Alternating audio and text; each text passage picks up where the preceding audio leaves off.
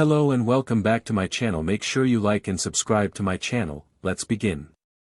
Are you sure this is the right way? Said a muscular man with a deep voice. He was wearing a fitted red shirt with a yellow lightning in the middle of it and a pair of black jeans. He was also wearing a red cap with a logo of Pokeball on it. Pika Pika, Pikapi. Okay, if you're sure, then I trust you. Ash Ketchum was walking with his Pikachu through the Forbidden Forest. He was a 24-year-old Pokemon master traveling the world battling against the strongest trainers he could find.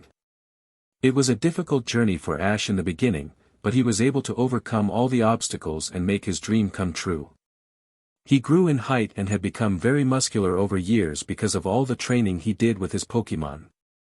Ash was very proud of all of his accomplishments. Pika Copy, Pikachu said. I know it was in your dream that you saw this place, Ash said. I'm sorry I ever doubt you, Pikachu. Pikachu is Ash's first Pokemon and best friend. The electric mouse was the only consistent companion Ash had throughout his journey and is the Pokemon Master's strongest Pokemon. Pikachu had a mysterious dream the other day that wanted him and Ash to visit this Forbidden Forest, so that is why the two were traveling in the forest. Pikachu was skeptical at first, but he felt like the place was calling to him for help, and the little mouse was not one to ignore someone, or something, in need of help. Ash sighed. They had been walking the forest for 6 hours and had not reached their destination, yet. They passed a few more trees before he spoke. How much further do you think it will be? He asked. Pika. Pikachu calmly said. You mean we're here? Pikachu nodded. Ash looked around the forest and saw a small clearing to his left. Maybe we need to go there, he said pointing to the opening. They both walked into the small clearing and noticed that it was cooler than the rest of the forest. The duo stood there for 2 minutes but nothing happened. Ash decided to speak up. Hey buddy, I think we show Dash. The raven-haired trainer was interrupted by a strange ball of light that had appeared out of nowhere. Ash and Pikachu just stared at it mesmerized by it. All of a sudden, the light started taking the shape of a small figure. With bright flash of light, the light disappeared and the small figure showed itself to the duo.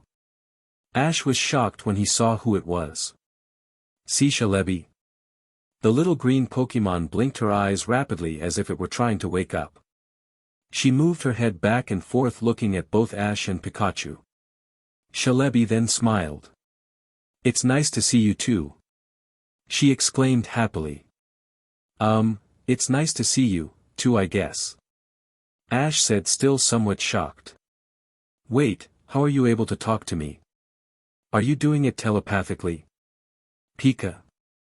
Pikachu added. Yes, I am, Celebi answered. It isn't hard for a legendary Pokemon to do if we really want to. Anyways, how are you guys doing? Oh, I meant to say congratulations on becoming a Pokemon Master. I knew it has always been your dream. Ash smiled. Thanks, Celebi, he said. So are you the one who sent Pikachu the dream to come to the Forbidden Forest? Yes, that was me. The time travel Pokemon's smile had disappeared. Her whole demeanor had changed from happy to serious. I knew you wouldn't say no to Pikachu if he wanted to come to the forest, and I have something important I need to tell you. You need to tell me something? Ash asked somewhat concerned. Well, it's more like I want you two to do something. The little green Pokemon paused for a brief moment before she continued. But I don't know if you will both agree to do it because it will change your lives indefinitely. Ash stared at Celebi blankly. He then turned to Pikachu whom had the same blank expression on his face. He didn't know what the time travel Pokemon wanted them to do, but she made it seem like an extremely important task that needed to be done. Okay, Celebi, Ash said seriously. If Pikachu and I can do it, then it shouldn't be a problem. Let me explain before you agree, Ash, Celebi stated. She took in a deep breath before she continued. I want you guys to travel back in time. Travel back in time. Ash yelled. Pika. Celebi sighed. Yes, I want you travel back in time, she explained. There is an event in the past that needs to change to prevent a huge catastrophe that will happen in 2 days. This future event will be the greatest disaster in the history of the Pokemon world. But why do we have to do it? Ash asked. Are we connected to the future event that will happen in 2 days? Exactly. Celebi smiled at his guess. You both are very connected to the people who will cause the major event, and I know you guys can prevent it if you go to the past. Pika Pika copy? Pikachu asked the green legendary. Ash brightened up. Pikachu has a point. He exclaimed. Why can't we just try to prevent it now before it even happens? Celebi frowned at his suggestion. I'm sorry, but that is not a possibility. Why not? Ash questioned. Because you will meet your doom if you were to try and stop it then, Celebi replied. And even if I were to tell you exactly how it happens, you wouldn't be able to change the outcome. Your fate has been sealed by Arceus. Ash was flabbergasted. I will meet my doom if I to stop it now. Pika. The electric mouse didn't know how to comprehend the information being said. Yes, Celebi added. That is why I want to send you both to the past to prevent the idea from ever being thought of in the first place.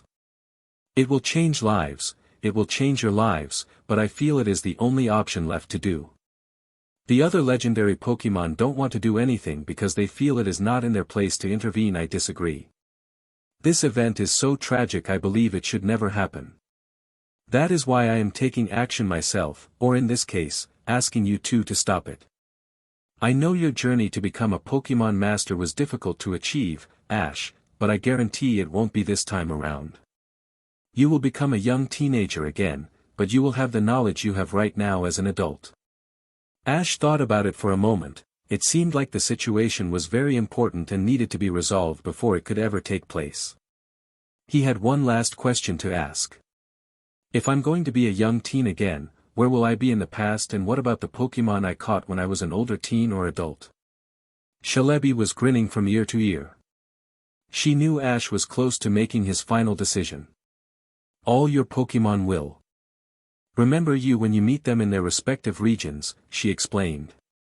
They won't be strong like they are now, but you can train them to be strong again.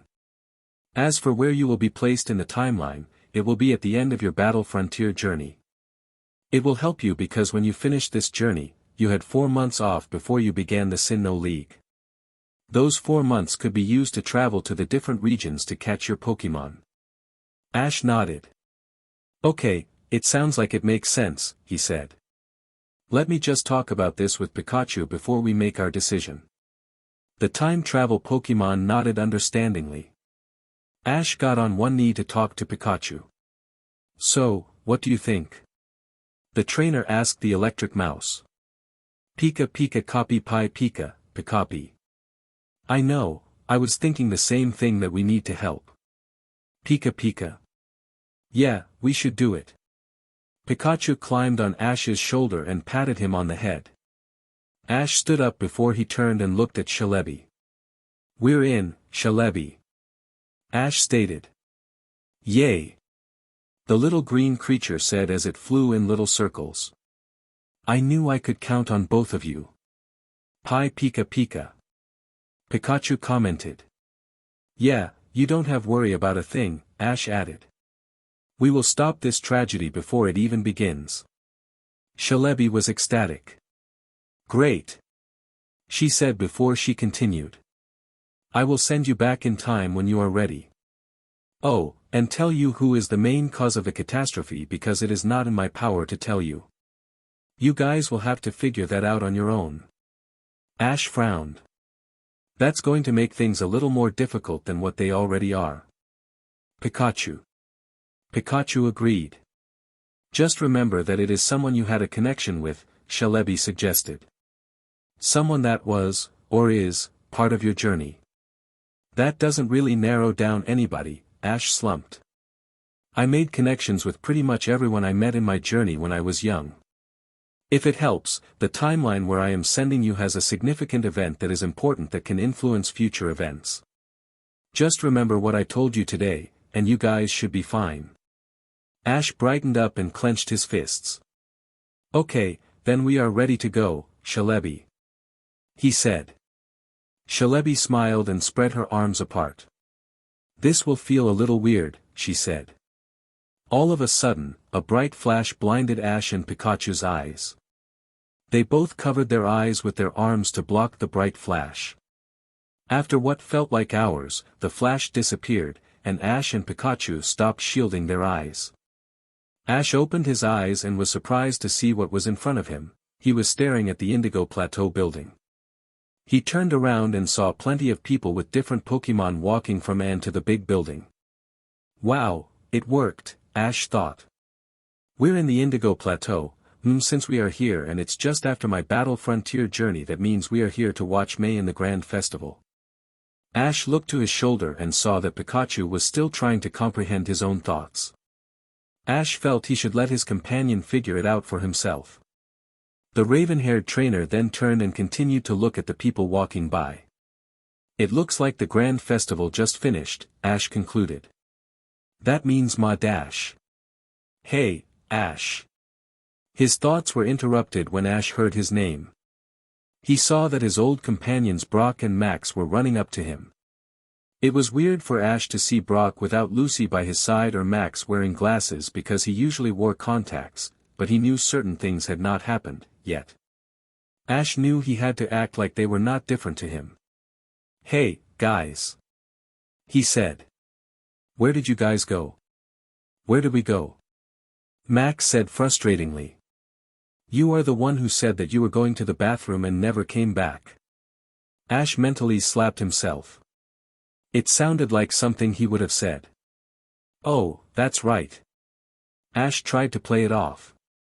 Sorry, I thought you said something else. He started to laugh nervously. Brock raised an eyebrow. Are you okay, Ash?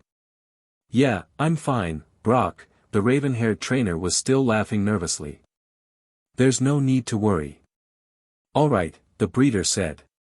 If you say so. Ash sighed in relief. Hey, have you guys spotted May? Max asked. I haven't seen her since she lost in the Grand Festival, and I'm starting to get worried. Ash's eyes widened when he heard May's name. He knew where she was at and wanted to talk to her alone. He knew what it felt like to lose a major competition and knew how to comfort her. Ash didn't do it in the previous timeline, but he was clueless about emotions. However, he now, though, has a mature mind to handle the situation and be a supportive friend. Ash decided to speak. I know where she's at, he said. But I think I should go alone to see her. Why? Max asked curiously. Because I know what it feels like to lose an important competition, Ash explained. I know how to cheer her up if she's still feeling down. He does have a point, Max, Brock agreed with the trainer. The young boy thought about it for a moment. Okay, I understand. Ash smiled. Alright, when I find her, we will meet you guys in the Pokemon Center, he said. With that, Ash ran with Pikachu on his shoulder to where May was at. Okay, buddy, after we comfort May, we will figure out who is the source of the tragic event of the future, Ash stated. Is that alright? Pikachu. The electric mouse nodded. The two time travelers are determined to prevent the future tragedy from ever happening, but will they be prepared for the changes the timeline will have because they traveled back in time? Only time will tell. It should be somewhere around here, Pikachu. Pika-ka, Pikapi.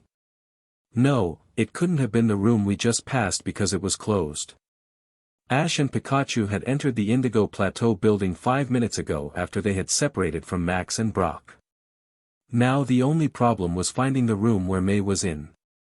Pika Pika Pie, Pikachu replied to the trainer. I did pull as hard as I can on the door. Ash defended himself. Anyways, this isn't the time to start blaming each other. We need to find May. The duo walked up to the next room and slowly opened the door. The room looked like a small auditorium. It had 4 rows of 12 chairs in it. When Ash and Pikachu looked around the room, they noticed that it seemed familiar to them. Pikachu Pie. Yeah, this is the place, Ash commented. I remember it, now. Their eyes scattered the small auditorium to look for their female companion. Ash's eyes widened when he spotted her sitting at the end of the stage. Hey buddy, look, it's May, he told Pikachu. The brunette was sitting at the end of the stage looking at her shoes. And it looks like she still hasn't gotten over her loss. Let's go and see. Wait, is that Drew walking up to her? I don't remember seeing him last time. Pika copy Pika. You're right, Ash thought out loud. Maybe he comforted her last time before Max and I showed up. He paused for a brief moment before he continued. I think we should let Drew cheer her up again. Pikachu turned and stared intently at Ash. The trainer noticed his companion was staring inside. I know what you're thinking, buddy, but Drew is a teen again just like we are, Ash explained. Maybe he was a different person as a kid than as an adult. Besides, I don't think it's such a good idea to be changing the timeline too much. Pikachu thought about what Ash said before he nodded, slowly agreeing with his best friend. The two then hid behind a chair in the back of the room to see what would happen. With May. I can't believe I lost again in the grand festival, May muttered to herself. She thought she had practiced and trained enough to win the competition this time around, but she still lost. May just continued to stare at shoes while in deep thought. What did I do wrong? You know it's not your fault, right? May turned her head to see Drew walking up to her. When he was close enough, Drew handed her a rose. Drew, what are you doing here? Said May as she accepted the rose. The green-haired coordinator flicked his hair. I saw you come in here and figured you could talk to somebody, he said as he sat next to her. But back to what I was saying before, you shouldn't blame yourself for losing.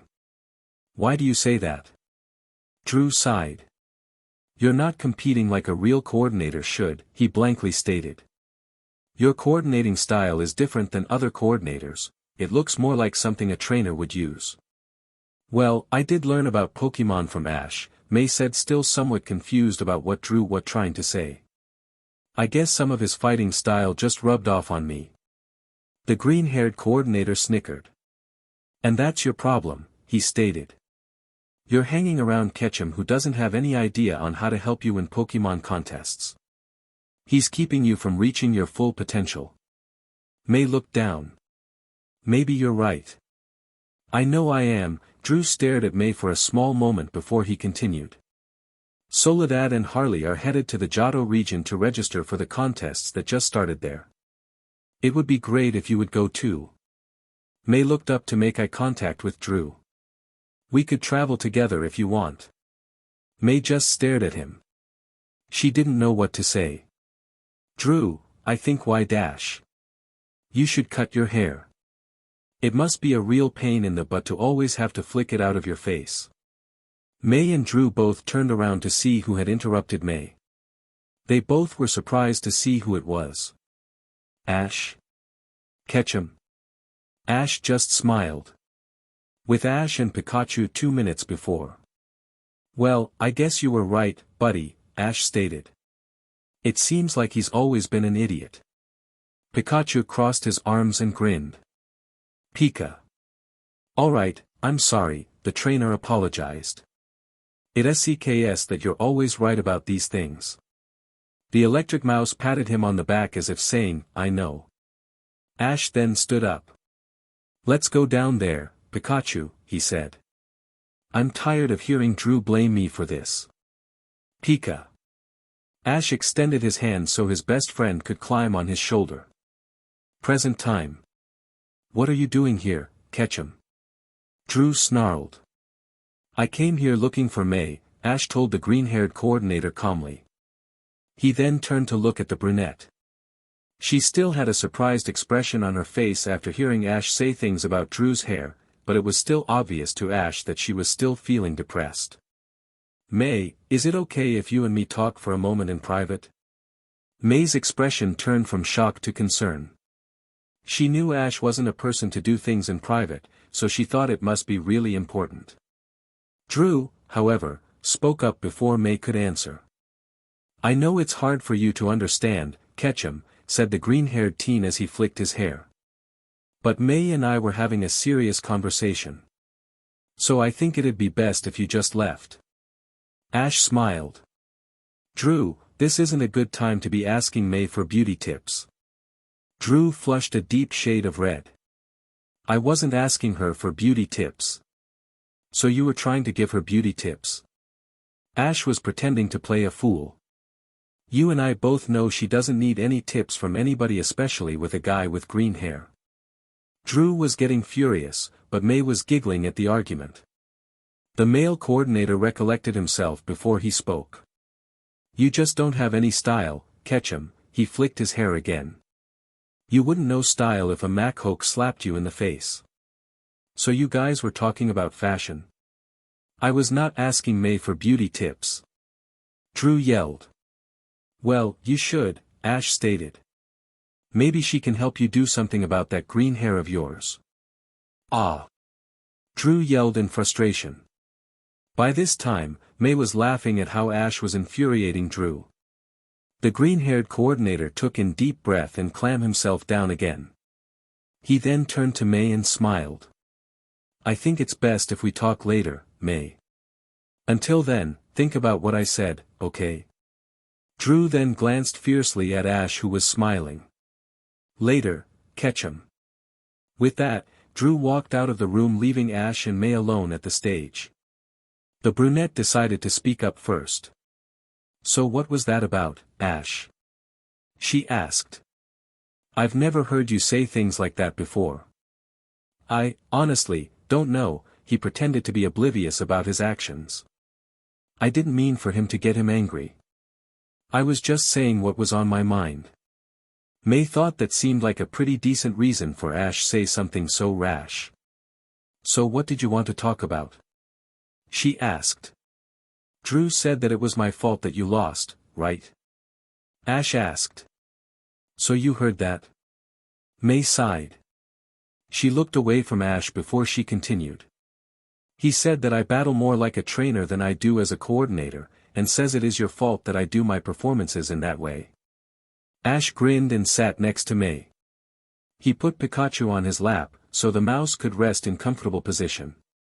Well, I think he's right when he says that I influenced your coordinating style, but he's wrong about how you perform more as, Ash told the sapphire-eyed girl.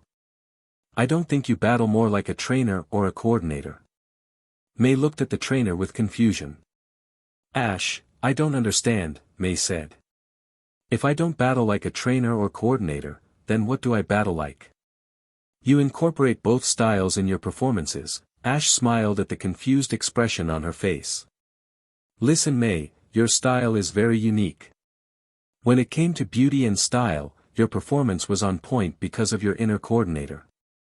Then when it came to battling, your opponents had trouble beating you because of your inner trainer. Your inner trainer allowed you to beat your rivals. Plus, while you were doing the battle rounds, you were still able to show off your Pokemon to prevent you from losing points. That's your contest style, May. It's not different, it's unique. May had a surprised look on her face. She was surprised for two reasons. The first was she never saw herself as being a coordinator and a trainer mixed together. The second was she was surprised that this was coming from Ash. She thought about it for a minute, and he was right in a way. I never thought of it like that. May said as she stared into his brown eyes. I think Drew just hates to lose, Ash smiled. There's no reason why you should be getting tips from someone you beat. If anything, it should be the other way around. May stared at the trainer. He was right again. I heard what Drew said about the Johto region, Ash told the Hoenn girl. I think it's a great opportunity to catch up with your rivals. But, don't let him influence your decisions.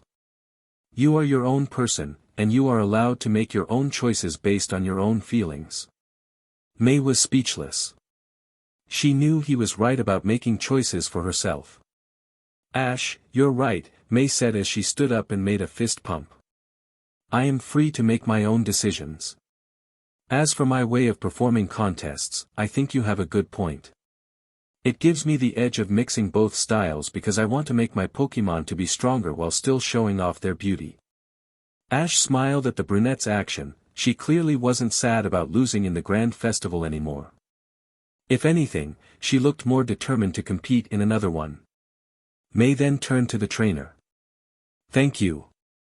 She hugged him, which forced Pikachu to jump off Ash's lap. Ash returned the embrace as he put his arms around the brunette.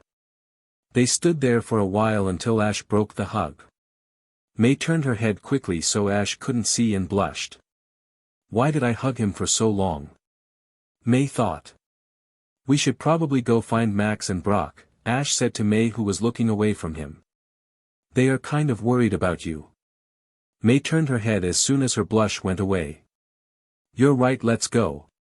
May said as she walked past the trainer. Ash and Pikachu exchanged glances. I didn't know May got nervous after giving hugs, Ash said to Pikachu. Pika-ka, Pikapi, Pikachu replied to his trainer. You're right, buddy, Ash said. I guess I really didn't hug her when we were younger to find out. Anyways, I think we should start focusing on our mission now. Who knows how long it will take us to figure out who the bad guy is. It's too bad we had to alter the timeline a little. Pika-copy pie, Pikachu said as he climbed on Ash's shoulder. That's true, buddy, Ash added. It's always worth it if we'll help out a friend. The time travelers began to walk out of the room to catch up to May. You think Drew will take my advice about cutting his hair? Pikachu shook his head. Yeah, I thought so, Ash said disappointingly. At the Pokemon Center. I wonder what's taking Ash so long to come back, Brock stated. Max sighed. This is Ash we're talking about, Brock, he said knowingly.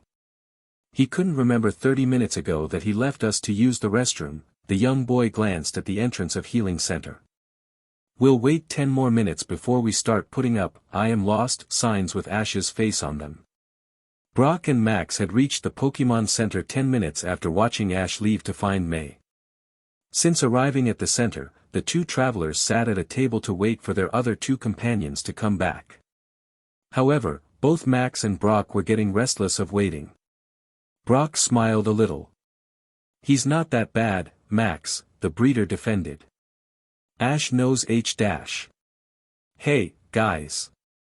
Max and Brock turned to see May run up to them. To their surprise, she was smiling very brightly.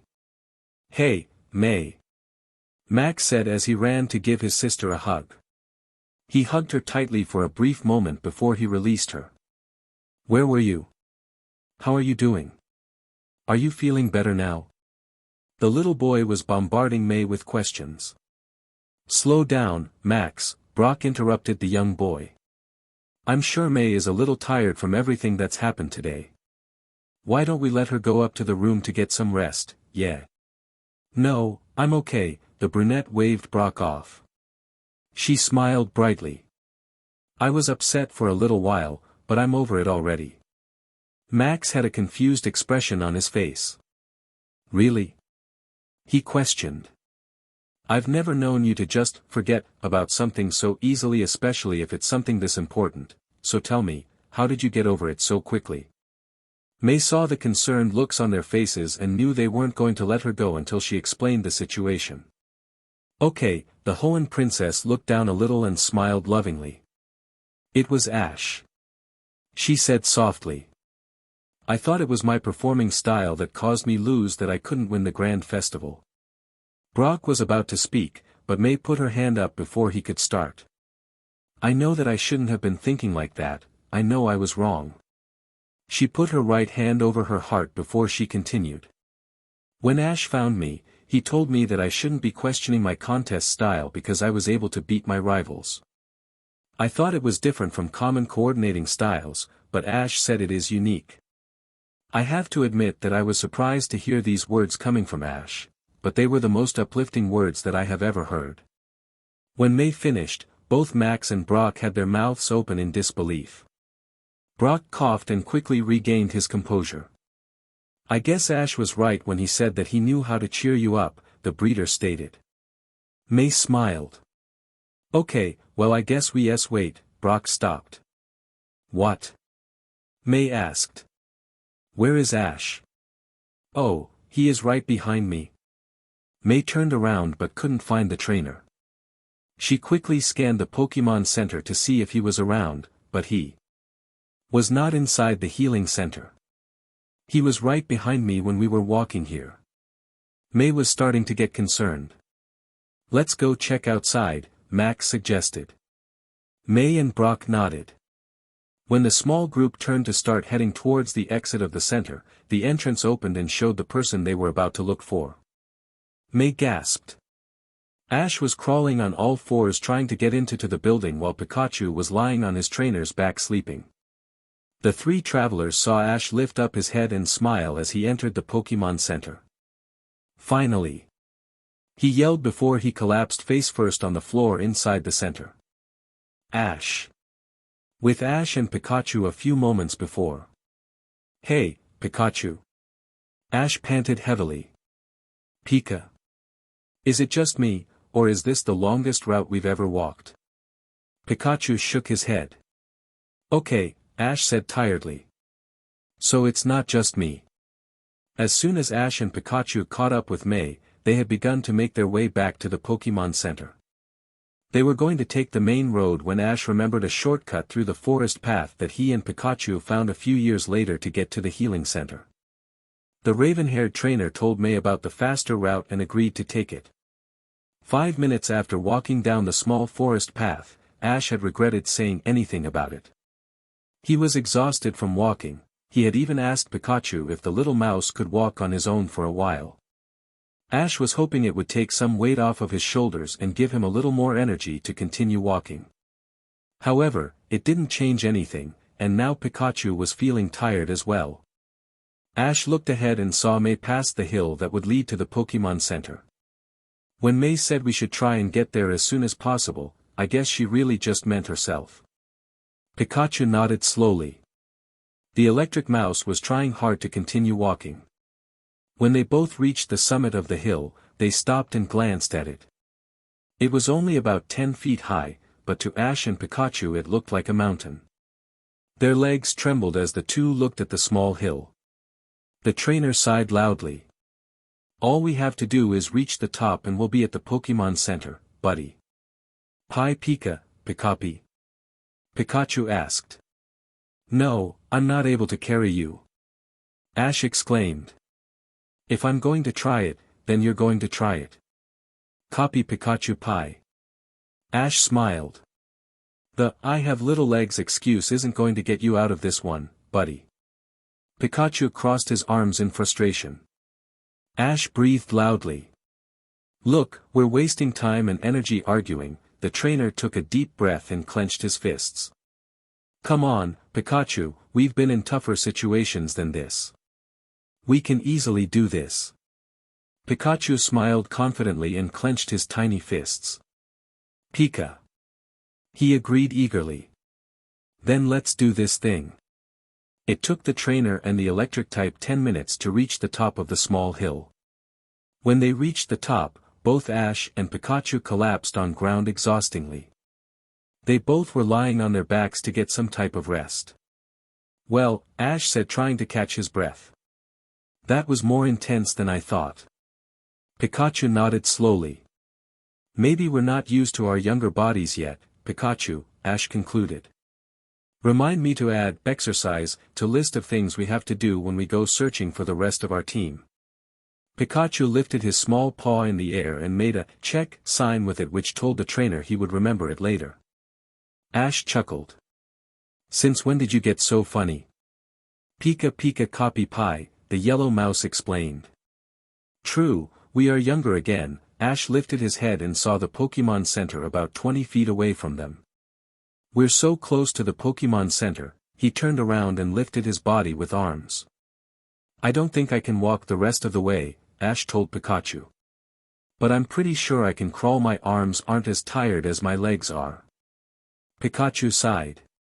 He really had no energy left to keep walking. It's okay, buddy, Ash reassured. You won't have to walk anymore. You can climb on my back and relax the rest of the way. I know both your legs and arms are tired. It's the least I can do for making you walk up that hill. The electric mouse thought about it for a moment before finally agreeing with his best friend. Pikachu slowly got up and crawled onto Ash's back. Once he was safely on Ash's back, the yellow rodent fell asleep from exhaustion. Ash smiled at his friend. You deserve a nap. He turned back and saw the healing center. Almost there. As the raven-haired trainer crawled to the door, he was looking around to see if anybody would help him, but he didn't see anybody. Just my luck. Ash thought. When he finally reached the entrance to the Pokemon Center, the automatic doors opened. It's like they were expecting me. Present time. Everybody had turned his or her head when they heard Ash yell, but only May, Brock, and Max ran up to their companion. Someone please help. May yelled. She had reached Ash first and was now resting his head on her lap. Brock went to check on Pikachu when the electric type fell off of Ash's back. Max was hesitant on what to do for a moment, but he realized the best thing for him to do was to get Nurse Joy. When Nurse Joy saw Brock and May attending to Ash and Pikachu, she gasped. What happened? She asked. I don't know, May said worryingly. We just saw Ash literally crawling into the Pokemon Center, and then he just collapsed on the floor. Nurse Joy moved May out of the way so that she could properly check the boy unconscious. Joy quickly scanned Ash for any dramatic injuries before doing a routine checkup. She didn't find any serious injuries, so she continued the normal checkup. When Joy finished, she smiled softly. He's going to be just fine, she stated. He's just really tired, that's all. May closed her eyes and sighed in relief. Oh, thank goodness, I thought it was something serious. No, he's going to be okay, Nurse Joy reassured. He just needs to get some rest. I would also guess that his Pikachu is feeling the same way, she said to Brock, who was holding Pikachu in his arms. Chansey. Joy called and two big, pink Pokemon showed up. Chansey. They said. Can you bring 2 stretchers and take this boy and his Pikachu to a room where they can rest? Chans. The Chansey nodded. The 2 egg Pokemon left for a couple minutes to bring what Nurse Joy had asked them to get. When they came back, they were each pushing a stretcher to the tired heroes. One Chansey put Ash on a stretcher, and the other Chansey took Pikachu from Brock and put the mouse on the second stretcher. Can we go with him to the room? May asked hopefully. Honestly, the pink-haired said. There is really no need for someone to be in the room with them, as Chansey will be checking on them regularly. May frowned. All right. The brunette said disappointingly. If it makes you feel any better, they both should be fully rested and ready to leave by tomorrow morning. Brock walked up behind May and put his hand on her shoulder. I think Nurse Joy has a point, May, he told the brunette. Let's just go get some dinner in the cafeteria and get some rest ourselves. Ash and Pikachu will be fine, they're going to be sleeping anyways. The Hoenn princess looked at the door where the Chansey took the trainer and his Pokemon. She then put her head down and sighed. I guess you're right, Brock, I'll meet you guys there, she said as she started walking towards the cafeteria. It's nice to see friends care like that for each other, Nurse Joy commented. Yeah, they really are close, Brock stated. He then turned and smiled at the nurse. You know, if you like how friends care for each other, then you'll love the way how I care for you. The breeder exclaimed. I could treat you like you the greatest free egg my year. Max had started to drag the breeder away from the shocked nurse. You know, just because I hadn't said anything earlier, doesn't mean I wasn't around, he explained. I was standing right next to you for crying out loud. I guess I didn't see you, Ag. Brock said, feeling pain from his ear. Well, now you know, Max stated. Now let's go to the cafeteria, Loverboy. Ag, my ear. In the cafeteria. May was poking at her pudding depressingly. If I had stayed behind with them, I could have helped them, and this would have never happened, she thought. It's just another thing I could have done better today. Are you okay, May? Max asked his sister. May looked up and saw the concerned look on her brother's face. Yeah, I'm fine, Max, she lied. Max stared at curiously, but he didn't press on. Okay, if you say so. All three friends ate their food quietly before heading up to their room. They all thought it would be pointless to go somewhere without Ash and Pikachu. In the morning, May was ready to start her day at 6 o'clock in the morning. She dressed herself in the same red blouse and blue biker shorts under her small white skirt she always wore during her journey through the Kanto region. She quickly grabbed her bag, put it around her waist, and left the room where Max and Brock were barely getting up. May wanted to see Ash before they continued their journey. May asked Nurse Joy, who greeted her nicely, where Ash and Pikachu were staying at, so the brunette could talk to them. However, she was surprised by the pink-haired nurse's response. What do you mean he left?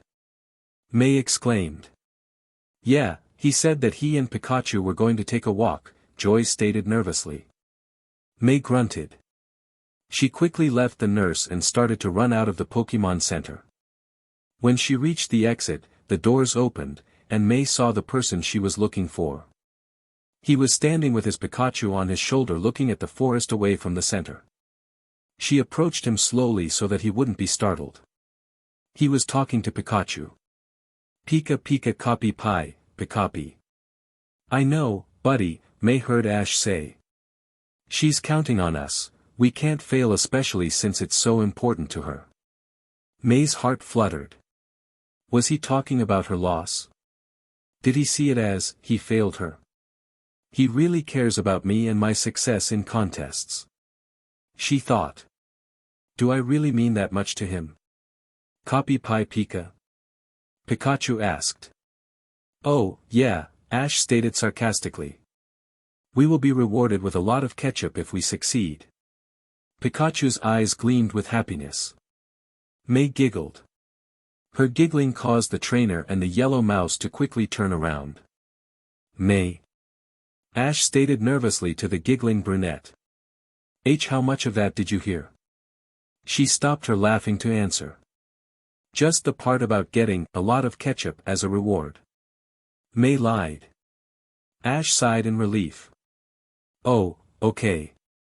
Silence fell between the two teens for a moment. May decided to speak up. Ash, I want to say sorry, she said apologetically. The trainer smiled. He knew what she was apologizing for but decided to let her explain. What are you saying, sorry, for? I could have helped you if I was there with you guys, I could have had Combuskin carry you while I carried Pikachu, or I could have helped you on M-. May, Ash interrupted her rambling by calmly gripping her shoulders. He could see her eyes were starting to get watery. Everything is okay, the trainer reassured her. Nothing happened to me or Pikachu. If anything, it's our fault that I forgot my Pokemon. Pika Pie, Pikapi.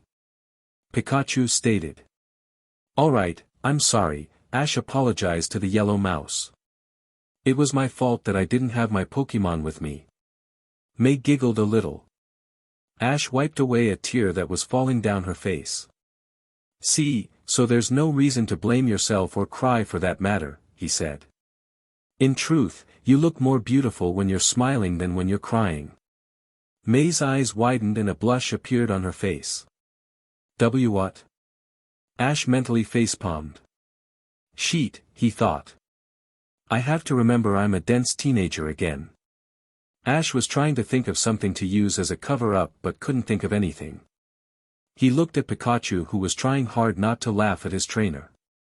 I mean that you Hey, guys. Ash and May looked to see Max and Brock running up to them. Oh, thank Arceus. Ash thought in relief. Are you feeling better, Ash? Max asked. Yeah, I'm feeling much better, guys, he answered. Ash quickly glanced at May and saw that she was looking away from them with a blush still on her face. Ah, crap, way not ruin the timeline, Ash, way to go. Max decided to speak up. So where are we headed to next, Brock?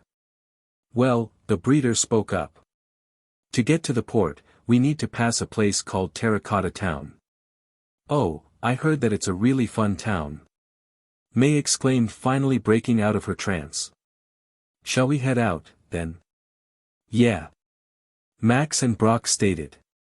The two then started walking and discussing what would be the fastest route to the town. Ash, you have the worst luck ever, Ash thought to himself. You accidentally called May beautiful just before you're about to recreate the greatest memory between you and her. Yes, Ash, you are an idiot. Ash? Yeah, May. She interrupted his thoughts.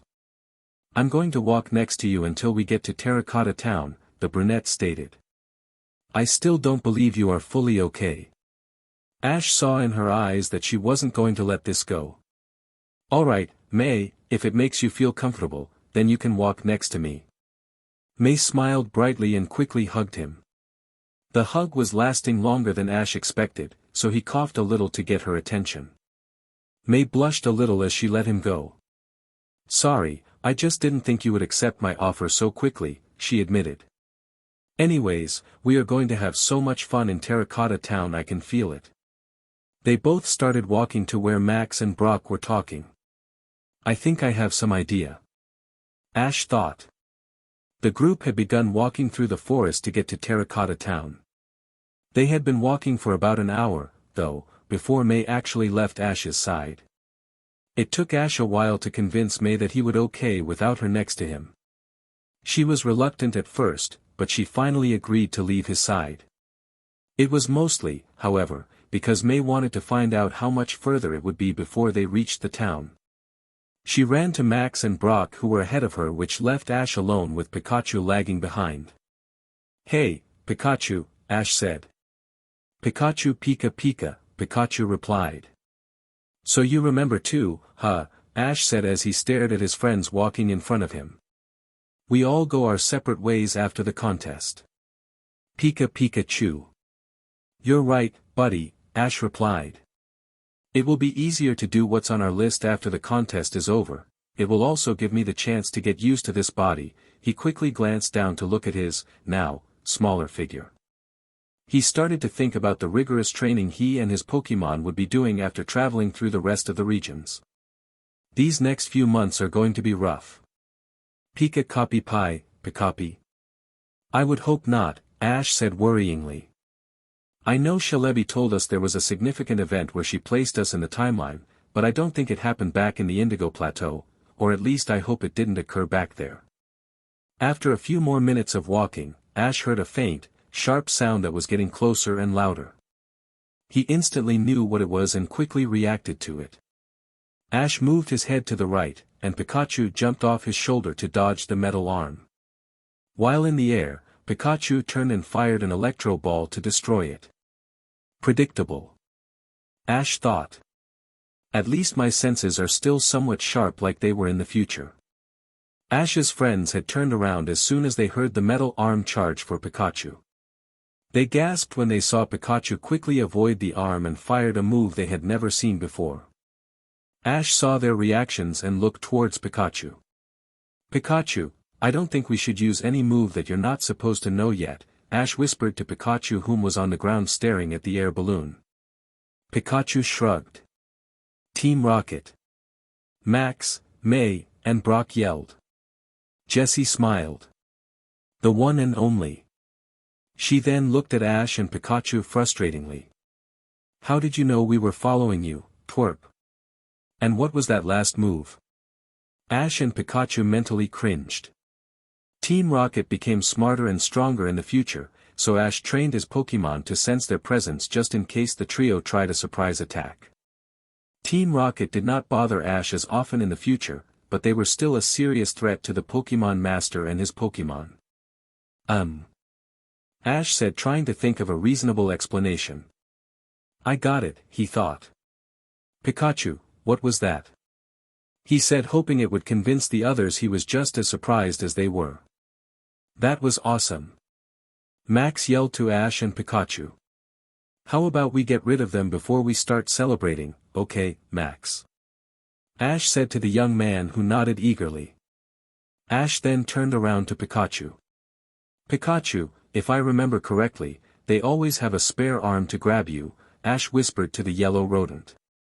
If they send out another one, let them take you, Pikachu looked at him confusingly. I have a plan, buddy. Pikachu nodded slowly. As if on cue, Meowth jumped on the ledge of the air balloon basket. This ain't over, twerp. We still have one more, Meowth said as he pressed a button that released another mechanical arm under the green basket. The arm went towards Pikachu who just stood still on the ground where he was. Pika! Pikachu yelled. Pikachu! Ash exclaimed trying to fake the whole situation. We are finally going to get the twerps Pikachu. James stated. Ash then turned to his friends who seemed worried about Pikachu. May, I need your help, he said to the brunette girl. Combusken can help us beat Team Rocket. The brunette girl nodded and threw her Pokeball in the air.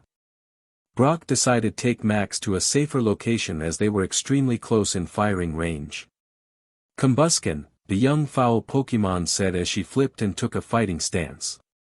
If it's a battle you want, James said as he picked up a Pokeball from his belt and tossed it. Then it's a battle you'll get. Let's double team that fire chicken, Jessie said as she tossed her Pokeball in the air. Seviper. Cacnea. You can do this, Combusken. May yelled to her Pokemon. Use fire spin. Quick, Seviper, use poison tail to slap that fire spin away. Jessie ordered. Use pin missile, James quickly added to help his comrade. Combusken sent out a fire tornado from its mouth towards the Team Rocket Pokemon. Just as the attack was close, Seviper's glowing purple tail slammed into the fire spin causing it to move to another direction. Before May could make another command, she saw Combusken get hit by the pin missile attack. She gasped as she saw her Pokemon take a direct hit. The brunette was relieved, though, when Combusken recovered quickly. Use Leaf Blade. The attack slashed Cacnea and Seviper directly causing both Pokemon to yell out in pain. May and Team Rocket turned to see Ash standing off to the side holding a Pokeball in his hand. Sectal then landed in front of him. The forest Pokemon put a small twig into his mouth and crossed his arms. May smiled. She knew they were about to win.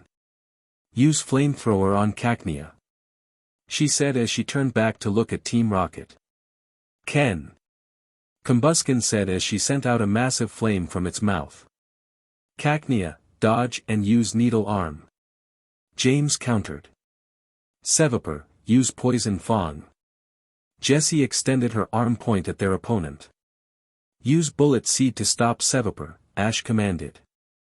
May's eyes widened when she saw the cactus. Swiftly dodged the flamethrower with ease. Combusken then took a direct in the stomach by Cania's glowing white arm. She gasped as she saw Seviper's poison tail approaching Combusken rapidly. Just as Seviper spun its tail to slash the fire type, Seviper was hit with glowing gold pellets in the face. This caused the poison tail to cancel out and the snake to crash fiercely on the ground. May sighed in relief. She then looked at her Pokemon who was struggling to stand up. Combusken, are you okay? Combus. She was slowly getting up from the ground. Guys, I think we should make our escape, Meowth said as he held on to Pikachu with the metal arm. Pikachu had figured out what Ash's plan was and decided to go with it. However, he did not like being captured by Team Rocket even if he was only pretending, it made him feel weak. Pikachu sighed in the metallic grip. He really hated this trio. You're right. Let's get away from here, James said. Jessie nodded. Alright, Seviper, use smokescreen. The smoke surrounded the group while the evil gang tried to make their escape. Ash quickly told Sceptile to use Pound on the ground to cause a strong gust of wind to blow away the smokescreen away. It was a trick he learned when he did not want to use a flying type to get rid of smoke. When the smoke cleared, the heroes could see Team Rocket flying away in their air balloon. No! May exclaimed. I can't let them get away, May thought. Ash asked for my help, and I can't let him down, not again. She looked at her Pokemon as it finally stood up. Combusken, please help. May yelled pleadingly. Combusken, the young foul Pokemon exclaimed as she started to glow white. Ash smiled. Well, that took little longer than I expected. He looked up to see how Pikachu was doing. Ash could see that Pikachu was giving him a pleading look, asking if he could destroy the arm. Just a little longer, buddy. I promise. Blaziken, the Blaze Pokemon exclaimed as she flexed her new form. Her legs, arms, and face were a dark shade of red while the rest of her fur was white. Her hands were talons that were surrounded by a small burst of fire in the wrist area. Wow! They heard Max say. May just stared in awe at her newly evolved Pokemon. She couldn't believe that her little Torchic had grown to become so powerful. Ash pulled out his Pokédex and scanned the new Pokemon. In battle, Blaziken blows out intense flames from its wrist and attacks foes courageously. The stronger the foe, the more intensely this Pokemon's wrists burn, the Pokédex explained. May snapped out of her shock and gave a serious look. Blaziken, let's get back Pikachu, the Pokemon smiled. Alright, use Sky Uppercut. Blaze. Blaziken jumped up and rushed towards the metal arm with great speed. Her fist glowed white as the uppercut connected with the metal, causing it to break and Pikachu to start falling from the balloon. Ah! Meowth said. Quick, attack that overgrown chicken. Jesse and James nodded. Seviper, use Poison Tail. Cacnea, use Needle Arm. The Team Rocket Pokemon charged at the falling yellow mouse who was only smirking. Blaziken used Dash. Don't worry, May, Ash interrupted her. They can't harm him, he saw the Pokemon were getting closer to his Pikachu. Intercept them. Pika. He said as it turned towards the incoming Pokemon. Seviper whipped its tail towards Pikachu fiercely while Cacnea threw its Needle Arm attack. Pikachu used an Iron Tail to smack the Poison Tail away and used the momentum to hit Seviper's head with another Iron Tail into Cacnea. Team Rocket's Pokemon were then sent flying back to the Meowth air balloon. Ash knew this was the opportunity to get rid of Team Rocket. May, let's finish this, Ash stated. Pikachu, use Thunderbolt. May nodded. Blaziken, use Overheat. She exclaimed. Pikachu fired a massive thunderbolt towards Team Rocket while Blaziken fired a massive flame towards them. The two moves combined as the electricity surrounded the flame and attacked the Team Rocket group. This caused an explosion that made the rocket grunts fly off. We're blasting off again. Team Rocket said. Ash thanked his Sceptile and recalled him back into its Pokeball. He sighed and walked up to May. Well, I'm glad that's over. Ash said as Pikachu jumped on his shoulder like nothing really happened. Thanks, May. I knew you and Blaziken could do it. May smiled brightly. She was about to say something, but Max and Brock reached them. Ash, what was that move Pikachu used to destroy the first metal arm? Max asked as he was excited to hear the new move. Yeah, Ash, May added. I've never seen Pikachu use a move like that before. I don't know. I guess Pikachu must have been working on it on his own. Ash quickly took out his Pokédex to get an explanation. It says it's called Electro Ball. I have never heard of a move like that, Brock said as he rubbed his chin. But just by looking at it, I can tell that it's very powerful move. Ash nodded towards Brock. He then looked at May, who's smiling at him. So May, what do you think of Blaziken? Ash asked the brunette. She's so awesome. May said as she made a fist. I feel like no one can beat me now. The group nodded. They knew the brunette's confidence needed a boost after the grand festival. They knew that anything good that happened to May would help in some way. In Terracotta Town 2 hours later. Finally, May exclaimed. It took us a long time to get here. Well, we would have got here sooner if it wasn't for Team Rocket, Max explained.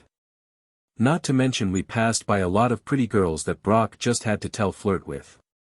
So you thought they were pretty too, huh? The breeder said. I knew my mind wasn't playing tricks on me. That's not the point, Brock. Max argued. We arrived here 2 hours later than what we originally thought we were going to take, the young boy sighed. What do you think about this, Ash? Ash shrugged.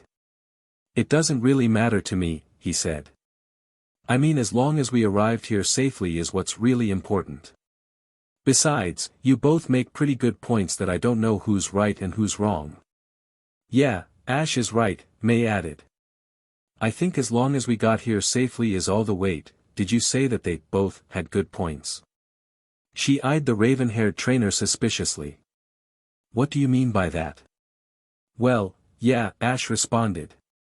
I think we would have got here faster if Team Rocket hadn't shown up, or if Brock hadn't flirted with the girls we passed by earlier, but in Brock's defense, some of them were pretty cute. Thank you, Ash. Brock exclaimed. I rest my case, Max. Max glared angrily at the breeder. May was flustered. Why, you thought some of those girls were cute? Yeah. Ash was unsure of his own response. Oh, okay. May stated lowly. There was a moment of silence before Brock spoke up. Well, I think we should just forget about this whole thing and continue going through the town. We're already here, anyways. He then turned and smiled at Ash. You just keep surprising me today, Ash. First, a new move from Pikachu that you didn't teach him, and then you say girls are cute. Our future adventures are going to be so much fun. You can be my wingman now. Ash laughed nervously while he rubbed the back of his head. Yeah, I guess so, he said. Ash turned and saw May was in deep thought.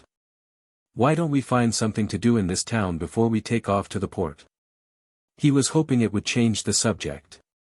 I know there's going to be a Pokemon contest tomorrow. If you guys want to see it, why don't we stay the night and check it out in the morning? Wait, there is going to be one here? May asked with glimmering eyes. She had broken out of her trance quickly after hearing there was going to be a contest. Ash, how did you find out about the contest? Brock asked. I heard a couple of people talk about it when we were walking through the forest. I figured it could be a fun thing to check out. Alright, May stated loudly. The rest of the group turned and looked at her. I'm going to enter and win it. That's the spirit, May, Max said. It would be a great way to end our adventure, Brock commented. The two Hoenn natives looked sadly at the gym leader.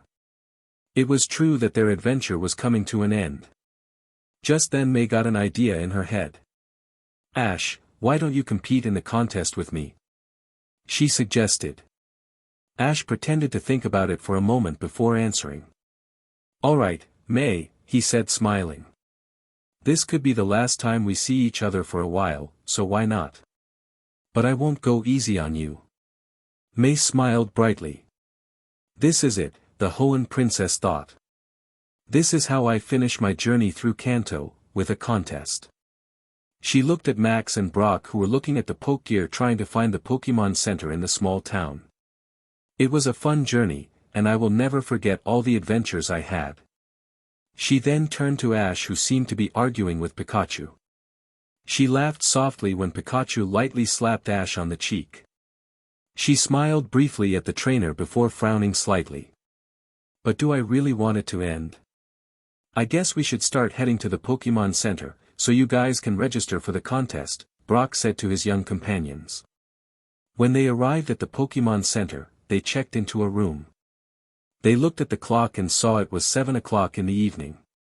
The group quickly walked to the contest hall, so Ash and May could register for the contest tomorrow. After Ash and May registered for the contest, they all decided to go back to their rooms to get some rest. Everyone, but May, quickly fell asleep after doing their nightly routines. She was staring at the ceiling while lying on her bed. She was on the top bunk bed while Max was on the bottom bed. Ash and Brock were on the bunk bed across from hers. Ash was on the top bed, and Brock was on the bottom bed. I will give it my all tomorrow in the contest, May thought to herself. And I can't take it lightly even if it's not an official one. It won't be easy with Ash entering as well. She sighed and turned towards the messy raven-haired trainer.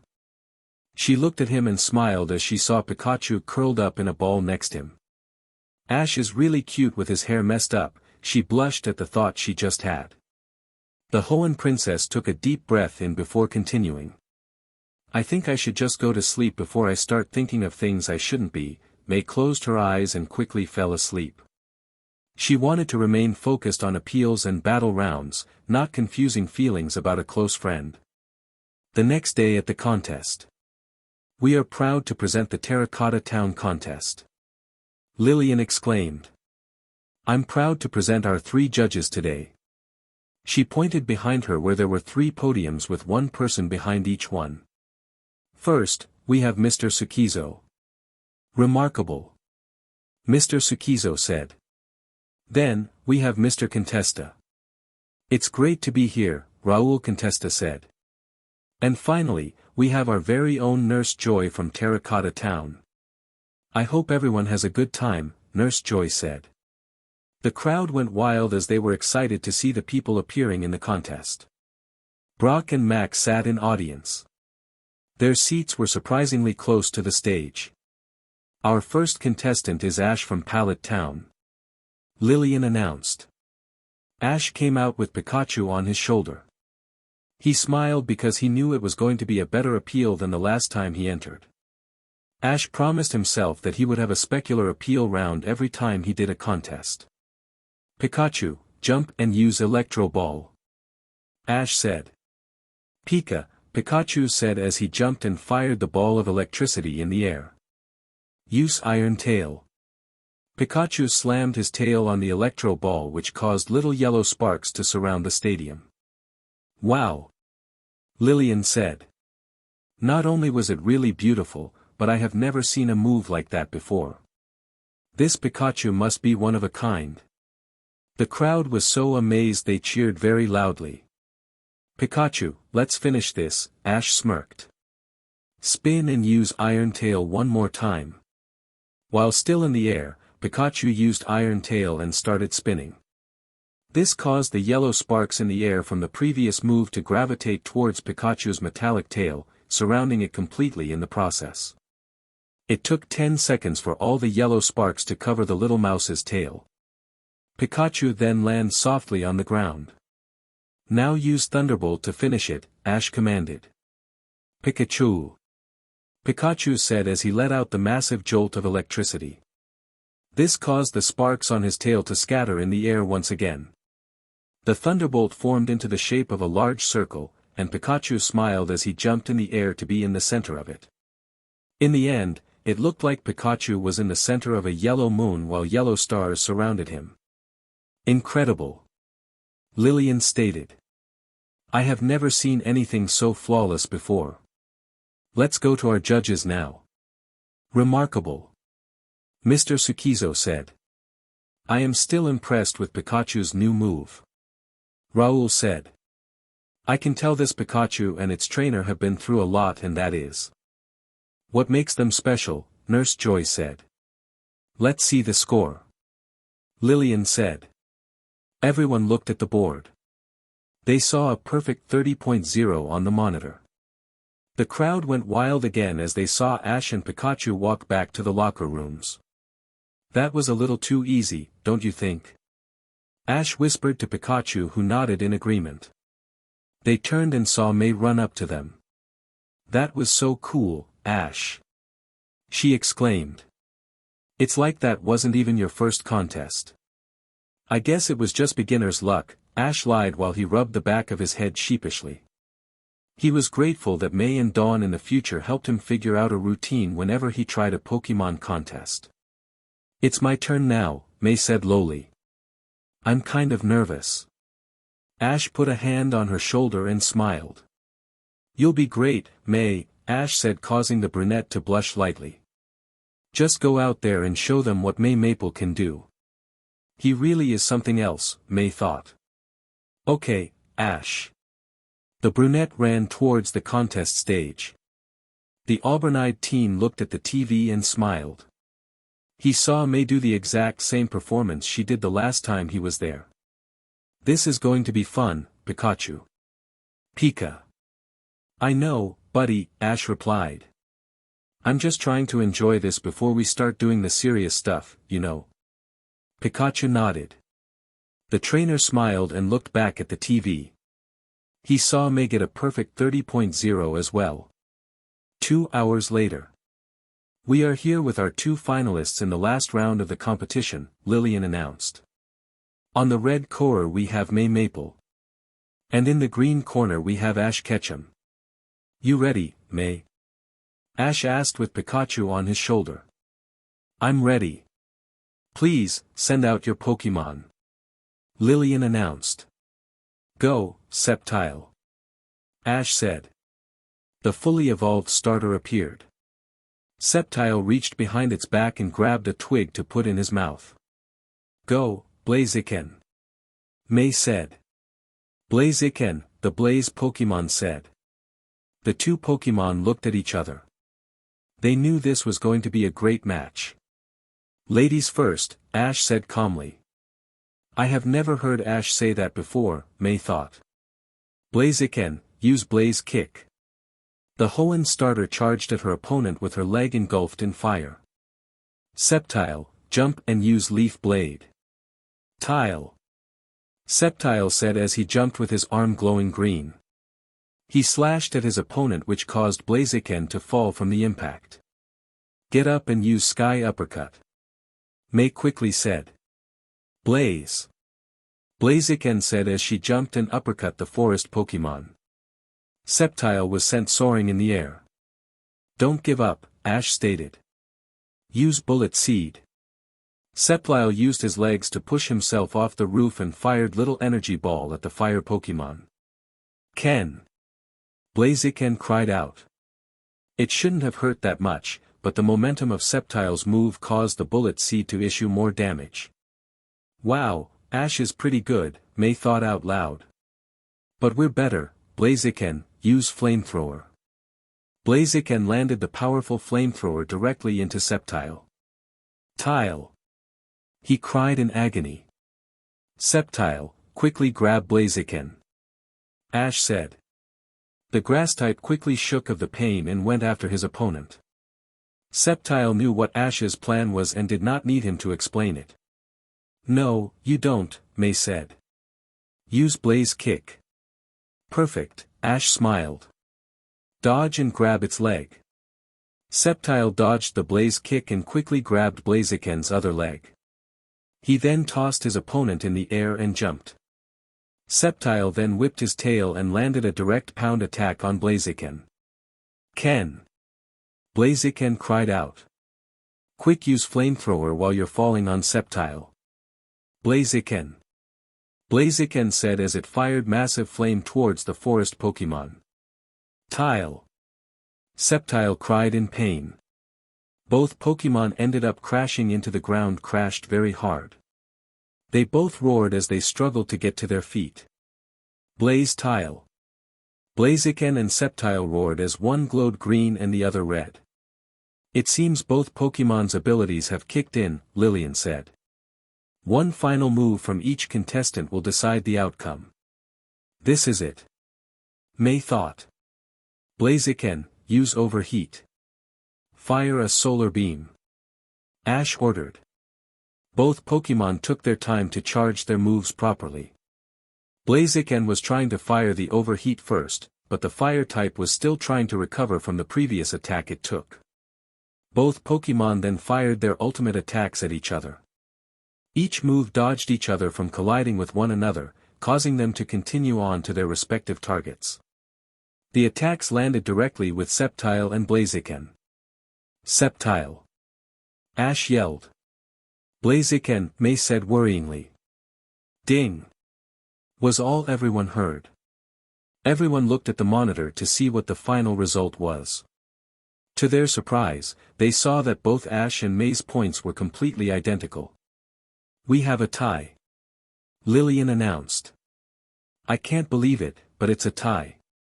This caused the crowd to cheer loud. They had just witnessed an amazing battle which resulted in a draw.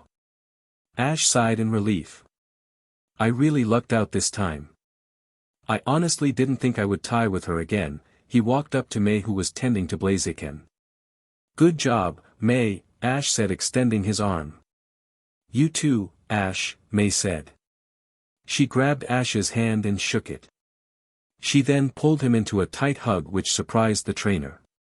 This didn't happen last time, right? Ash thought as he returned the hug.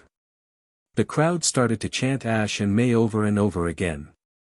May was blushing that crowd was cheering their names, while Ash was hoping Norman was not watching this on television. Excuse me, but we only have one ribbon. Raul Contesta said. Not to worry, Ash said as he took the ribbon. Septile, use leaf blade to cut it in half. He threw the ribbon in the air, and Septile slashed it with his blade. Ash caught both pieces and handed one to May. May, wherever you go, Ash said with a smile. Just know that I'll always be cheering for you. I always remember my friends. May smiled and took her ribbon. She then pulled Ash into another hug. I think I know what's wrong, May said as she buried her lightly shaded red cheeks into the trainer's chest. Chapter 5. The group celebrated the tie between Ash and May by going out to eat a delicious meal at the Pokémon Center. After the heroes enjoyed a satisfying dinner in the cafeteria, they went up to their room to get some well-deserved rest. The group knew they would be waking up early the next day to head towards the port. The room was fairly small. It had 2 bunk beds and a bathroom. It also had a door that led to a small balcony that gave them a great view of the city. They all agreed it was a nice place to rest for the night. May and Max quickly did their nightly routines, so they could go to bed. They each took turns using the restroom to complete his or her individual tasks. Max brushed his teeth before changing into his sleepwear and heading off to bed. May took a quick shower, brushed her hair, brushed her teeth, and changed into her sleepwear before she went to bed. Ash then went into the restroom and changed into a white t-shirt and some blue shorts before heading to bed. When he walked out of the restroom, Ash saw Brock looking at himself through the mirror on the wall of the room. The breeder was smiling and muttering to himself while he was combing his hair with his hands. After he finished brushing, Brock reached into his bag and grabbed a small, blue bottle of cologne. He sprayed himself twice, once on each side of the neck. Ash saw what Brock did and gave the breeder an awkward look. What are you doing, Brock? Brock turned around and smiled. I have to look and smell great for the girls in my dreams, he stated. You never know if you'll meet a beautiful girl while sleeping, Ash. Ash smiled and shook his head. It was 10 o'clock when the group turned off all the lights in the room. Everyone was asleep except for Ash and Pikachu. Do you want to go for a late-night walk, buddy? Ash asked quietly. Pikachu said while nodding. Ash put on his pants, shoes, and sweater before opening the door to leave. Pikachu followed closely behind his best friend. The duo walked for about 5 minutes before settling in a small park that was surrounded by trees. Besides a few Pokémon, the park was empty. They sat down on a bench in front of a small pond that was in the middle of the park. The bright moon reflected nicely off the clear, blue water. There were also a few Pidgey bathing in the small pond. Ash and Pikachu just relaxed and stared at the tiny birds cleaning themselves.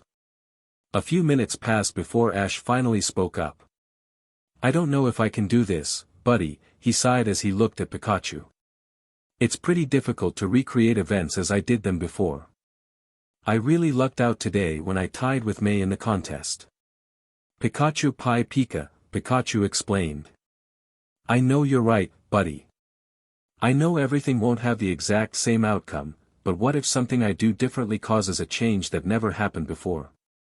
Like I never meet someone who has a big impact in my life. Ash looked up to the sky and saw a shooting star move across the sky. I just wish it didn't have to be this complicated, you know. Pikachu frowned slightly. Ash suddenly stared confusingly at the night sky.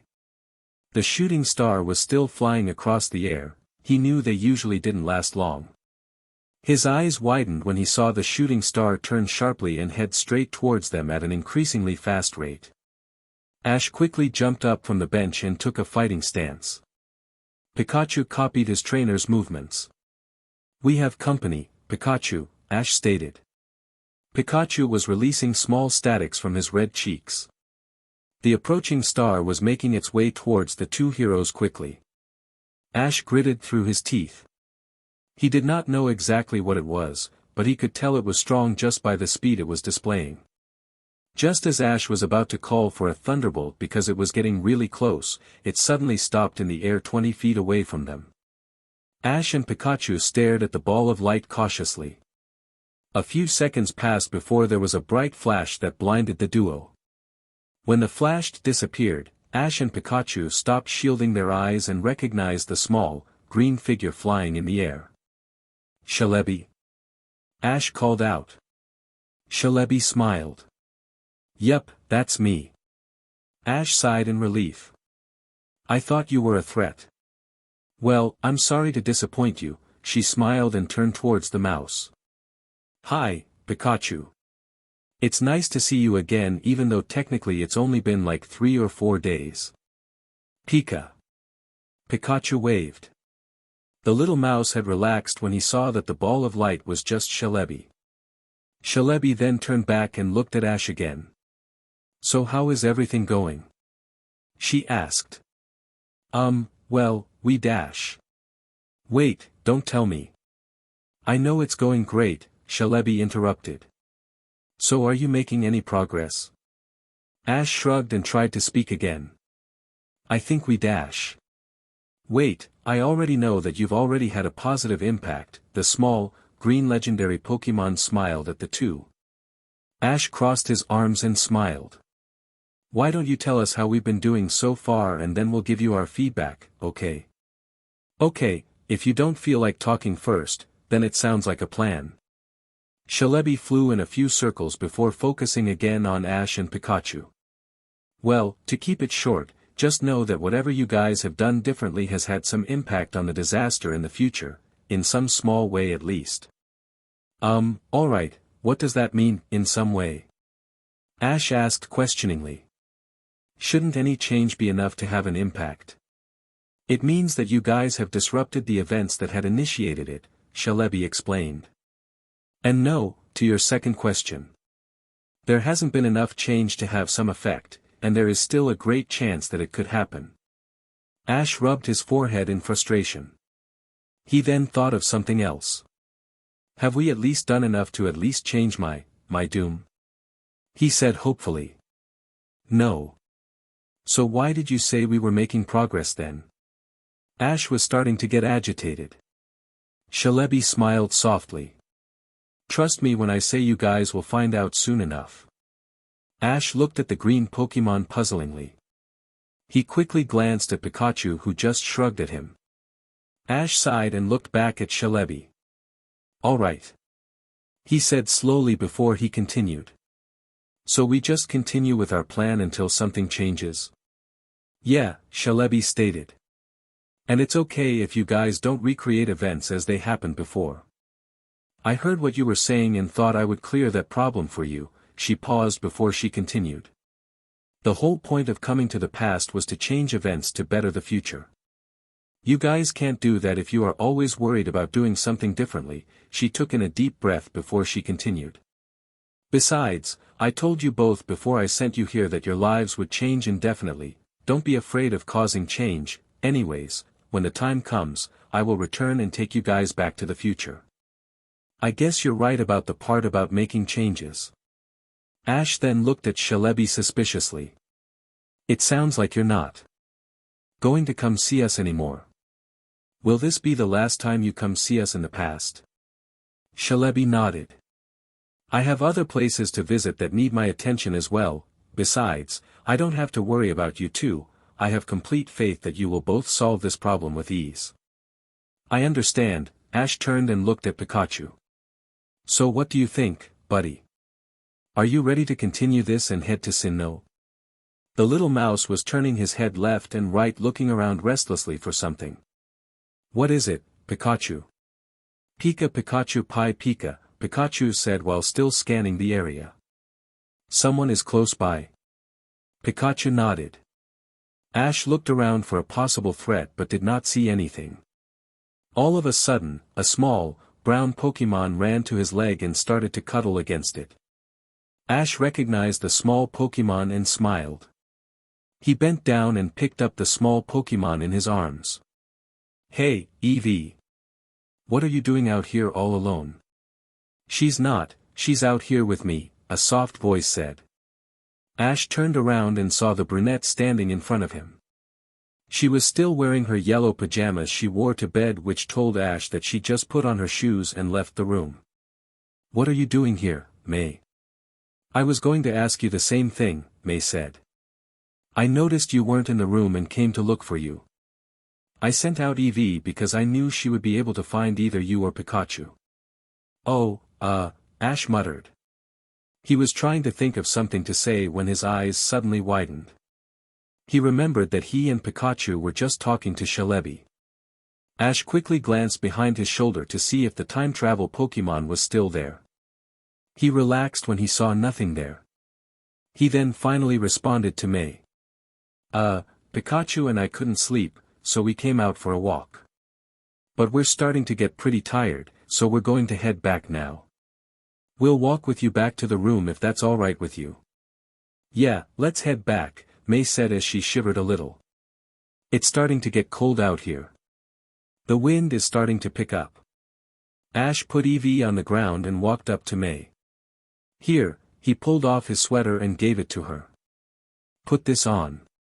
It should keep you warm until we get back to the room. No, Ash, May replied as she shook her head. You need to put your sweater back on or you'll get sick.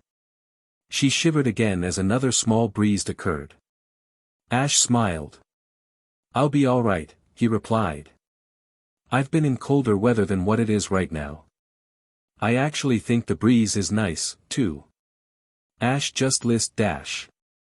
What would Norman and Caroline think if you were to show up at your house sick? Ash responded. He knew May's parents did not like it when their kids were sick.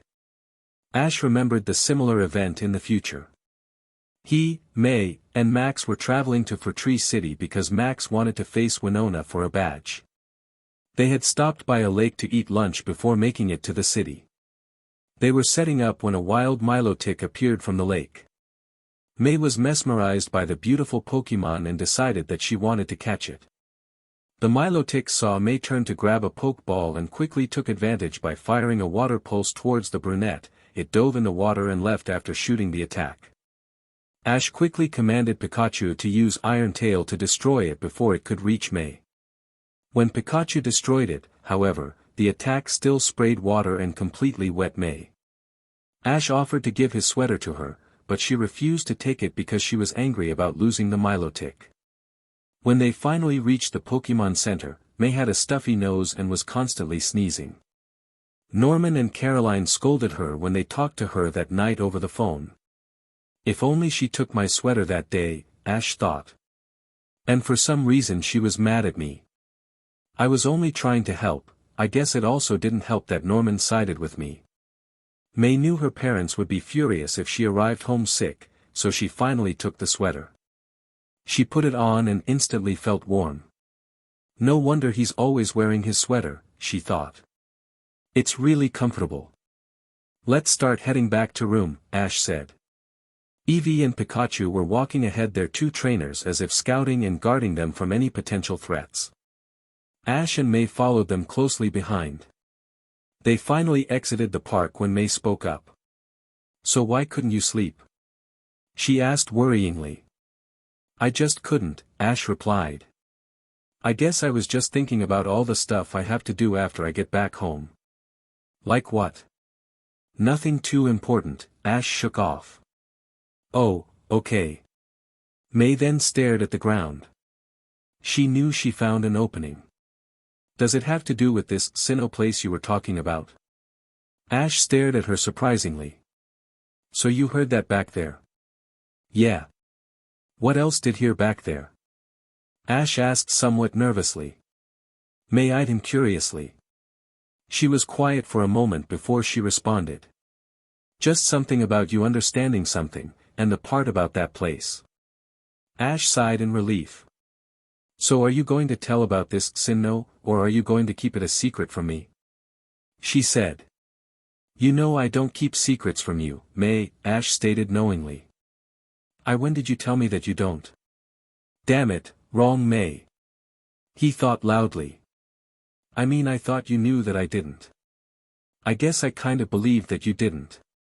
She said lowly. Good comeback, Ash, really smooth. So. May was getting impatient. Alright, if you want to know, then I'll tell you, Ash shrugged. That is the next region Pikachu and I are going to travel to. I've never heard of the Sinnoh region, May thought out loud. It's the most northern region, Ash added. It's pretty cold, but it should be fun. Oh, May said. She then turned away from the trainer before she spoke up again.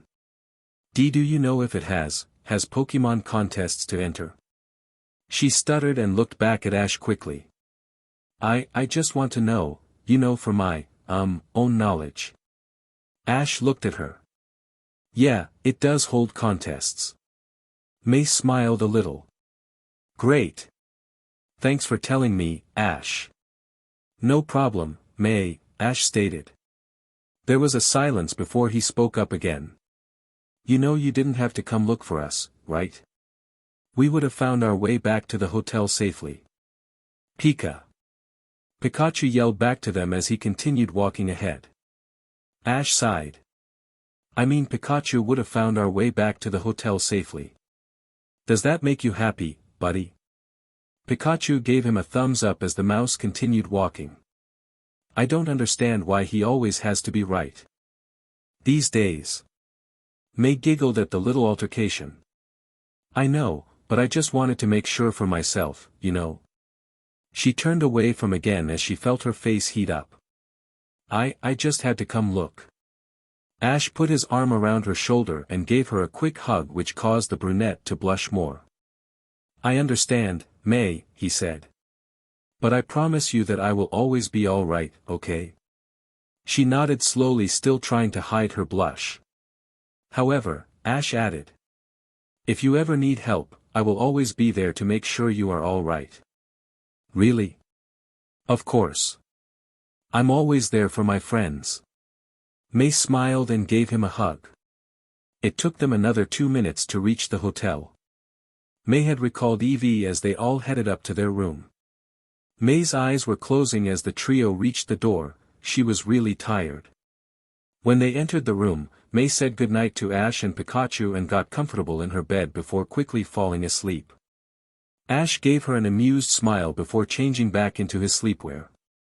He and Pikachu got comfortable on the bed. Pikachu curled up in a ball and fell asleep. Ash closed his eyes and thought to himself. I never thought I would be getting the Sinnoh badges again, he sighed and smiled to himself. So many memories. He opened his eyes forcefully when a thought came to him. Crap, I forgot to ask Celebi if we were able to change that important event in the beginning, he sighed. I guess I'm just going to assume that we didn't because we haven't really had any progress. Ash closed his eyes again. I'll just think about tomorrow. Besides, all the fun starts these next few days. It seemed like the next morning came quickly for Ash and May after the long night. They had slept in a little late, but Max and Brock did not question the unusual occurrence. However, Max was curious about something when May had gotten out of bed. May? The little boy asked questioningly. What is it? Why are you wearing Ash's sweater? May looked at herself and realized Max was right, she was still wearing the warm sweater. Her cheeks flushed. He gave it to me last night when we went for walk. Why were you guys walking out late at night? Max crossed his arms and his sister a curious look. May was trying to think of something to say that would not cause suspicion about Ash. She then realized that she was the older sister and gave Max a serious look. What I do or not do should not concern you. Maybe I should just tell Dad that you were acting badly these past few days. She gave him sly look. Max was shocked. But that would be lying. I haven't done anything bad, and you know Dad would be angry with me. Well, are you going to drop it? Max grumbled before he answered. Yeah, I'll let it go. May smiled brightly. Great. Now, I'm going to get ready, so we could head home. With that she took off Ash's sweater and put it on his bed. Then she headed to restroom to prepare for the day. The group had eaten breakfast before heading towards the port. They stopped by the Poke Mart to buy some last-minute supplies just in case something happened on the way. They had been walking for 10 minutes through a small clearing in the forest when Max asked Ash what the trainer was going to do after they separated. The younger sibling mainly asked where was the next region that Ash was going to travel to. Ash thought about his answer for a moment. The trainer quickly glanced at Pikachu on his shoulder to see what the mouse thought. When Pikachu shrugged, Ash knew he was on his own for this one. I'm going to do some special training on my own for a while, Ash said honestly. I also want to relax before I head out to another region. Overall, I don't think I'll be traveling for about 4 months, maybe. I'll still be pretty busy, though, he finished. Oh, alright, Max said staring at the trainer. So where are you going to go? I'm going to the Sinnoh region. I think I've heard about that place, Brock interjected. If I'm correct, then I heard it's pretty cold. I've heard that, too, Ash agreed. The rest of the journey to the port was pretty quiet. The group exited the forest and reached it before noon. May and Max bought their tickets for the Hoenn region, specifically a boat ride that took them straight to Petalburg City. They found the large ship which was already boarding passengers. May and Max looked at each other before turning back to their other 2 companions. Max spoke up. Well, this is it. He said sorrowfully. I had a lot of fun. Ash walked up to him and put an arm on his shoulder. Don't worry, Max, he said. We'll see each other someday. In fact, when you start your journey, I would be happy to travel with you. Really? Yeah, for sure, Max. And I'll be glad to tag along, too, Brock added. Max smiled brightly. May said goodbye to Brock and gave the breeder a hug. Tell Nurse Joy that I'll come visit her one day. May laughed nervously. If I remember, I'll be glad to give her the message. Brock thanked her and left to help Max get onto the ship. May turned and saw Ash with Pikachu on his shoulder standing in front of her. May gave him a quick hug before stepping back. I want to say thanks, Ash. For what? You've done so much for me and Max that I don't really know what to say. She stated thoughtfully. She put her hands behind her back, so he would not see her fidgeting. Ash grinned. There's no need to thank me, May, he said. I had fun, too. There was small silence for a brief moment before the ship's horn sounded. Well, that is your call. If you're ever feeling down or blue, you have that ribbon that we split to look at. It should remind you that I will always believe in you and that you will always have a friend cheering you on. May smiled and gave him another hug. She spoke into his chest. Will we see each other someday, Ash? Yeah, he stated knowingly. Remember, I told Max that I would travel with him. I would think you would join us, too, right? May gave Ash a playful, serious look. Of course, she tried to say seriously. I can't let my little brother travel by himself without my company. They both laughed. Come on, May. Max yelled. All right, May, Ash finished. The ship is about to leave. May nodded slowly and turned to get on the ship with Max. The 2 Hoenn natives boarded the ship and quickly made their way to the railing to wave goodbye to Brock and Ash. The horn sounded once more before starting to Petalburg. May and Max waved at their companions as they waved back to them. The distance was getting larger that it was getting difficult to see Ash and Brock on the land. Another minute passed by before the siblings finally spoke up. We will see them again one day, right? Yes, we will, Max. May stared at her brother. I know we will. Ash and Brock waved until the ship was out of their view. They both gathered their things and began the journey back to Pallet Town. They walked for a couple hours when they reached a fork that split the road. Ash was familiar with the scene and decided to let Brock start it off. Well, Brock started. You're going left to head for Pallet Town, and I have to head right for Pewter City. This is where we part ways. Ash nodded. I understand, Brock, the raven-haired trainer said. Hopefully, we'll see each other on the next journey, right? For sure. Brock said eagerly. A whole new region to explore with new adventures, count me in.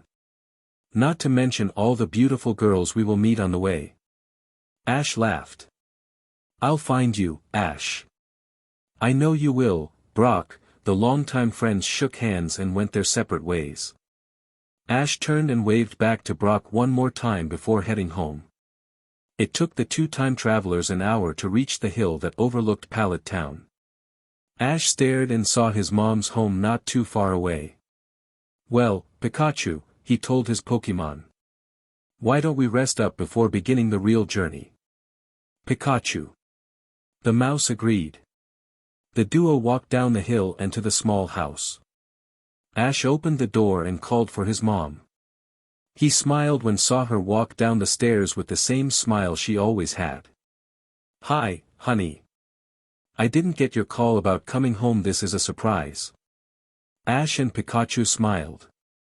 They were home. Chapter 6. 4 hours into the trip to Petalburg City, Max was getting restless. He and May had been sitting in their room ever since they waved goodbye to Ash and Brock, the reason being that May did not want to do anything but stay in the room until they arrived home. Max was getting tired of waiting, though, as he was very eager to share his stories and adventures with his parents. May and Max had one of the only rooms on the ship with a window that overlooked the ocean. It had 2 beds, a small cabinet, and a table that included 2 chairs to sit on. The room was not fancy, but the 2 siblings thought it was really nice. They were both at the moment sitting around the table. May was staring out the window looking at the ocean. She seemed to be concentrating deeply on the movement of the waves.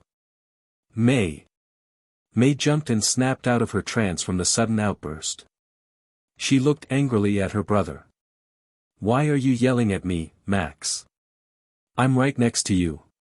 Well, you weren't paying attention to me when I asked you a question, Max argued as he crossed his arms. What do you want? I asked you what are you going to do until you travel again. I also asked if you were hungry because I'm starving. That's none of your business, May ignored. Max sighed. Come on, May, don't act like that.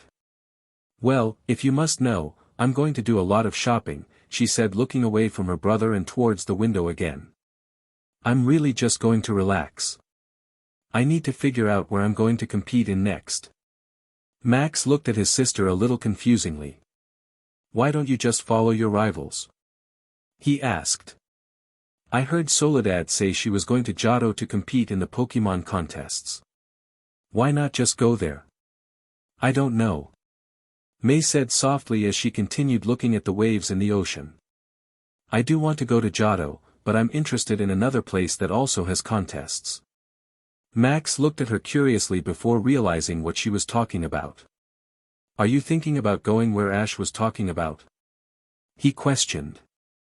I can't remember the name of it, maybe because I'm hungry, Max tried hinting to her. Hey, why don't we try to remember while we get some food? It's called S-. Knock. Knock.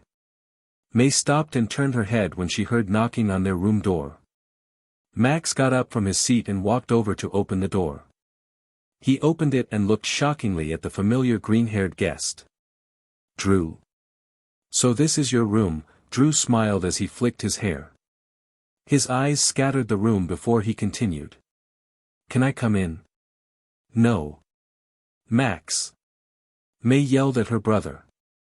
What? I thought we were going to get something to eat, Max argued. Besides, it's almost 5 o'clock, and you know we have to get some rest because the ship is going to arrive in Petalburg early in the morning. Yeah, but Drew can come in for a little bit, May countered. Thank you, May. Drew walked past the two siblings and into the room. Oh, I almost forgot here, he handed May a red rose before taking a seat where Max was previously sitting. Thank you for the rose, she said politely. May put it on her bed before turning back to Drew. So why are you on a ship heading towards Petalburg City? I know you don't live close to there. Yeah, Max interjected. Why are you here, Drew? Here to get to some tips from the person that beat you? Max. What? The young boy shrugged to his sister. I'm just saying that could be why he's here. The green-haired coordinator glared at Max for a moment before turning to May. Well, I wanted to talk to you, and I don't mind the walk to my city, Drew flicked his hair. It'll give me time to come up with new strategies to win in future contests. What did you want to talk about? May asked, completely ignoring his last statement. I wanted to know when you plan to leave for Johto. I know the contests start in a few months, he explained. Drew then stood from his seat and looked May in the eyes. I wanted to know if you considered the offer I told you back at the Indigo Plateau, about traveling together. May looked away from him and stared at the ground. I don't know, Drew. The cocky coordinator sighed. It's okay, Drew stated sincerely. I understand. Well, when do you plan on leaving for the Johto region? May sighed. I'm not really sure I'm going to Johto either. Drew's eyes widened. Why, you're not going to give up contests, are you? If it's because you lost to Soledad in the Kanto Grand Festival, just know that I also would have had trouble beating her, too. Max glared at Drew with a dumbfounded look. This guy's an idiot. No, I'm not giving up on contests, May looked up and reassured her rival. I just think I might travel somewhere else. Where? The Sinnoh region, May answered. Ash told me about it. He said it has gyms and contests. So I might travel to Sinnoh. Drew cringed when he heard Ash's name. Ketchum told you this? How did he find out about this place? May shrugged. I, honestly, don't know, she said. She then turned away and smiled softly. These past few days I've noticed a change in him, May paused before she continued. It's hard to describe, but he seems different. He's more mature and well aware of his surroundings, he's more thoughtful, caring, compassionate, and kind. We get it. Max interrupted. May blushed deeply from embarrassment. Drew noticed her expression and decided to change the subject away from Ash. So you want to go to Sinnoh?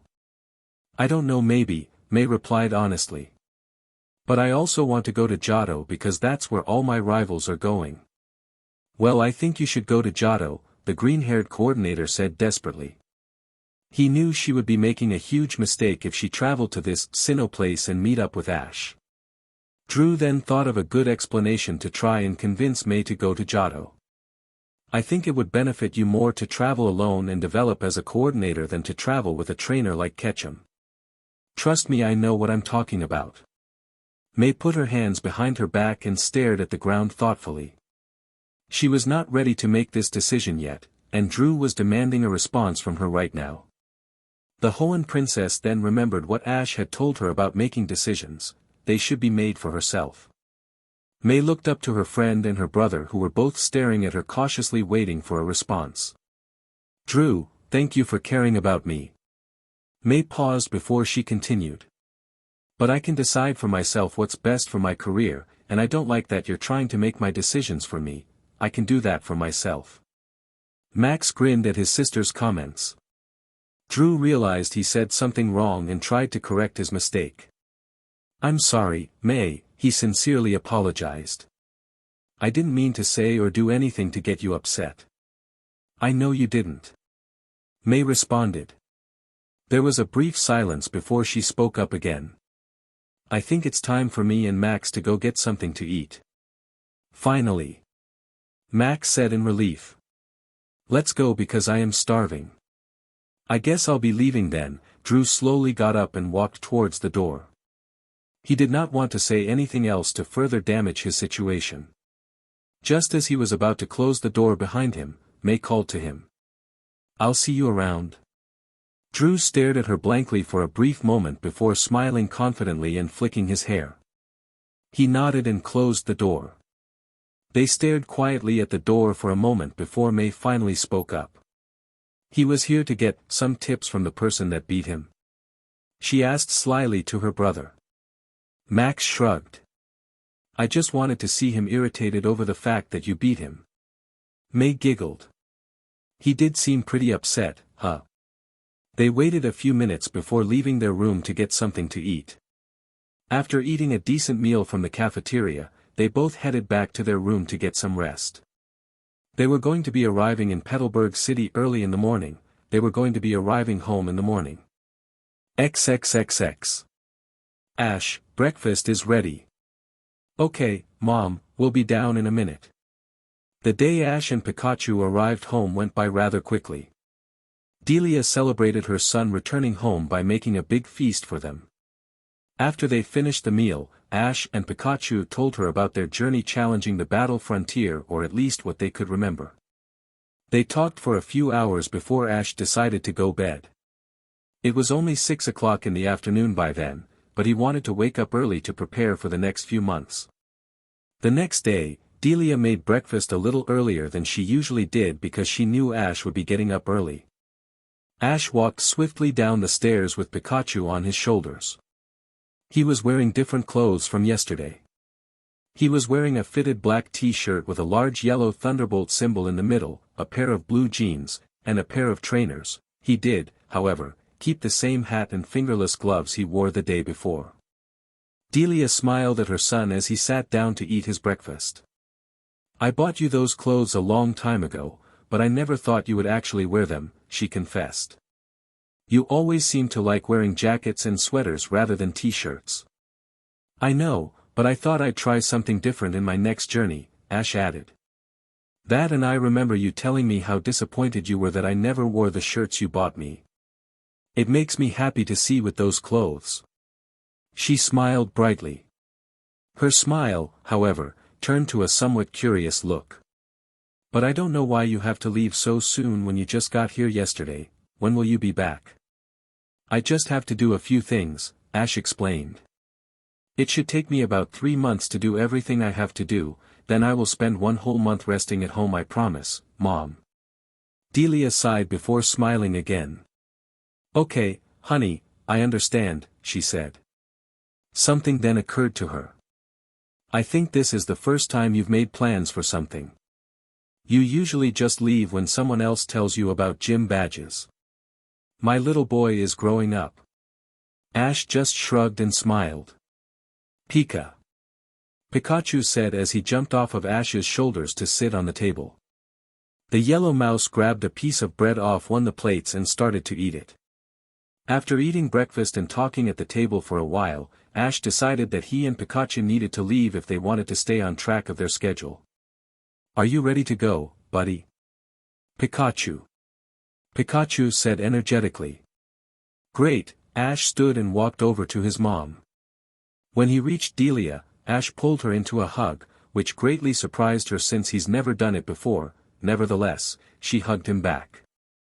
I'll be back before you know it, Mom. He let her go, said goodbye, and continued to walk out the door with Pikachu following closely behind. You guys be careful, okay? Ash's mom yelled behind the door. We will. After the last-minute goodbye, the duo began walking down the road that leads away from Pallet Town. They knew they were going to be doing a lot of traveling the next few months, so Ash and Pikachu did not bother stopping by Professor Oak's lab. They really did not need anything from the professor, anyways. The time travelers had just entered the forest outside of Pallet Town when they suddenly stopped walking. Ash spoke up to his companion. So where are we going first? Pikachu Pie, Pika, Pikachu answered. It's between Unova and Kalos. Pikachu nodded. Ash rubbed his head while he contemplated his decision. A minute passed by before he finally spoke up. I think we should go to Kalos first, he said. I feel like we have a lot to do over there. What do you think? Pika, the yellow mouse agreed. Alright, that means we have to take a plane to get there. Pi Pika Pika Chuppy. Ash looked to the ground to see his companion smiling brightly. The Pokemon Master gave Pikachu a strange look. I'm not about to catch a wild Pidgey just so we could fly on top of it. Besides, that's physically impossible. Pikachu shrugged. Pika Pi Pika Chu Pi Ka. Really? That was your best suggestion instead of taking a plane? Ash sighed and shook his head. Let's just head out, so we can get tickets for the next flight. These next 3 months are going to feel so long. XXXX. May and Max had woken up early to get ready to leave the ship. They had finished getting dressed when the ship's horn rang loudly, which announced that they had arrived. We have arrived in Petalburg City. The attendant yelled. I hope you all enjoyed the boat ride to your destination. The Maple Kids walked off the ship and continued to walk off the docks. They were not really in Petalburg City, but just outside a small forest path that led to their hometown. The docks were considered part of Petalburg because they were really close to it. May and Max had just entered the small forest path when they recognized 2 familiar faces walking in their direction. They saw who they were and started running to the familiar people. Mom! Dad! May ran and embraced her dad in a hug while Max embraced his mom. After a few minutes of hugging and exchanging hugging partners, Caroline spoke up. We were just on our way to meet you both at the docks, she said as she looked at her children. We were going to wait, May stated. But Max didn't want to wait for you guys. Hey! Max exclaimed.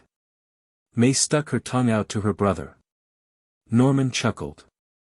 It's all right. Let's just head home before everybody starts heading this way. I don't want to be recognized this early in the day. They all nodded and began to walk home. It took them about 10 minutes to reach the small house that was next to the Petalburg gym. The gym and house were both small, but when the greenhouse was included in their property, it seemed like the Maple family owned the most land in the city. They walked into the house and sat around the living room. Kenny had greeted May and Max by giving them each a glass of iced tea and a cookie. He told them breakfast would be ready in about 15 minutes, so it was okay for everybody to sit in the living room while he finished preparing the meal. They nodded, and Norman spoke up. So, he said. How was the journey through Kanto? May opened her mouth to speak when Max cut her off. It was great, Dad. He exclaimed. I met so many Pokemon, and Ash beat the battle frontier. It was so cool when he beat Brandon's Regice. Wow, Norman stated. That's a pretty rare and strong Pokemon. Ash must have really gotten strong. While Max and his dad talked about the many Pokemon battles that happened, Caroline turned to her daughter and spoke. How are you, May? May smiled. I'm doing great, Mom. She said. I had so much fun going through Kanto and performing in contests. Caroline smiled. That's great, honey. She was happy to see her daughter smile. However, Caroline's smile turned into a slight frown. I'm sorry about your loss at the Kanto Grand Festival. I know it must have been so difficult to come so close and not make it. May frowned slightly and looked down. It was hard to lose to Soledad. I have to admit I didn't take it well either, she replied honestly. I blamed myself for losing and not winning the entire contest. I thought my way of performing was the main reason I lost, too, like I was performing differently from a real coordinator. Oh, May, you shouldn't think like that, her mom countered. The way you perform is the reason why you made it to the Grand Festival in the first place, not to mention you made it pretty far in the Grand Festival, too. I know that now, Mom, May said softly. Ash made me realize I shouldn't be feeling sorry for myself because he said I did great. He said my performance style isn't different, it's unique, and that's what makes me such a great performer. Caroline had a shocked expression on her face. Ash told you this? May nodded slowly. Are we talking about the same Ash that thought Max was the gym leader almost a year ago? May smiled as she nodded. Yeah, I know, the young brunette said. Her eyes and voice softened as she continued. I couldn't believe it either, but those words came out of his mouth. I don't know, Mom, but Ash has changed in the past few weeks. I can't even describe it in words. He's just really special. Caroline grinned widely at her daughter's dreamy expression. I think I understand, May. Alright, guys, Kenny said as he walked into the living room. Breakfast is ready. The Maple family enjoyed a nice breakfast together. The talk at the table just included May's plans to continue traveling. She told her parents she was not sure what she was going to do next, but that she was going to be thinking about it as she relaxed at home for a while. The rest of the day went by quickly in the Maple household. By the time they knew it, it was 10 o'clock at night. They all went to their respective bedrooms to get some much-needed sleep. May had changed into some yellow pajamas and headed straight to bed. She covered herself with her blankets and closed her eyes. Well, another grand festival over, and I still haven't won one, she sighed loudly. Oh well, at least I had fun. Now I just have to figure out where I'm going next. May thought of the two destinations where she could travel next. I can either go to Johto or Sinnoh. I have a few months before I have to make a choice, so I might as well and get some sleep. I have a lot of shopping days ahead of me. May smiled as she drifted to sleep. XXXX. May slowly fluttered, her eyes opened. She groaned loudly as she stretched her body in her bed. She turned and looked at the clock on her nightstand and saw that it was 10 o'clock in the morning. May groaned again as she covered herself with her blanket. It was too early in the day for the Hoenn princess. Ever since arriving home 2 months ago, May would not get out of bed before 11 o'clock. She really loved sleeping. I should probably get ready and head out, May thought out loud as she sat up. She changed into a small red blouse, a pair of fitted blue jeans, and a pair of trainers. Her clothes complemented her hourglass figure, which developed as the months passed by. When May finished changing, she headed downstairs to get some breakfast. Max and Norman were already eating while Caroline was in the kitchen helping Kenny cook. Morning, May. Norman cheerfully said. Morning, Dad. What are you planning to do today? May scratched her cheek as she thought about her plans for the day. A few seconds had passed before she answered her dad. I think I'm going to go shopping for a little while, she stated. Then after that I'll probably go to the park. I'm planning on taking Evie with me, so I'll pick her up from the greenhouse after I finish eating. It seems like you have a busy day, Caroline said, coming out of the kitchen. Max gave his mom a strange look. A busy day? He thought to himself. All she's going to do is shop and go to the park. Slacketh does more in day than she does. May nodded. After eating breakfast with her family, she retrieved Evie and went straight to the mall with the small Pokemon by her side. If I am going to travel to a new region, I want a new look to show off. May stated out loud. Evie squealed happily. The little brown Pokemon enjoyed shopping with her trainer, which lately had been every other day. Even though May hardly bought anything, Evie still liked the time they spent together. 3 hours of going from store to store in the Petalburg Mall, May had not found anything that she would wear on her next journey. Every time the coordinator did find something she thought looked nice, Evie would shake her head, letting May know that it was not a good choice. After another hour of searching, the duo gave up. May and Evie walked over to a bench in front of a small store and sat down sadly.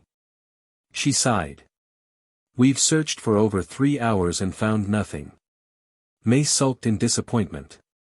Evie stared at her trainer worryingly. The evolution Pokemon did not like to see May sad. All of a sudden, something in the store window caught Evie's attention. She put her paw against May to get her attention, but it did not work.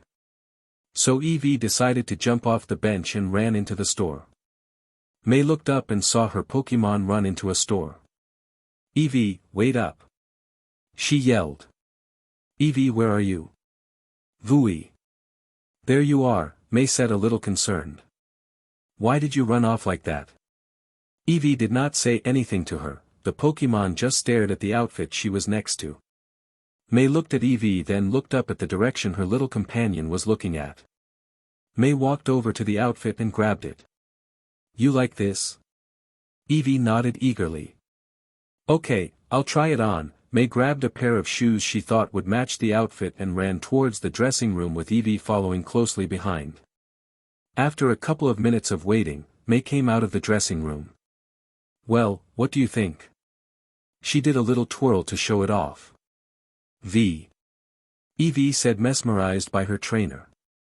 May was wearing a green bandana with a white poke ball on it, an orange top with a black outlining that stretched to the collar, a pair of small, black, biker shorts which was covered by a small white skirt, a pair of black socks that came up to her shins, and a pair of orange shoes to match the orange top. "Not bad, Eevee," May smiled. "You sure have a good sense of style. I also like the white gloves that come with it, and the green fanny pack is a bonus. Let's go pay for this, so we can finally head to park." May grabbed the clothes she was originally wearing and went towards the counter. She put all her old clothes in the shopping bag and told the cashier she was going to leave wearing the new outfit. Just before May finished paying, Eevee came running with a light orange backpack in her mouth. She jumped on the counter and placed the backpack on the register. "We'll take that, too," May said with a smile. After leaving the mall, they went to the park to relax for a bit. May figured Eevee really deserved a nice trip to the park since the little, brown Pokemon found her the perfect outfit. The brunette sat down on a park bench while Eevee chased the wild Taillow. "I only have a week left to decide where I'm going to go," May thought as she watched Eevee scare the Taillow away.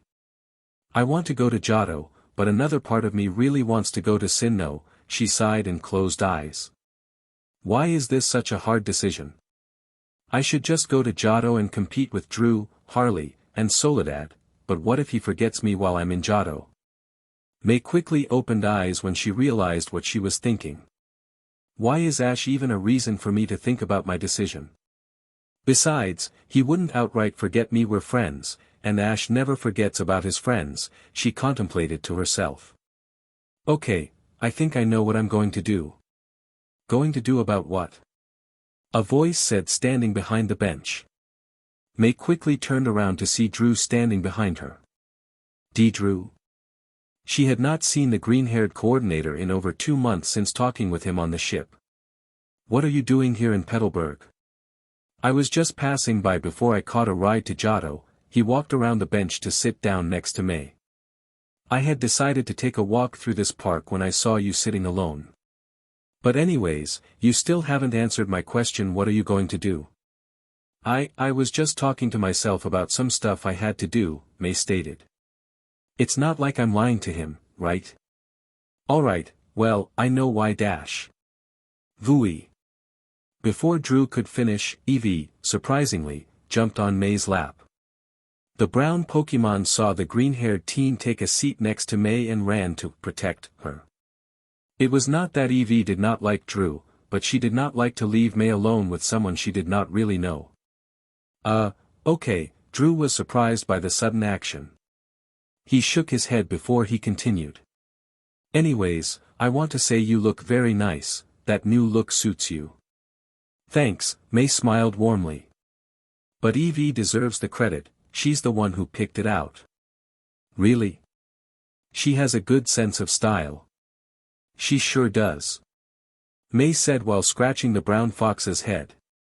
"So, I know you've been thinking about making a choice between Johto and Sinnoh." Drew gave her a serious look. "Have you made a decision? The Pokemon contests in Johto start in a few weeks." May gave Drew a blank stare. "I really don't know, yet, Drew," she admitted. "I want to go to Johto, but another part of me is telling me to go to Sinnoh." Drew sighed in frustration. "Why can't you just go through Johto first and then Sinnoh?" he said a little arrogantly. Well, I kind of want to travel with Ash again. May confessed. She smiled at her next statement. Plus, Brock said he was going to go, and I really miss his cooking. May, be serious, please, Drew sternly said. I don't think it's a good idea for you to be hanging around Ketchum so much. His battle style is rubbing off on you and it's not good for a coordinator like you. May gave an annoyed look at him. Drew, I already told you it's for me to decide, she countered. If I decided to go to Sinnoh then that is my choice. Besides, you shouldn't be judging me on my battle style considering I beat you in the Grand Festival. Drew's eyes widened in anger at her last statement. Well, you should be gr-. Hey, May. The two coordinators on the bench turned their heads to see a man standing a few feet away from. Dad? May stared curiously at the broad-shouldered man. What are you doing here? Norman smiled. I came here for a walk, he replied. And I was hoping I'd run into you because your mother said we couldn't eat without you.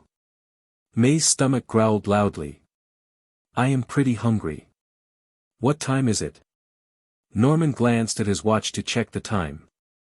It is going to be 4 in the afternoon. You've been gone for a while, May. Norman then turned to Drew who seemed to be a little scared. Who is this boy? He asked his daughter. This is Drew. Hello, Drew, Norman said sticking out his hand. I'm Norman May's father. Hello, sir. Drew replied nervously while shaking his hand. Drew. The gym leader rubbed his chin. That name sounds very familiar. Drew smiled confidently and flicked his hair. Well, it's a good sign that May's father knows who I am. I faced him in the Grand Festival, Dad, May said. Oh, that's right, Norman smiled and turned to Drew. Yeah, I remember now. You were the one that May beat down to advance in the Grand Festival. Drew opened his mouth in disbelief of the man's statement. May, on the other hand, was trying hard not to laugh her father's honesty. Well, I think we should get going now, May, Norman turned to the green-haired coordinator. It was nice meeting you. May smiled and stood up. Drew, she said. If we see each other again, then it'll be in the first contest in the Johto region, but if you don't see me there, then you'll know that I went to Sinnoh. Either way, good luck in your journey, Drew. Let's go EV. Evie happily said jumping on May's shoulders. With that the Maples started to walk back to their house leaving a shocked Drew alone in the park. What was that all about, May? Norman asked. You looked like you were arguing with that boy. Oh, it was nothing, Dad, just a rivalry thing. But I don't think it's going to happen again for a while. Oh, and why is that? May smiled brightly and stared straight into the distance. Because I won't be seeing him in my next journey. XXXX. Bright flashes could be seen in Pinwheel Forest from Nakreen City. 98, 99, 100. A tired Ash said as he held onto a thick tree branch. Okay, Pikachu, you can stop shocking me, he just finished doing some shocking pull-ups as Pikachu put it. Pika Pika, Pikachu said as the mouse fell backwards. He and Ash had been training for 2 hours straight. I'm so tired. Ash let go of the branch and walked over to his bag. He grabbed a towel to clean his face and shirtless body. After traveling and exercising non-stop for the past 2 months, Ash's body had become exceedingly muscular. It was not as strong, or big in size, as it was in the future, but it would do for now. His shoulders, chest, and back were more thick and broad, his legs were strong and thick, and his stomach displayed a very toned six-pack. In reality, all of his muscles were very toned, but his abs were extremely defined. Pika Pika Pika Ka. Huh. No, not Grotle. I think today's matchup will be Sliggoo versus Glalie, Ash corrected. I want Sliggoo to be able to handle itself against ice types. Pikachu nodded and asked another question. Pikachu Pika Pika. I know Charizard is waiting for us, Ash said. But I want him to get the most training at the Cherasific Valley before we go get him. Besides, he doesn't really need me to train him. He turned to see Snorlax swiftly dodge a leaf blade from Sceptile. Ash smiled at the progress his Pokémon were making. One more month and we'll be ready to take on the Sinnoh League, and save the future. Chapter 7. You're making a big mistake, May. Drew said to himself. He watched quietly while May and her father left the park. He was left alone on the bench to think about the conversation he had just had with May. Drew groaned frustratingly. Why can't she see that Ketchum will only bring her down? Is she that confused? He closed his eyes and sighed loudly. He then slowly opened his eyes and grinned while he flicked his hair. I have a feeling I know where you're going, May. It's a gut feeling, yes, but I'm always right about these things. I have to save you from Ketchum. He stood up from the bench and began walking to the mall where May and Evie shopped. I need to buy a few jackets. From what I've researched, it's pretty cold in the Sinnoh region. XXXX. After the meeting with Drew at the park, the next few days went by rather quickly for May. She mostly spent the days at home with her family and training her Pokémon. She knew it would be a few months until she saw her parents again when she left on her journey, so she wanted to make the most out of being home. May would talk for hours with her mom about anything they could think of, mainly about focusing on coordinating and having fun with friends. Then, she would spend time with her dad by talking about Ash's battles, at least from her point of view, since Max already explained everything to Norman in great detail. It was the morning of the day May was going to leave for Pallet Town.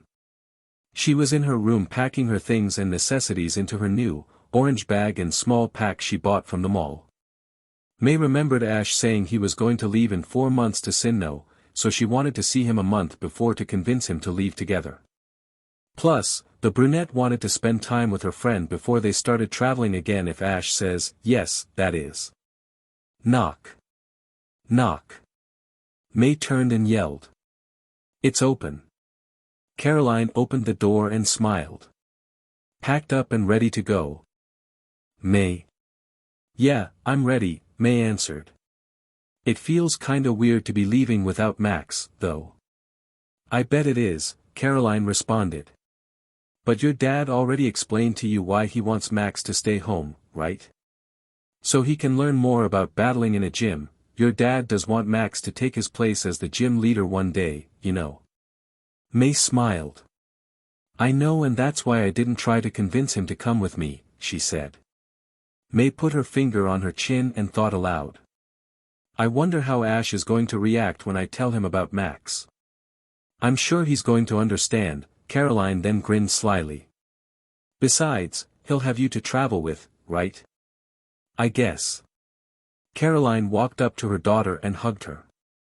You're going to have fun traveling with Ash again, I know you will. She let go of May and spoke up again. We'll say our goodbyes downstairs when you're ready. Don't take so long because you have to be on the boat before 10 o'clock and it's already 9:30. May nodded. Okay, Mom, she said. I'll be down in a minute. Caroline turned around and walked out of the room. I better get all my stuff and get going, May thought. She was dressed in the orange outfit Evie picked out in the mall a few days ago. She put on her backpack and put the small pack around her waist and began walking out the door.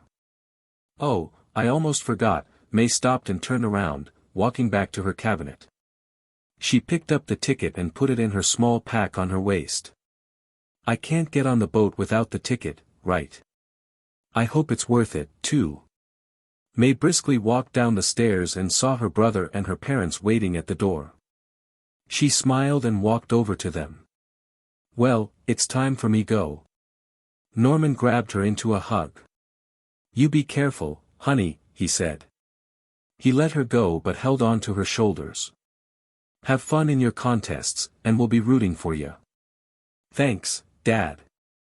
Okay, it's my turn, Caroline pushed her husband away and hugged May.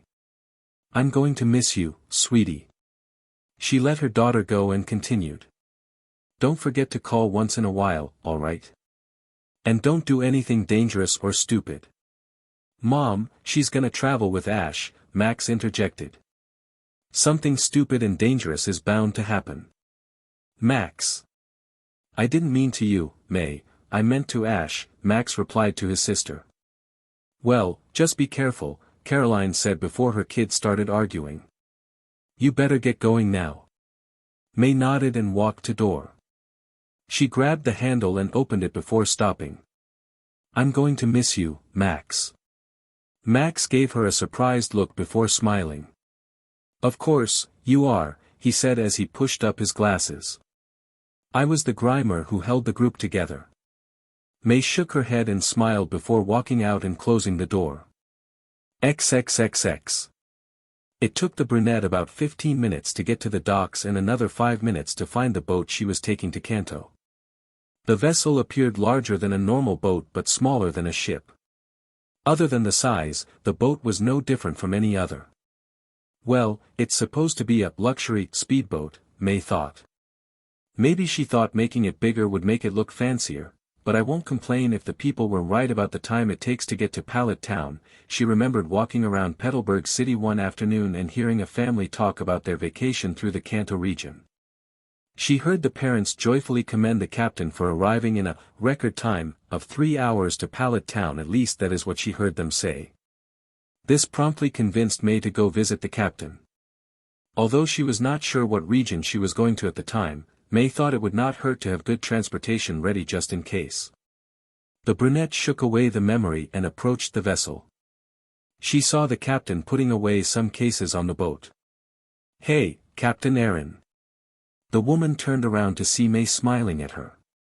Captain Aaron was a beautiful woman who loved the ocean. She had dark, black hair that came down her shoulders and crystal, blue eyes that matched the sea's clear water. She was wearing a pair of dark, blue jeans with a pair of boots and a black long-sleeved shirt. Every sailor would have loved to travel with Aaron through the ocean. Unfortunately, the beautiful captain liked to travel alone. Good morning, Ms. Maple, she said in her soft voice. Are we ready to go?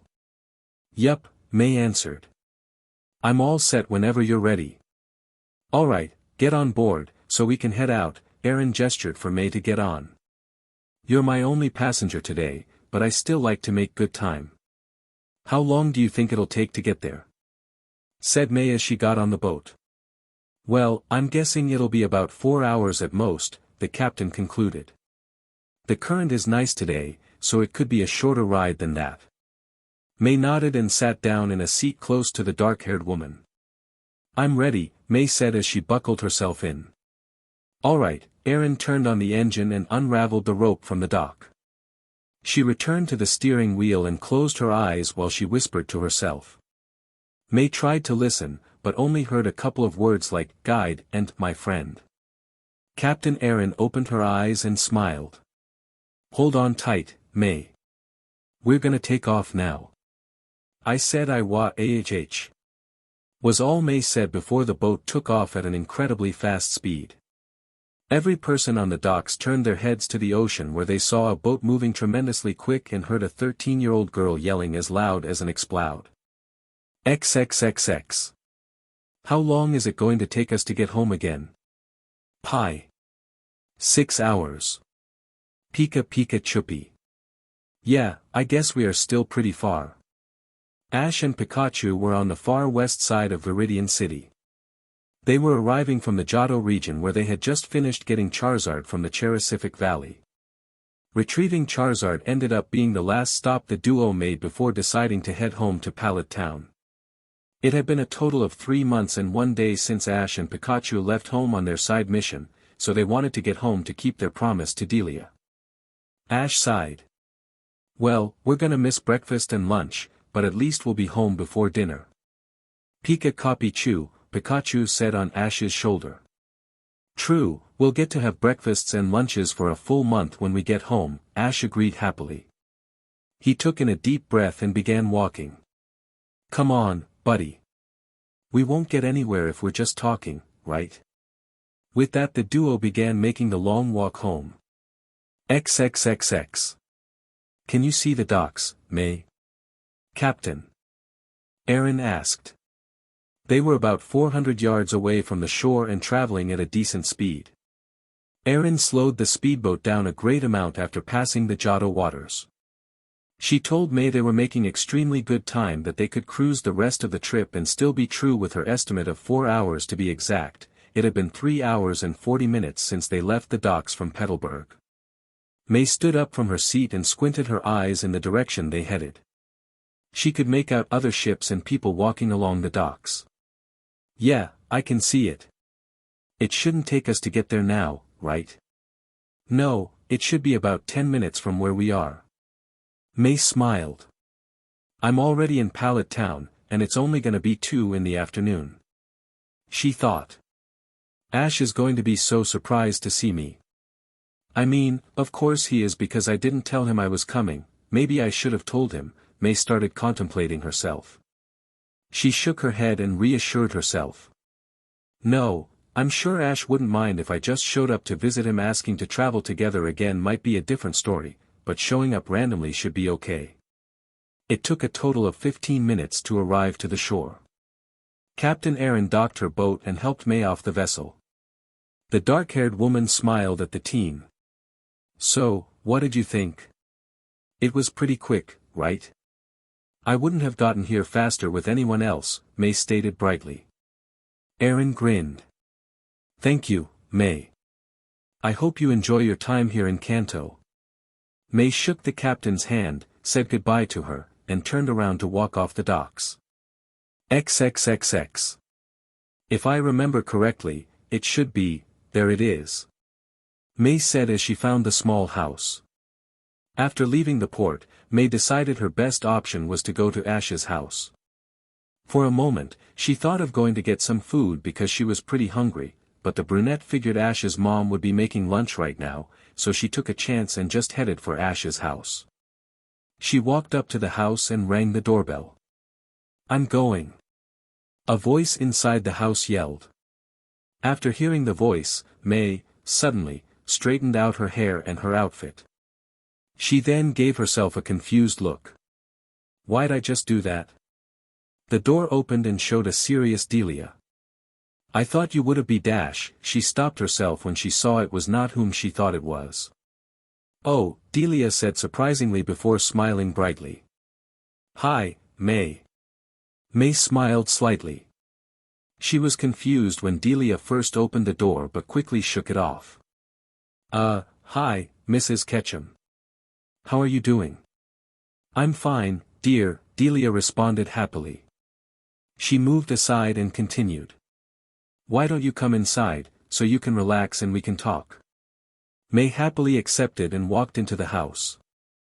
She took a seat on the sofa after Mrs. Ketchum gestured for her to sit down. So, Delia spoke up. What brings you Pallet Town? Are you here to see Ash? Yeah, I am here to see him. May looked around the house to see any sign of the trainer. Is here right now or is he with Professor Oak? Delia sighed. I actually don't know where he is, she confessed. He left on a trip about 3 months ago and hasn't returned. What? May yelled as she stood up. She realized what she just did and quickly covered her mouth as she slowly sat down. She slowly moved her hands away and spoke. I am sorry, Mrs. Ketchum. I didn't mean to yell. I was just surprised from what you told me, that's all, she apologized. Did he leave earlier than he said he was? But, he said he'd leave in 4 months, and Ash is not a person who'd lie about something like that, right? That's okay, May, Delia sympathized. I understand why you were so surprised. There was a brief silence before May spoke up again. So, you don't know where he is? Ash's mom shook her head. No, but he should have been home yesterday. After hearing those words, May sighed in relief. Okay, so he's supposed to come home. That means he didn't necessarily leave for Sinnoh, and I can still ask him if I can go with him, but where did he go? She thought to herself. Do you know where he was going?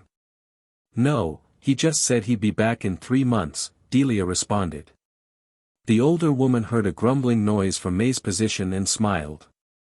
Are you hungry, dear? May blushed. A little bit, she admitted as she held her stomach. I actually haven't eaten since breakfast. Delia's eyes widened in shock. Oh, we can't have you going without eating for that long. You wait here while I make you a few sandwiches, okay? Thank you, Mrs. Ketchum, May smiled. However, her smile turned into a confused look. Wait, did you say a few sandwiches?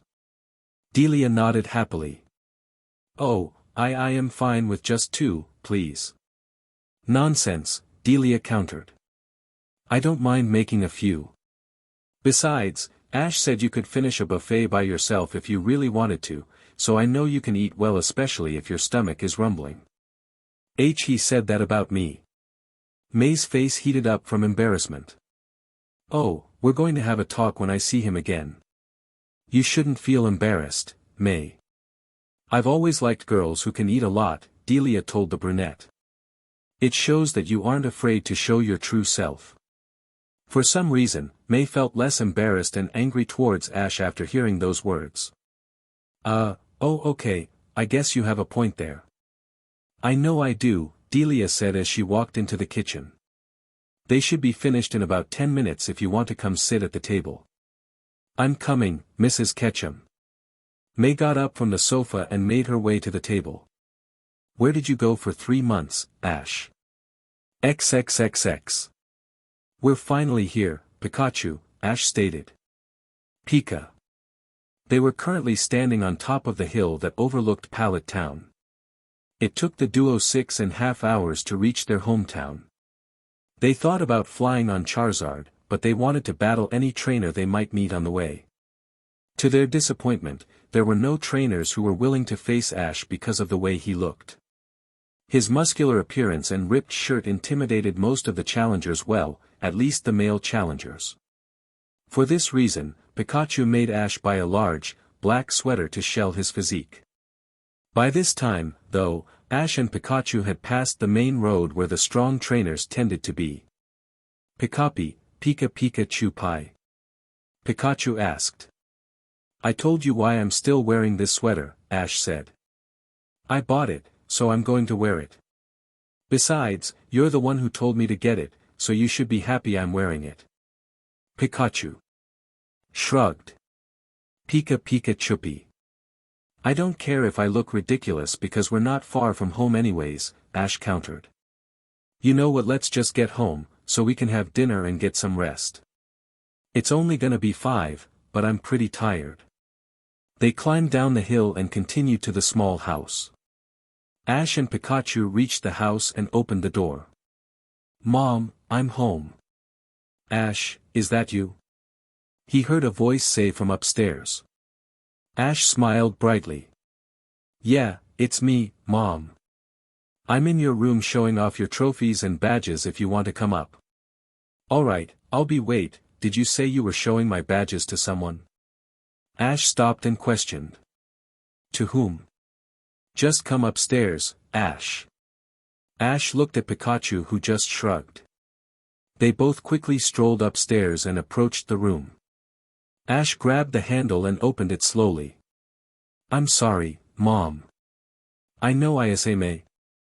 He noticed his Hoenn companion sitting next to his mom on his bed. What are you doing here? Well, hello to you, too, Ash, Delia responded. Oh, sorry, Mom. Ash walked over to his mom and gave her a hug. He let her go before he continued. We meant to be here a little earlier, but we got a little sidetracked. Pikachu jumped from Ash's shoulder to Delia's lap.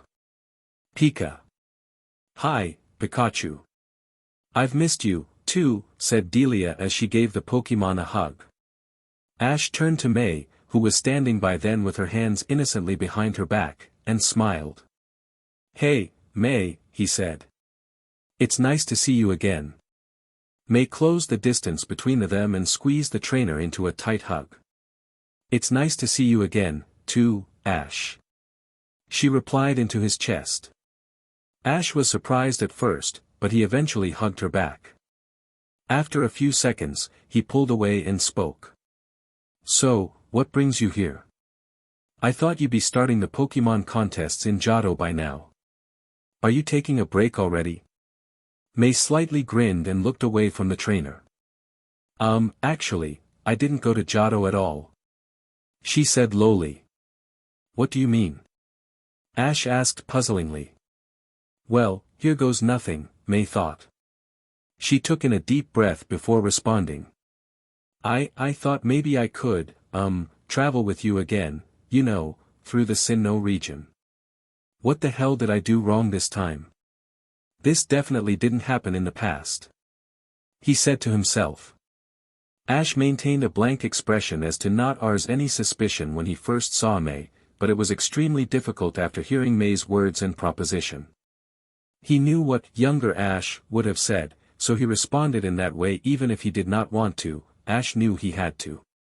Why yeah, it would be so fun for us to travel through Sinnoh together, he told May.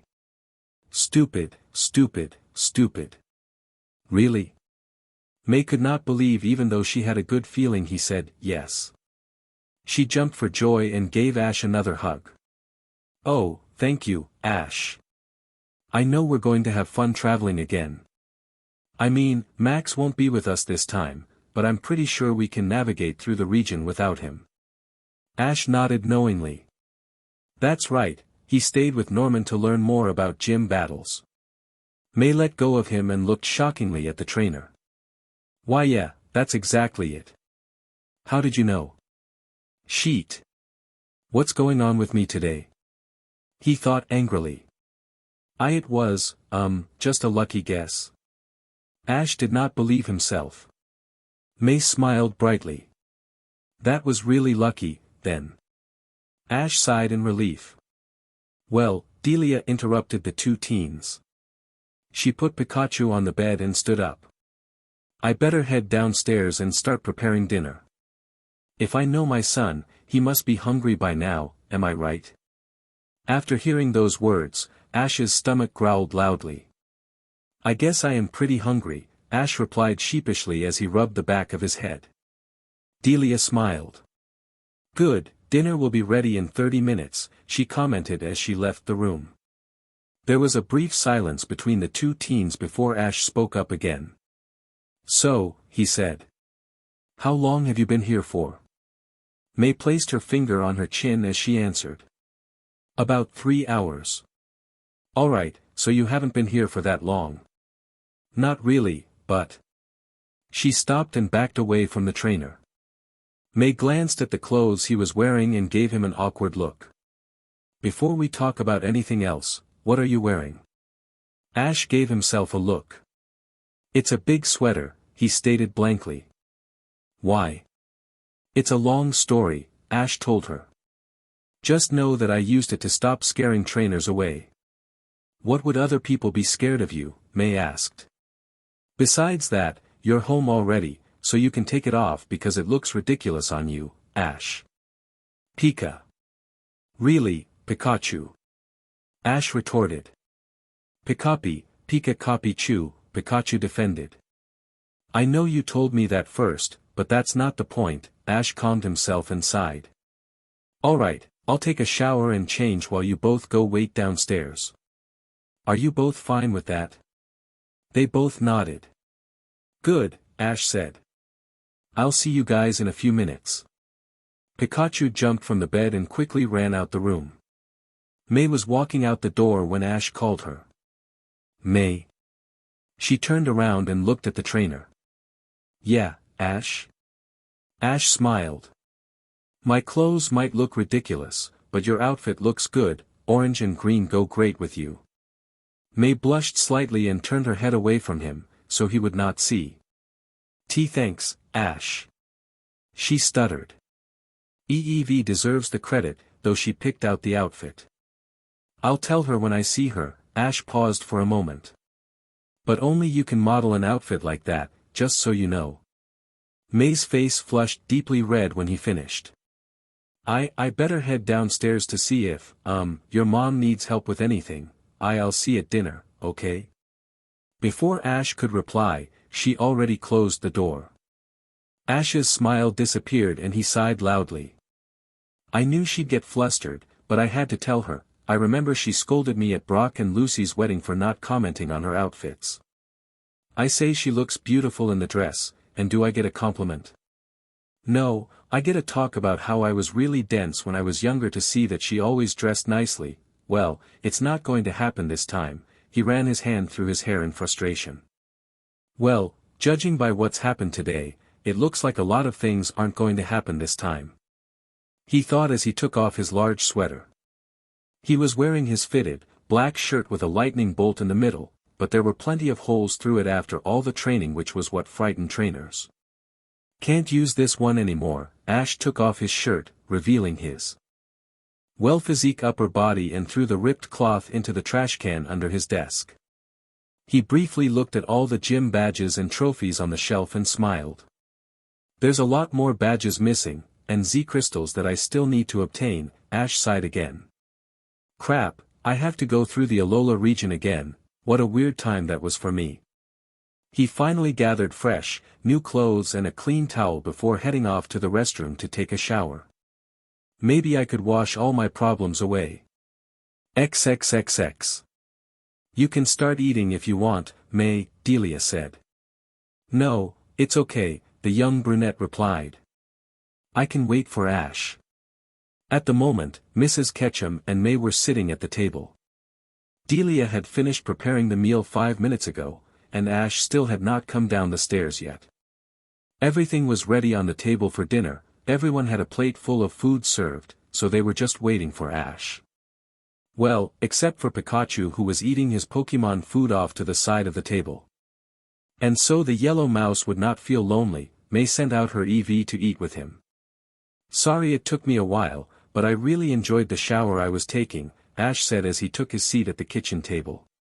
He noticed the two women in front of him were staring at him with their eyes wide and mouths opened in a shocking manner. What? He asked. He quickly scanned himself and touched his hair. Did I get something on my shirt, or is there still shampoo on head? He didn't get any response. Come on, you have to give me some kind of hint. Well, Delia said, finally regaining her focus.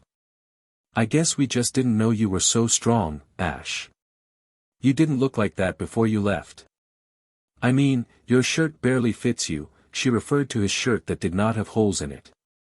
We were just surprised, that's all. Weren't we, May? The Hoenn native was still staring blankly at Ash.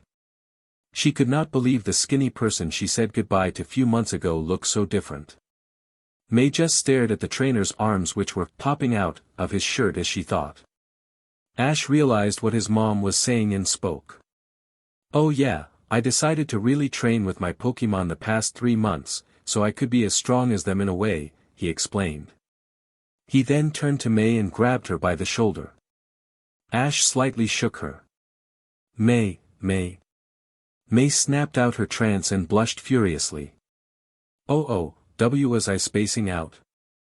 Ash could not help but smile. No, not really, he replied. You were just really focused.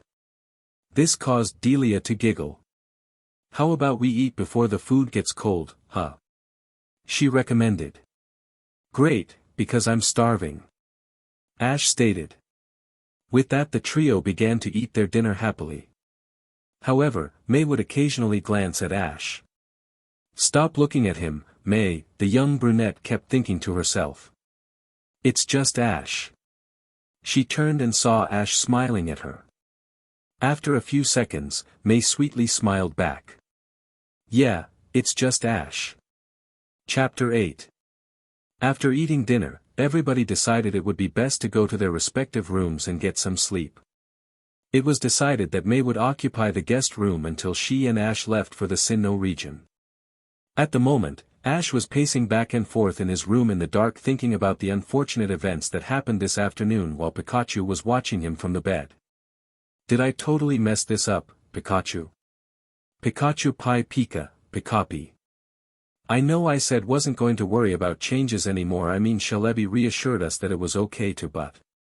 Ash paused before he continued. But I wasn't expecting this to happen. I wasn't expecting May to come to Pallet Town, nor was I expecting her to ask me if we could travel together through the Sinnoh region. Aye. He stopped pacing and ran his hands through his hair. I didn't plan for anything like this, I wasn't prepared for this, what else could go wrong?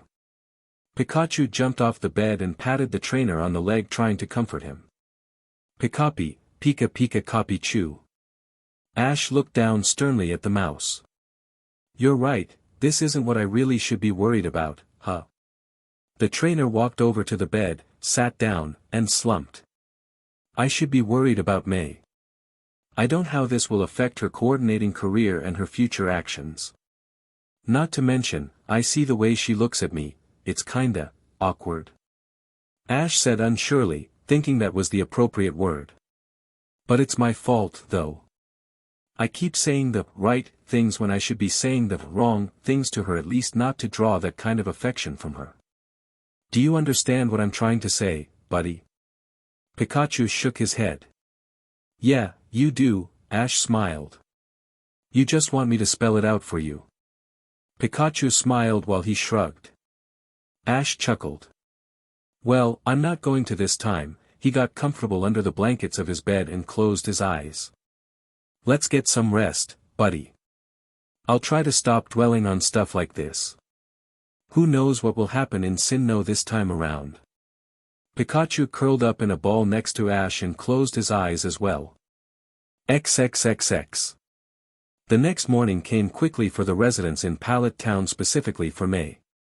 She had been awoken abruptly after hearing the Dodrio cry its morning call. She thought it was a threat at first, but she realized after a few seconds it was just an alarm and nothing to be worried about. May slowly got up from the bed and prepared herself for the day.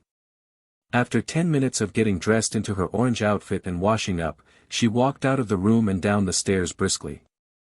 She could smell something delicious through the air.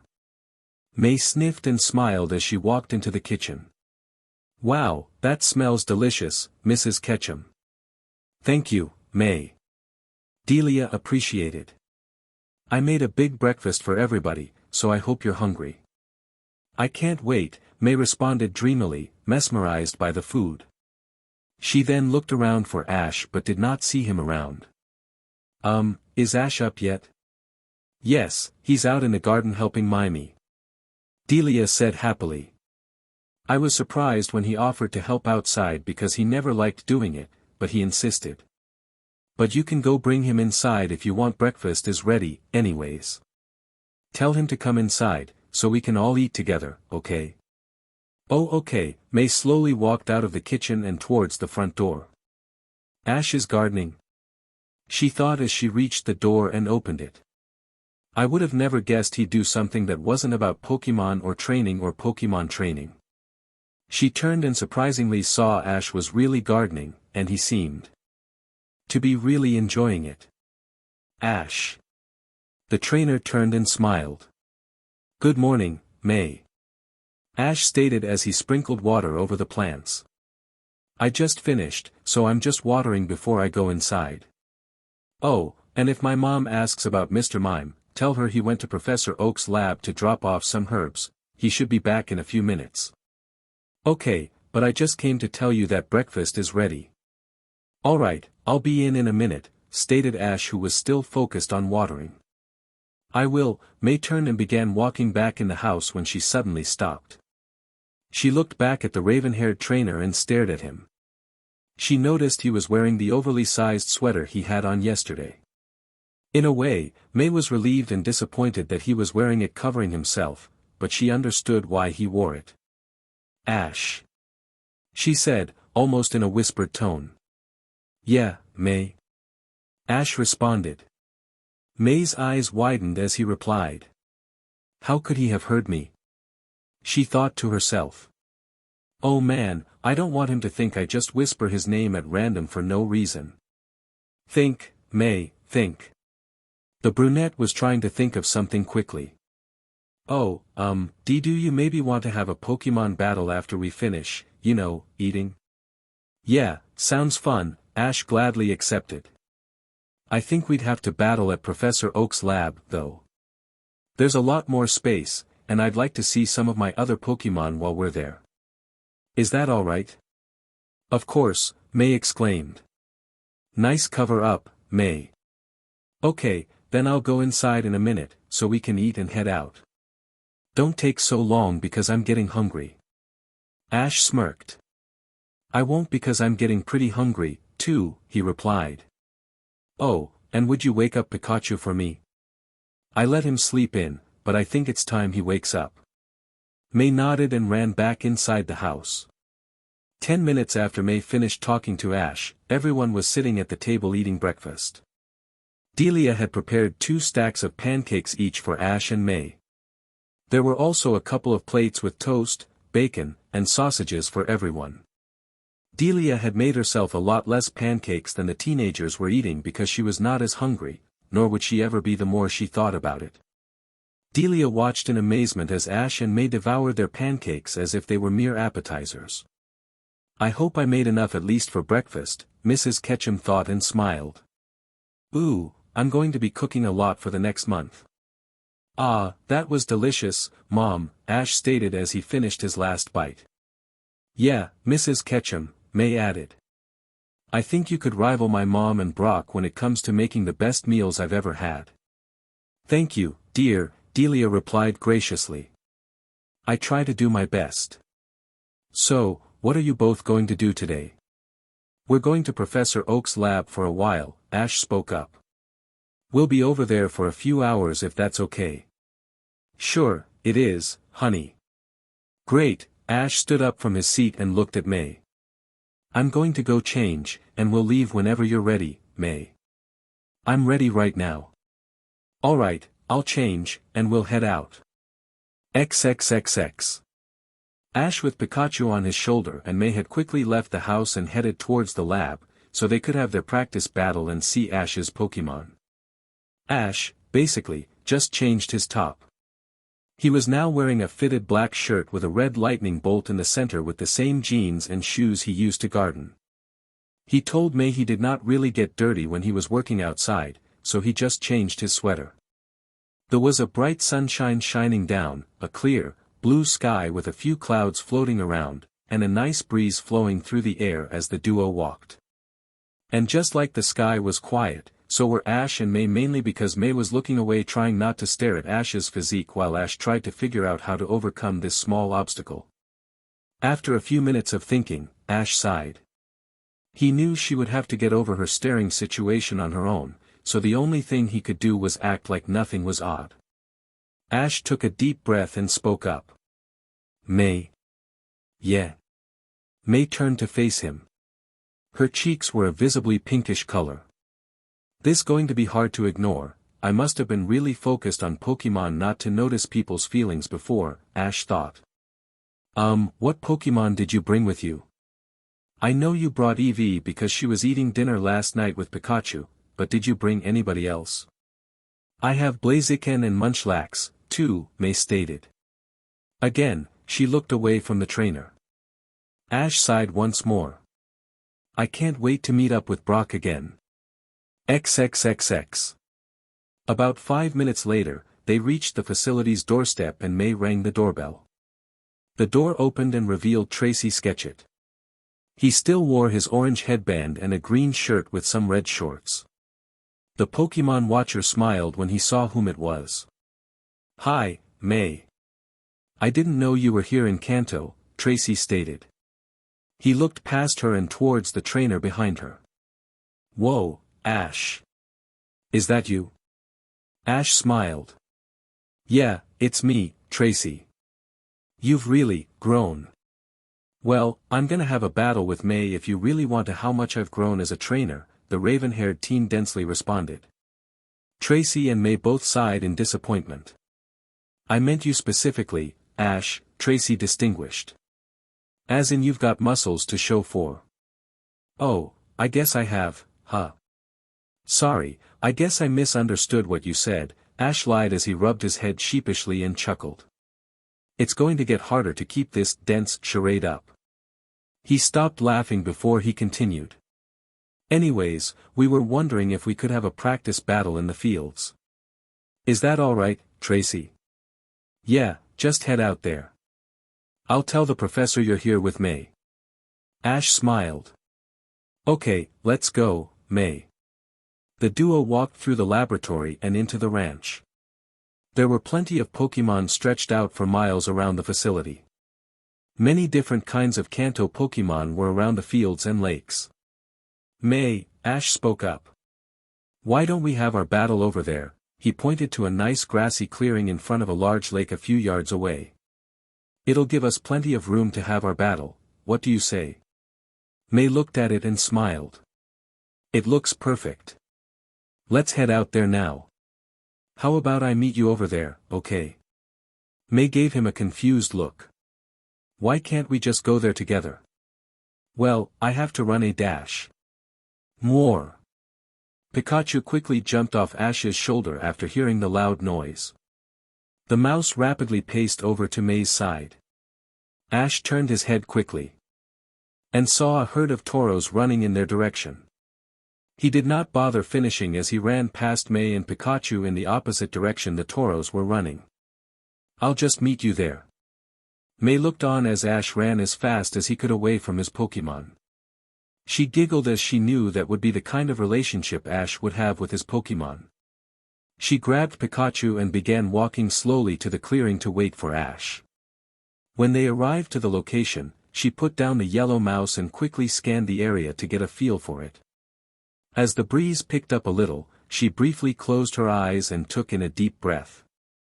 Ah, I see you're taking in the scenery. May opened her eyes and turned around to see Professor Oak, Tracy, and Gary walking up to her.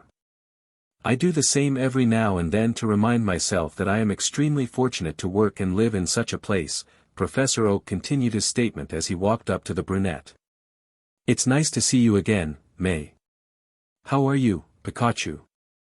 Pika, said Pikachu cheerfully. May smiled brightly. It's nice to see you, too, Professor, she replied happily. She looked past the professor and saw Gary standing behind him. Hey, Gary. How have you been? I'm fine, Gary replied nicely. I've been helping Gramps do some research. I actually just got back from the power plant close to Cerulean City. I was there for roughly 3 months studying the Electabuzz. I've been doing a lot research lately, so I've been less focused on Pokémon battling, but I still enjoy watching it. So, when I heard Ashy Boy was going to have a battle with you, I thought I might as well check it out. Where is he? Oh, he was you dash. I'm right here, Ash cut off May before she could finish. He and Bulbasaur were walking up to the 4 individuals conversing. My toros thought they'd say, hi, to me, and, well, you all know how that turns out. Bulba. Oh, yeah, Ash continued. And Bulbasaur helped me out. If it wasn't for him, I'd probably still be running right now. Pikachu ran over to the grass type and patted him on the back. Pikachu. Bulbasaur, the Kanto starter smiled and replied. So, Ash spoke up again. How's everything, Professor? Everything is great, Ash, the older man stated. He then quickly scanned the young trainer. And I see you've been training yourself just as much as your Pokémon. Yeah, Gary added.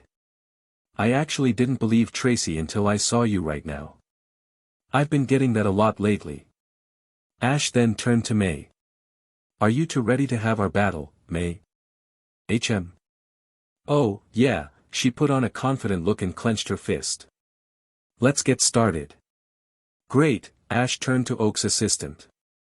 Do you mind officiating the battle, Tracy? No, I don't mind at all, Ash. XXXX. Professor Oak and Gary retreated so that Ash and May could have enough room for their battle. Once they were at a good distance, the 2 relatives waited for the battle to start. Tracy waited for May and Ash to take their places on opposite sides of the field. Are you both ready? They both nodded. All right, Tracy yelled. This will be a one-on-one battle. Begin. Go, Munchlax. May said as she tossed her Pokeball in the air. The Big Eater Pokemon appeared from the ball. He raised his hands in the air and smiled with his mouth wide open. Lax, Munchlax stated. Munchlax, huh, Ash said. He then tossed his Pokeball in the air. Snivy, I choose you. The small, green Unova starter appeared on the field in front of Ash. Vi, Snivy said as she crossed her arms. XXXX. I've never seen that Pokemon before, Gramps, Gary told his grandpa as he stared at the Pokemon Ash sent out. Do you know anything about it? Just that Ash caught it 2 months ago in a region called Unova. He said it was the grass starter that the Unova region offered to young trainers, Professor Oak informed. He then chuckled. If you're surprised by this little one, then you should see the other Pokemon that he's caught recently. Gary turned and stared sternly at Ash. XXXX. Ah, when did you catch this cute, little Pokemon? Ash smirked. I wouldn't take her looks for granted, May, he warned. Snivy is just strong as most my other Pokemon. Snivy closed her eyes and smiled confidently. You're right, May concluded as she regained her focus. Munchlax, use Body Slam. Lax, the normal type yelled as he ran to Snivy. When he was close enough, Munchlax jumped in the air to land the Body Slam at full force and weight. Just as he was about to collide, however, Ash made his move. Stop the Body Slam with your Vine Whip. The Unova starter quickly used Vine Whip to intercept the attack. Snivy sustained Munchlax in the air tightly in the vines. She then hauled back her vines and fiercely slammed Munchlax against the ground. She released the vines and stepped back. May gasped. Munchlax, she said. Come on, you have to get up. The normal type slowly arose from ground. He took a lot of damage from Snivy's counterattack. May smiled confidently. Yes. Alright, use metronome. Munchlax picked up his hands and began waving his fingers back and forth in a mesmerizing rhythm. After a few seconds of waving, he finished and excitedly raised his hands in the air, which caused a bright flash that blinded everyone. When the flash disappeared, everyone noticed that Munchlax was gone, too. Where'd he go? May looked around for her Pokemon. Ash stayed focused. Stay alert, Snivy, he stated. Munchlax could be anywhere, even underground. Snivy looked around the field to see any movement on the surface, but did not notice any strange variations. All of a sudden, a faint sound could be heard getting louder and closer. Ash looked up and saw Munchlax falling at incredible speed. Snivy, look out! However, it was too late as the falling Pokemon was too close for Snivy to dodge. Munchlax! Munchlax yelled before he stomped and crashed onto Snivy in a direct hit. XXXX. Fascinating, Professor Oak exclaimed. It seems like the metronome resulted in bounce. I must say that is extremely fortunate for May. You're right, Grandpa, Gary added as he smirked. Considering that Snivy is a grass type, it was the perfect move for May in this battle. I'd say this match is about even right now. Well, we'll have to wait and see. XXXX. Good call with the metronome, May, Ash admitted. He saw Snivy get up and shake off the pain. I completely forgot about the possibility of bounce. I, honestly, didn't know what was happening, May stated sheepishly. She then clenched her fist. And smiled confidently. But, I'll take it if it's going to help me win this match. Ash grinned. We'll see, he replied. I know she's going to use metronome again, but I have to wait to see the attack it'll be. From there I can counter it and finish the match by using their momentum. I don't want to end this with one of Snivy's moves. I don't think it's wise to show them how strong my Pokemon have gotten, at least not yet. Alright, let's get lucky again. May yelled. Use metronome once more. Here it comes, Ash thought. Get ready. Snivy took a solid fighting stance and focused on her opponent. Munchlax grinned cockily as he picked up his hands and began waving its fingers from left to right to begin the move. He was taking longer this time, causing everyone to hold their breath, waiting and anticipating a powerful move. Suddenly, Munchlax started waving his fingers faster, notifying everybody that he was almost finished. "Now, Munchlax!" May ordered. With that, Munchlax immediately stopped waving his fingers and raised his hands, which caused an extremely bright flash to cover the field. Everyone, including Ash and Snivy, who were trying to stay vigilant and see the move, covered their eyes. After a few seconds, the bright flash disappeared. Ash quickly regained his concentration to see what Munchlax had conjured with the metronome. To the trainer's surprise, though, the little, chubby Pokémon was still in the same position. In fact, Munchlax was not moving at all. May looked at her Pokémon in a confused, but concerning way. Munchlax?" Munchlax was staring with his eyes wide open and a large grin on his face to Snivy. Suddenly, and surprisingly, he fell face forward onto the nicely cut grass. "Munchlax!" May ran over to her Pokémon as quickly as she could. She reached her fallen friend, bent down, and turned his body around to see his face. "Munchlax, are you what?" By this time, Ash, Gary, Professor Oak, and Tracy had arrived next to them and saw what happened to the fallen Pokémon. He was on the ground with his eyes closed and a nose bubble growing bigger and smaller with every breath he took. "Well, that's an unfortunate turn of events," Professor Oak stated. "It seems as though the metronome resulted in rest." May looked at Munchlax with a shocked expression. "Really?" she thought in disbelief as she continued staring her Pokémon sleeping peacefully. "Out of all the moves you could have used, it just had to be rest, really?" Professor Oak cleared his throat before he continued. "Yes, well, I don't Munchlax will waking up any time soon. Unless, May," he told the coordinator. "Do you have a food with you that he especially likes to eat?" May slumped. "No, I haven't had a chance to make my special, May's pink surprise, since I arrived." There was a brief silence before Tracy spoke up. "I think we should call it draw for now, then." "Tracy is right," Ash interjected. "It's best if we call it for now. Besides, it was just a practice battle to see how we've been doing since we separated a few months ago, right?" "Yeah, I guess you're right, Ash," May agreed. She looked to his Snivy, who seemed to be talking to Pikachu and Bulbasaur as if the small Pokémon had not taken super effective damage during the battle or battled at all for that matter. "His Pokémon is much stronger than he made it out to be." May recalled Snivy viciously throwing Munchlax onto the ground with the Vine Whip attack. She turned back and stared at Ash, who was talking to Professor Oak, Gary, and Tracy. She thought of him disappearing for 3 months without telling anyone, including his mom, was very suspicious. "What are you up to, Ash?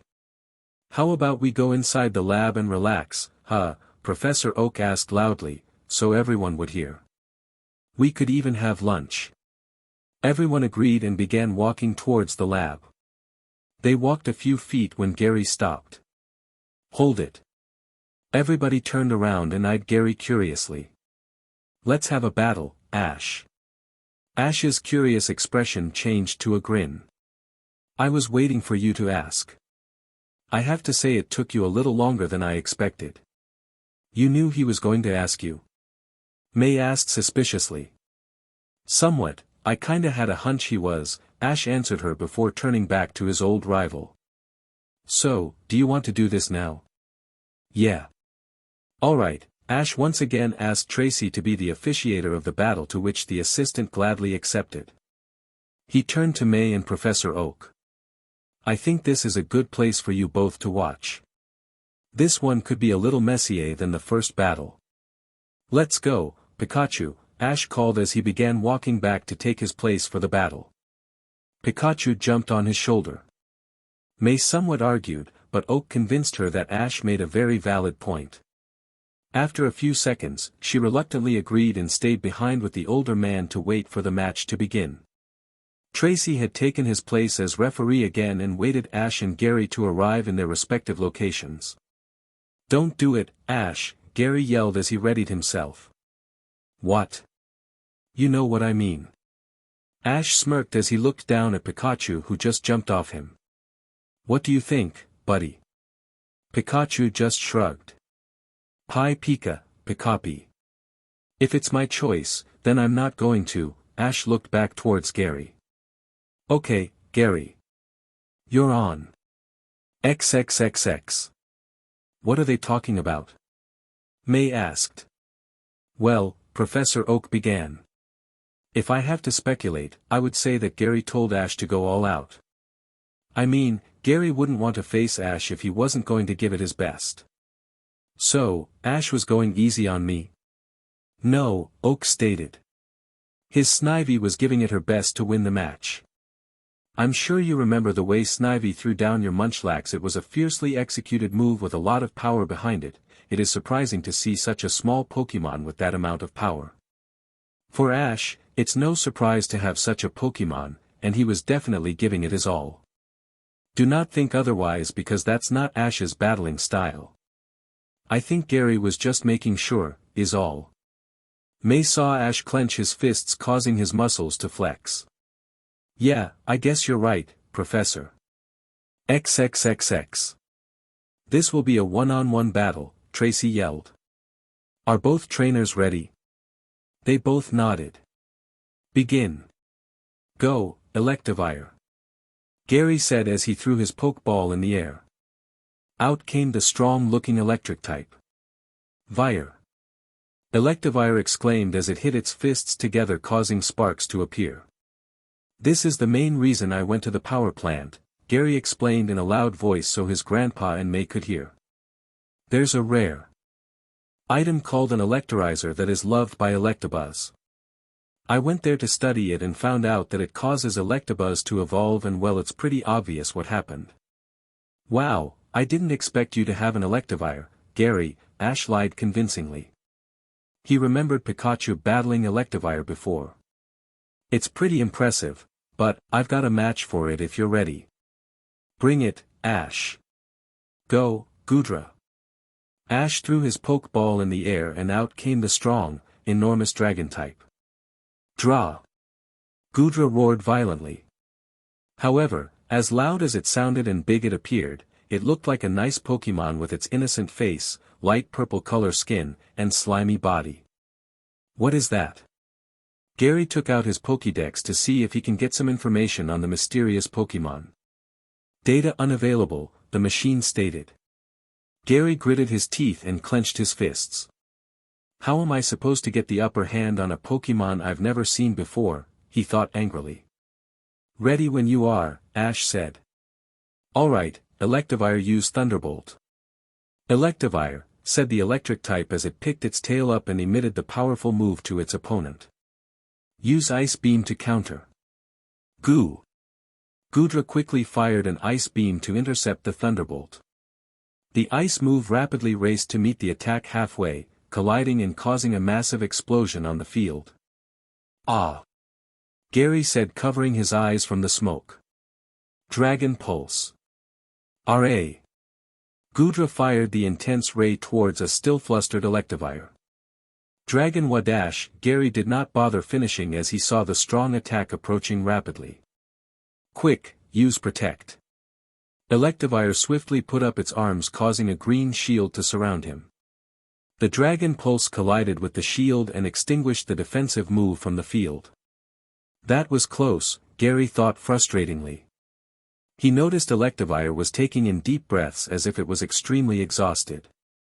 That was just one move and Electivire looks like it has been battling for hours when we just started. This Goodra isn't something to take lightly. I can't risk using Protect again, so I have to attack. Gary smiled. Alright, it's my turn. Electivire, get in close and use Iron Tail. The electric type took in a deep breath and leapt forward to charge Goodra. When it was a few inches away, Electivire spun and whipped the Iron Tail against Goodra's face. The attack collided brutally, causing a sound wave to echo across the ranch. Electivire smiled as its tail was still on the dragon-type's face. However, its smile disappeared as Goodra slowly turned its head with the full force of Electivire's tail still attached to it. Gary's initial smile after the Iron Tail landed, turned to an expression of panic. Don't let it recover. Use Thunder Punch repeatedly. Electivire lifted its tail from Goodra's face and quickly encased its fists with thunder to attack. The yellow Pokémon began colliding punches with Goodra's body and face. It rapidly increased the speed as it continued attacking. Gary smirked. I have you on the ropes now, Ashy boy. Ash grinned back. I actually just won. Your Pokémon is tough, I'll give you that, but don't get too cocky, Gary commented. A few more Thunder Punch attacks, and it's over for you. Ash's grin widened. It seems like you haven't been paying attention. Look.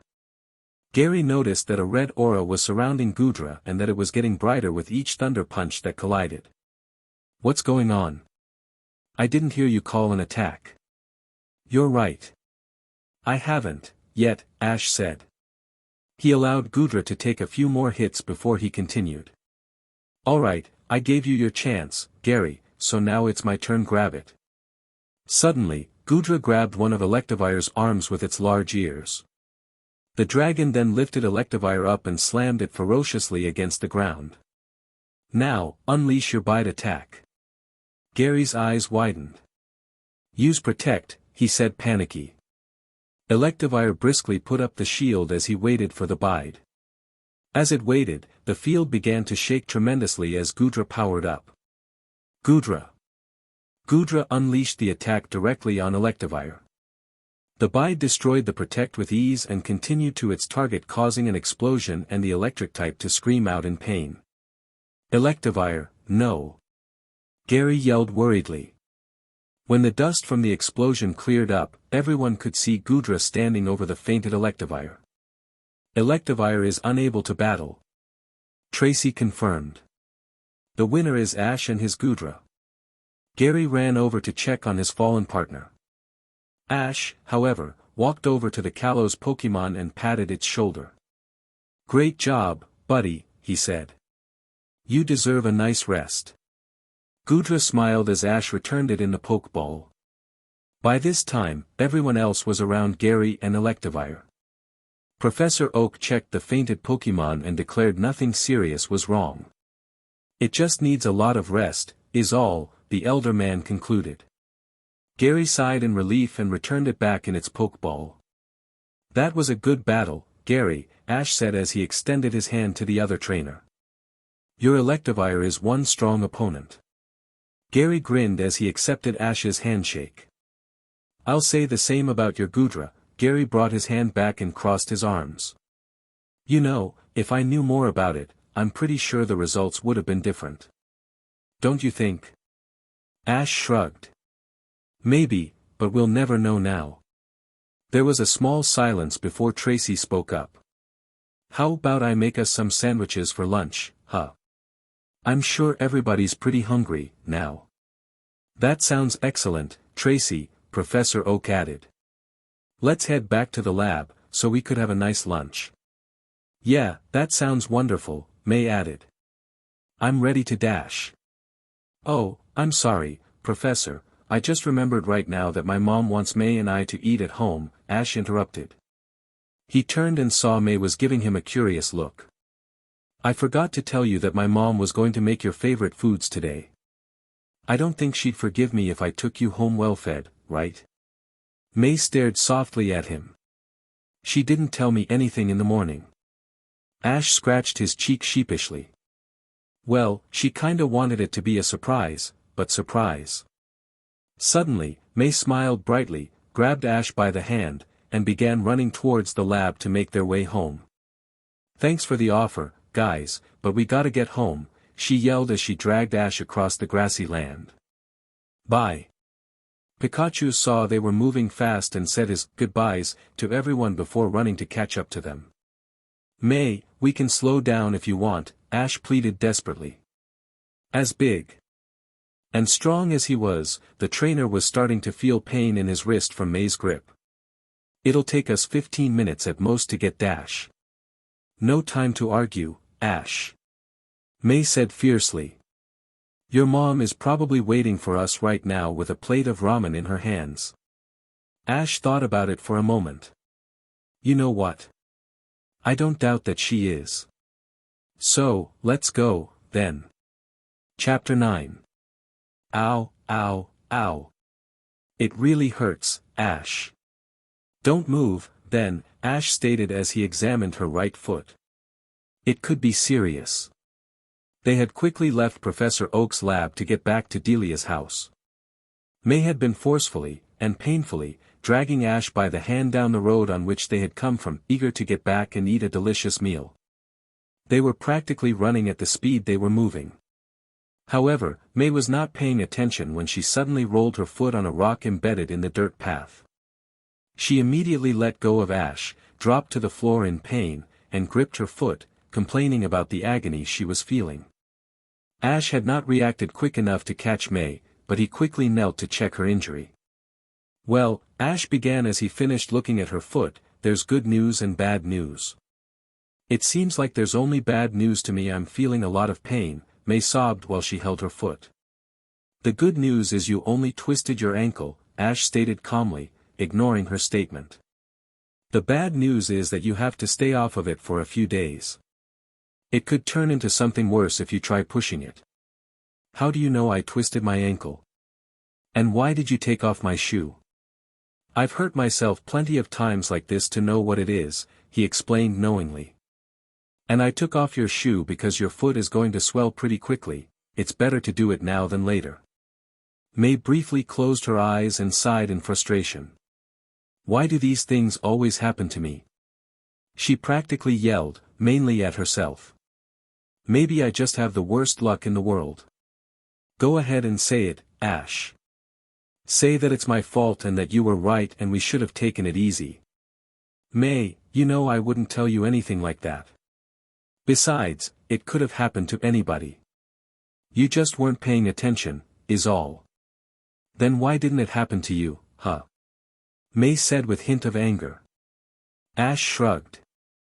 Well, for one you were walking ahead of me, so tripping on that rock was more likely gonna happen to you than me, he explained to her.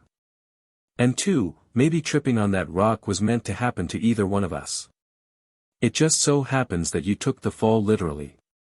What are talking about, Ash? May stated confusingly but still angry.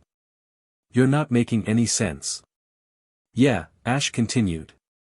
Think about it, if it didn't happen to you, then it probably would have happened to me, right? May nodded slowly, trying to think where he was going with this. That means you saved me from that vicious rock and its plan to hurt me. So, instead of being frustrated and angry for getting injured, I think you should be happy because you saved me, May, you saved me, and I should be saying thank you. May stared at him blankly for a few seconds before bursting into laughter at his ridiculous notion. The sudden outburst had startled Ash at first, but then he realized his plan to make her forget about the pain worked. And it was apparently so funny to the coordinator that Ash swore he could see tears forming in her eyes. Was it really that funny? Ash thought curiously.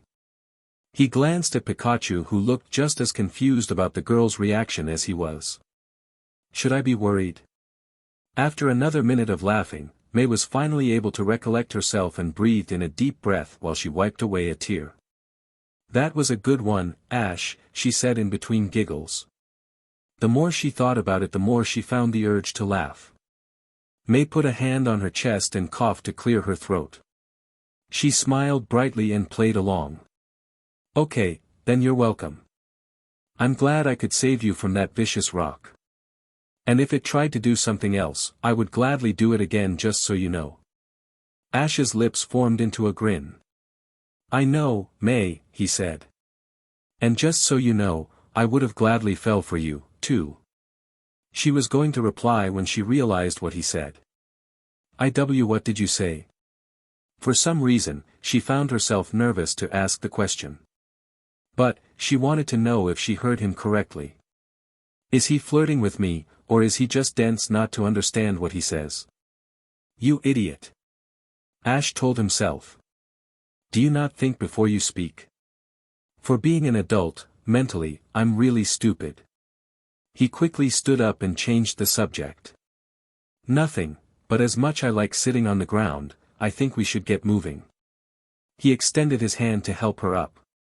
Why yeah, May shook off her thoughts quickly and replied. It might take us a little while now that I can't really walk. She accepted Ash's extended hand to slowly help her stand. It's Ash I'm talking about. Of course he's not flirting, he probably doesn't even know what flirting is. Well, that depends on you, May. May stood and put most of her weight on her left leg. She then held on to Ash so that she would not lose her balance standing up. You know I'm going to have to limp back with your support, right? She finally answered. That's definitely going to slow us down. Or, Ash suggested, I could carry you back home. It would save us a lot of time and be easier on both of us, what do you think? The brunette's cheeks flushed visibly red from this remark. Why you want to see carry me back? Well, I could if you'd let me, he responded honestly. We would get to the house a lot quicker like that. And no. May exclaimed rather quickly, which slightly startled Ash. I am fine walking back. I just need your support to take the pressure off my foot, you know. Ash sighed but agreed. Okay, just put your arm around my shoulder, so we could get going. After a few seconds of readjusting themselves, they began making the tread back to Delia's house. Ash and May were slowly strolling side by side while Pikachu walked ahead of them, scouting the route for any more harmful spots that could cause injury. They had been walking for 5 minutes and had not gotten far. In fact, the most the trio had hiked was about 60 feet from where the accident occurred, as May was silently complaining of pain with every step. At this rate, we won't get anywhere, Ash concluded. He slowly glanced to his left and saw May cringe with every step they took. She's not gonna like this but... He inhaled deeply and mentally and physically prepared himself for the struggle that was about to happen. May. Yeah.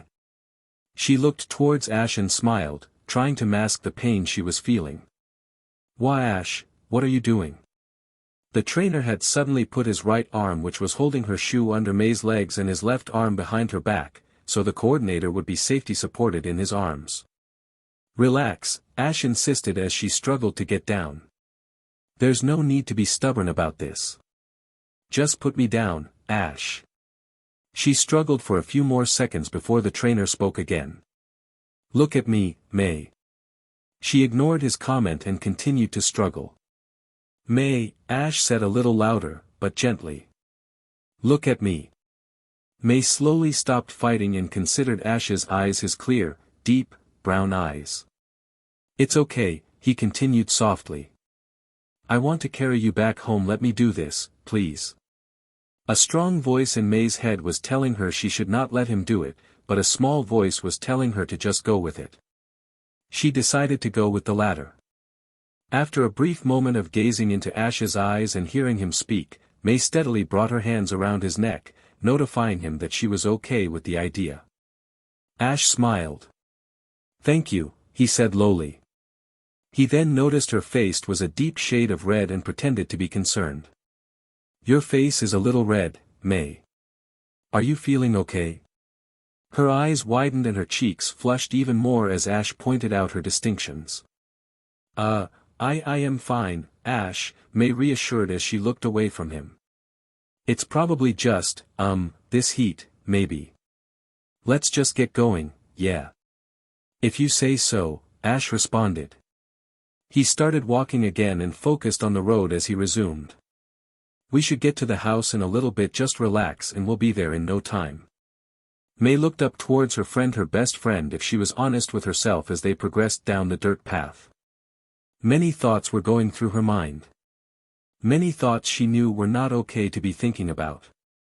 Okay, she started as she closed eyes, you should not be acting like this around Ash. This is the same way you felt after the Terracotta contest, and you said it was just a small crush, which, by the way, you said was not a big deal anymore when you were in Petalburg. May argued with herself. I know I kept thinking about him while I was trying to decide where I'd go, but I shouldn't be feeling like this about him. She slowly opened her eyes and slowly shifted them towards her carrier. A small smile crossed her lips as she viewed him elegantly. But, why can't I? Is it really bad to feel this way about him? I mean, he's helped me throughout my journey and career. May closed her eyes once more and inhaled deeply. She then unconsciously snuggled into Ash's chest. Well, right now this feels comfortable and right, so I'll just take this moment in. Maybe I can get some advice from my mom later without actually telling her that it's about Ash. Ash glanced down and saw May snuggle into his chest. Well, I might have just hurt our relationship, he said before giving himself a curious expression. No, wait, I think I made it confusing to her. I hope she understands that I was just trying to help her. He thought about everything that he's been doing to May and realized it would not be likely for his last statement to be true. What am I supposed to do then? XXXX. They had finally arrived at the house 10 minutes later without another incident occurring. Ash cautiously put May down to stand when they were next to the door. He opened it slowly and helped her inside so that she could sit down on the couch. Pikachu closed the door behind them. Ash, May, Pikachu. Are you all back? Yeah, we're back, Mom, Ash replied as he helped May lie down on the couch and elevate her injured foot under a pillow on the arm of the couch. Delia walked into the living room. I was about to call Professor Oak to oh my, what happened? Her initial smile when she walked into the room disappeared as she viewed the scene. I'm fine, Mrs. Ketchum, May reassured, which did not work as she slightly winced in pain. Ash says I just twisted my ankle. Delia ran back into the kitchen and to the refrigerator. She grabbed an ice pack and raced back to the two teens. She slowly placed the pack on May's leg, to which the young brunette grimaced lightly from the coldness. This should bring down the swelling, okay? May nodded. How did this happen? Ash sat down and explained the details of the accident to his mom. He began his story after the battle with Gary and continued up to where May hurt her ankle. And that's why we took a while to get back home, Ash finished. May gave him a curious glance, noticing something was missing in his story. He didn't tell her that he carried me here. Delia glanced carefully at May and then back at Ash. Well, she began, at least you're all back home now. It could have been a lot worse. She turned to May again and continued. You're going to have to stay off your foot for a few days, okay, dear? Yes, Mrs. Ketchum, May agreed. Ash told me the same thing when I first injured it. That's my Ash for you. This caused Ash to smile. So now that we're here, do you want to give May her special meal? He asked his mom. I mean, it was the main reason why she got hurt in the first place. We were trying to get here as fast as we could. It's only fair she gets to eat, right? May was about to protest Ash's suggestion, feeling embarrassed and all, when Delia jumped from her seat. You're right, Ash. Mrs. Ketchum turned to May. You can even eat your food here, so you don't have to walk to the table. Again, May tried to protest. No, it's okay, Mrs. Ketchum. No buts, the older brunette interrupted sternly. I'm going to warm up the food and bring you a plate of ramen noodles. In fact, we'll all eat here so you won't be lonely. And before she could give May a chance to respond, Delia walked away into the kitchen. May turned to Ash with a blank expression, not knowing how to interpret what just happened. Ash merely shrugged. What can I say? When my mom makes up her mind about something, nobody can really change it. May snorted. It sounds like her son that I know too well. Ash playfully tossed her shoe that he was still holding. It caught May by surprise that she didn't react quick enough to catch or block it from hitting her. Ow! She said as she giggled. You're lucky I'm hurt. That's why I'm taking advantage of right now, Ash replied slyly. You're going to be sorry. When I get better, May warned playfully. You won't even see it coming. We'll see when that time comes. Silence fell upon them as they waited for Delia to return with the food. Ash suddenly stood and began walking into the kitchen. I'm going to see if my mom wants any help with anything. You want something while I'm in the kitchen? Maybe something to drink? I'm fine, thanks, she said as she sat up to watch him leave. Hey, Ash? The trainer stopped and turned around. Yeah. Why didn't you tell your mom that you carried me back? The look on her face told Ash that she seemed worried or nervous about something. He thought about it for a moment before he responded. Well, he started, it didn't seem like an important detail to talk about. But if you want, I could tell her right now while we're in the kitchen, it's no big deal. And no, May found herself saying. It's okay, it's just I don't know, I guess I thought you probably didn't want her to know, maybe. It wasn't that, Ash reassured. Like I said, it wasn't really something that needed to be said. It could just be something between us, you know. Alright. Ash turned and continued walking into the kitchen. May watched him leave before lying back down. Something between us, huh? She softly smiled. Sounds nice. 5 minutes later, they were all eating the delicious meal in the living room, so May wouldn't have to walk to the kitchen table with her injured foot. May thoroughly enjoyed the magnificent ramen noodles that were made specifically for her, some of the best noodles if she admitted to herself. While they ate, Ash and May told Delia about their enlightening battle and the unexpected ending with Munchlax falling asleep. Delia could not help but feel sorry for the Pokémon. Maybe he was just tired from everything else that happened, and the metronome understood his feelings. Ash and May both had chuckled at her statement, but May ultimately agreed with the older Ketchum. Yeah, that sounds like my Munchlax. The evening approached rather quickly in Pallet Town that day. Delia informed May that the couch opened to become a bed, so the young brunette could sleep in the living room until her ankle healed. Ash fixed everything for his friend, so his mom would not have to do anything. He grabbed the extra sheets and blankets from a closet in the hall and arranged them on the bed so that everything would be ready for May and she could just go to sleep. Delia said goodnight to the two teens and Pikachu, and then retired for the night.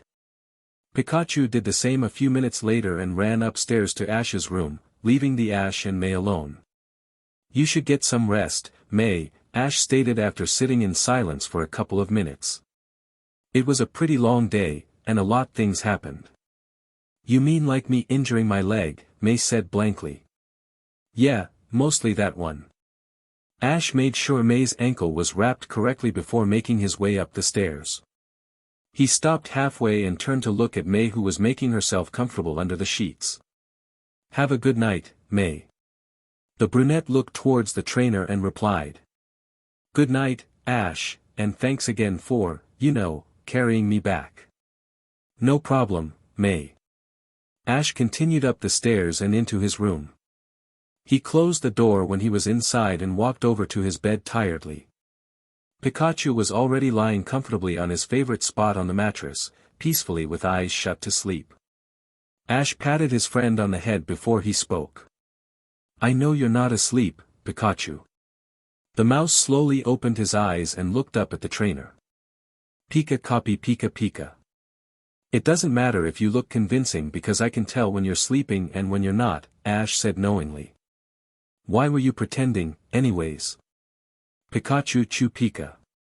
You listen better when your eyes are closed. Pikachu nodded. Okay, you've never mentioned anything like that before, Ash replied, somewhat surprised at the statement. He then stood up and walked over to a dresser to get some nightclothes. He began to change into some shorts and a t-shirt as he continued. Alright, I'll bite. What were you trying to listen to? Pikachu smiled as he explained. Pikachu copy Chu Pika Pika. Why were you trying to listen in on me and May? Pikachu shrugged innocently. Ash eyed the yellow mouse cautiously. What are you? Wait, do you think I'm flirting with May when I talk with her? He said incredulously. Again, Pikachu just shrugged at the allegation. Well, I'm not, Ash said a little loud as he walked back to the bed and sat down on the edge. I mean, I guess I am, but I don't mean to, it just slips out like that. Pikachu finally stood up from his position and paced slowly next to Ash. Pikapi, Pi Pika Copy Chu. Ash sighed in defeat.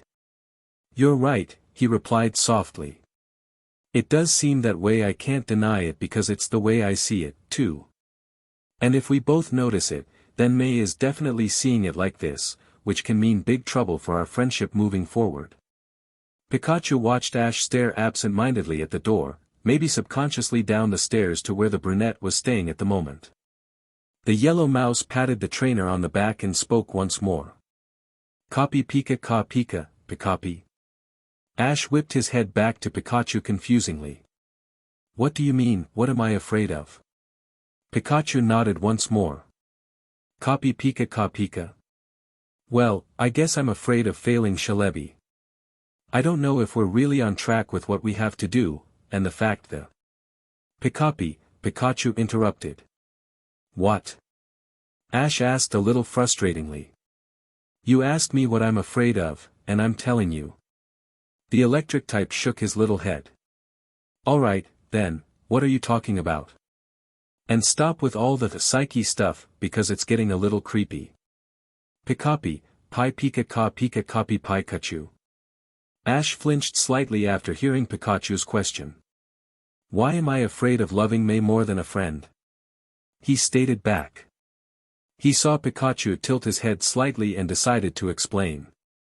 I know those weren't your exact words, but what you said wasn't all that appropriate. Pikachu was about to argue but thought it would be pointless. Ash pondered his answer for a moment before he finally replied. I guess maybe because nothing happened like that in the future. I mean, I kinda had those feelings about her at some point, but I didn't pursue them and vice versa. May told me a few years later that she felt something similar for me at one point, but she didn't want to follow the feeling because she was afraid if it didn't work out that it'd hurt our friendship, so I guess that's why. Pikachu copy Chu Pika Pika. I know it's not the future anymore and things can change this time around, but I don't know. Pikachu started as he jumped off the bed, letting Ash know the conversation was getting serious.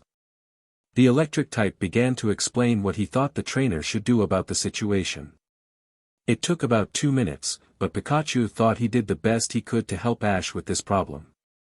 So, Ash said as Pikachu finished, you're saying that I should be open to the idea of dating May because the future we know doesn't exist anymore. Pikachu nodded. And it wouldn't be fair to May or any other girl for that matter because I'm not allowing change in my life. Pikachu nodded once more. And so, I should just let it happen, like you said. Again, Pikachu nodded. Ash sighed slowly and tiredly as he proposed his best friend's proposition. He thought about how simple it sounded, but how difficult it would actually be to do. There was a brief silence before any of the two spoke again. Ash was the one to break the silence. Alright, he began in low voice. If it's meant to be, then I will let whatever relationship with May happen, but I won't specifically go chasing after her because it wouldn't be fair to her. I know too much about her that well, she basically wouldn't not like me. Pikachu thought it was a start. You're right, buddy, Ash concluded, finally understanding what Pikachu was trying to tell him. I've been saying that I'm not afraid of making changes to the past, but I haven't really been doing anything to embrace it. The trainer smiled brightly when Pikachu jumped back on the bed and patted his arm. Thanks, Pikachu. Now, let's get some rest. The duo got comfortable on the bed and quickly fell asleep. After the deep conversation they just had and everything else that happened today, Ash and Pikachu quickly fell asleep, not able to resist the urge to sleep any longer. XXXX. May slowly opened her eyes to the sunlight peering into the house through the window. She realized it was the only downside to sleeping in the living room. There was a large window where sunlight could pierce through and cover the entire room. Ash must have forgot to close the curtains before he left last night, she thought as she covered her head with the blanket, thinking it would help. It didn't. May groaned as she tossed the covers off. Might as well get up, then. She was going to slide her feet off the bed when she remembered her ankle. Oh right, I should probably take it easy. Good morning, May. Delia cheered when she walked into the room. Did you sleep well? How's your leg? May had finished getting her feet onto the floor when she replied. I'm doing okay, Mrs. Ketchum. My foot doesn't feel as bad as it did yesterday. That's good to hear, dear. May rubbed her eyes and yawned. Ooh, I'm sorry, Mrs. Ketchum, she apologized for yawning in front of her. I guess I'm still a little tired. Delia giggled at the younger brunette. You can lay back down if you want, May. No one is going to bother you. I promise. Thank you, but I think it's time I get out of bed, she admitted as she stretched. I have to get used to waking up early, anyways, since we're going to be leaving to Sinnoh pretty soon. I think today is a good day to start. Delia eyed May curiously as she giggled again. Ash thought the same way when opened the curtains at 9 o'clock. So he did close the curtains last night, May thought to herself. Oh, I guess he was thinking like me. Well, 9 is not bad if I say so myself. It's actually 11 o'clock, dear. Ash opened the curtains 2 hours. What? May exclaimed. She realized she yelled and quickly apologized before she continued. So I've been asleep for an extra 2 hours, she said in a lower tone. Yes, and I was going to wake you, but you look so peaceful. May covered her face in embarrassment. I overslept with the sun hitting my face. This could only happen to me. How about I make you breakfast? Delia interrupted her thoughts. Ash and I have already eaten, so I'll just sit with you to keep you company. How does that sound? I even missed breakfast. May's stomach growled after hearing the suggestion. She smiled sheepishly. That sounds great, Mrs. Ketchum. Delia returned the smile and replied happily. Give me 10 minutes and it should be ready. Thank you, Mrs. Ketchum. Delia headed towards the kitchen when May remembered something. Oh, Mrs. Ketchum. Yes. May I use your phone to call my parents? She asked politely. I haven't had a chance to talk to them since I got here. Of course you can. Delia pointed behind the bed couch to the desk. It's behind you whenever you want to use it. With that the older woman left the room. May slowly stood up and began limping around the couch to use the phone. She thought about turning the monitor around, which would be easier to do, but dismissed the idea because she didn't want to feel lazy. I've already slept in, she thought to herself. May used the bed for leverage as she slowly paced around. She reached the phone and dialed her house number, hoping her mom would be the one to answer. Unfortunately for her, the image that appeared on the screen was someone smaller and younger. Hello. This is the head of the house speaking, how may I help you? Max. May yelled at her brother. What do you think you're doing answering the phone like that? May. Max exclaimed happily, ignoring her statement. How are ya? I thought you would have called 2 days ago when you got there. Oh, wait, did you just get there right now? No, Don't tell me you got lost again, he cut her off. I told you to follow the road and it should have taken you to Ash's house. I didn't get lost. I knew you couldn't get around without me. Shut up, Max. She yelled angrily. May could not contain herself anymore after the interruptions. Wow. Max looked surprisingly at his sister. Someone's in a bad mood today. It's not worth it, it's not worth it. May closed her eyes briefly before looking back to her brother. Is Mom around? Yeah, she's outside with your beautifly, he concluded. I think she's gonna go for a walk right now. Oh, May sounded disappointed. I'll just call back later then. It's okay, Max said quickly, hinting on her sadness. I'll go tell her you want to talk. I'll be right back. She smiled slightly as she watched him put down the phone and quickly head outside. To her surprise, though, he returned a couple of seconds later and picked up the phone. Wait, is Ash there? Let me talk to him and you can talk to Mom later. Max. All right, he said. But is he there right now? May shrugged honestly. I think so, maybe be in the garden. Oh right, training for the next region. May shook her head. No, like he's actually gardening in the garden. Max gave her a confusing look. Really? Yeah, I'm not kidding. He paused for a moment for continuing. No, Max shook his head as he proceeded, that can't be right. It has to be some type of special training he's hiding from you.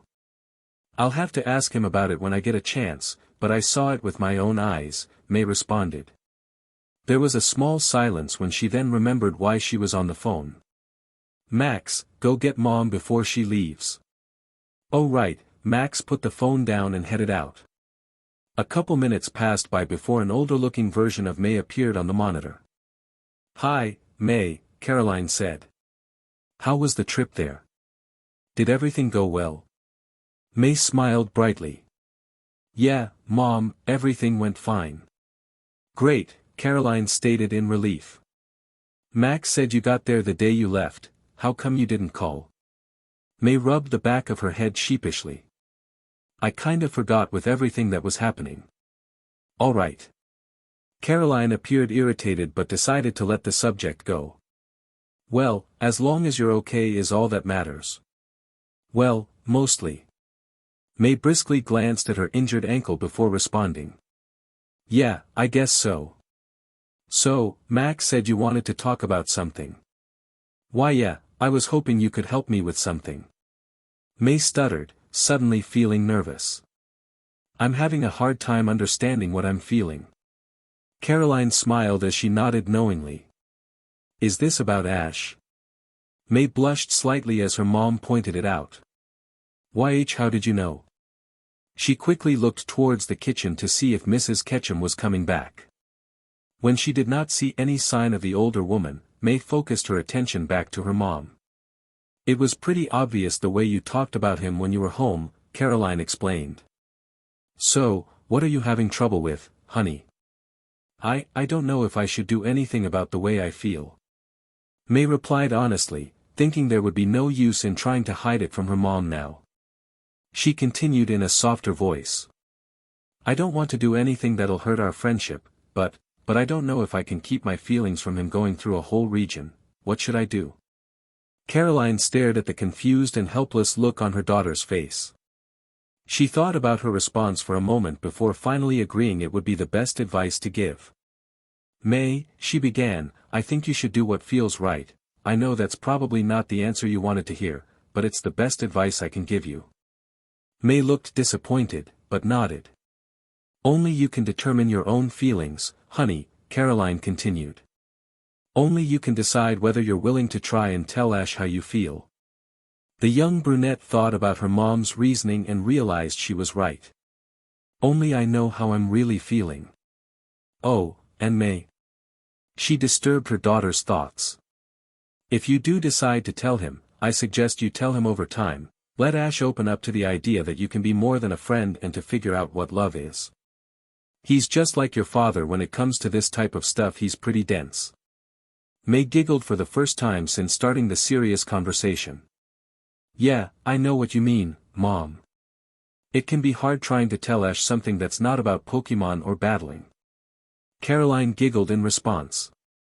She calmed herself before speaking up again. I'm sorry I wasn't much help, May. No, Mom, May disagreed as she responded cheerfully. You told me just what I needed to hear. I'm glad. Was there anything else you wanted to talk about? May was about to tell her no when she remembered something. Oh, yeah. Have you heard the way Max has been answering the phone? Caroline nodded disapprovingly. Yes, and I told your dad about it, but he just laughs. He said he called the house one day from the gym, which you know just has the phone, and Max answered that way and thought he called the wrong number. May rubbed her head in embarrassment. That sounds like Dad. Again, there was brief silence before May decided it was time to say goodbye to Mom. Okay, Mom, I think. She stopped as the front door opened, revealing the person she and her mom were just talking about. Mornin', May, Ash said with Pikachu on his shoulder as he closed the door behind him. How are you, Mrs. Maple? Is that you? Caroline's face on the monitor showed a look of utter shock. Ash's muscular physique completely surprised the woman.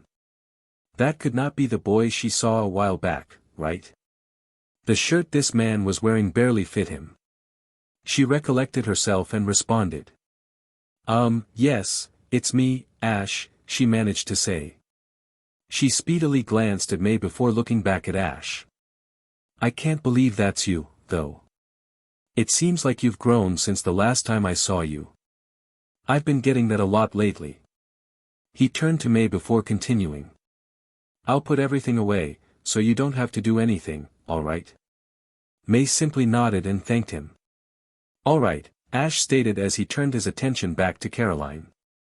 I'll leave too alone, Mrs. Maple. It was nice to see you, and please tell Norman and Max I said hello. I will, Ash, she said happily. Take care.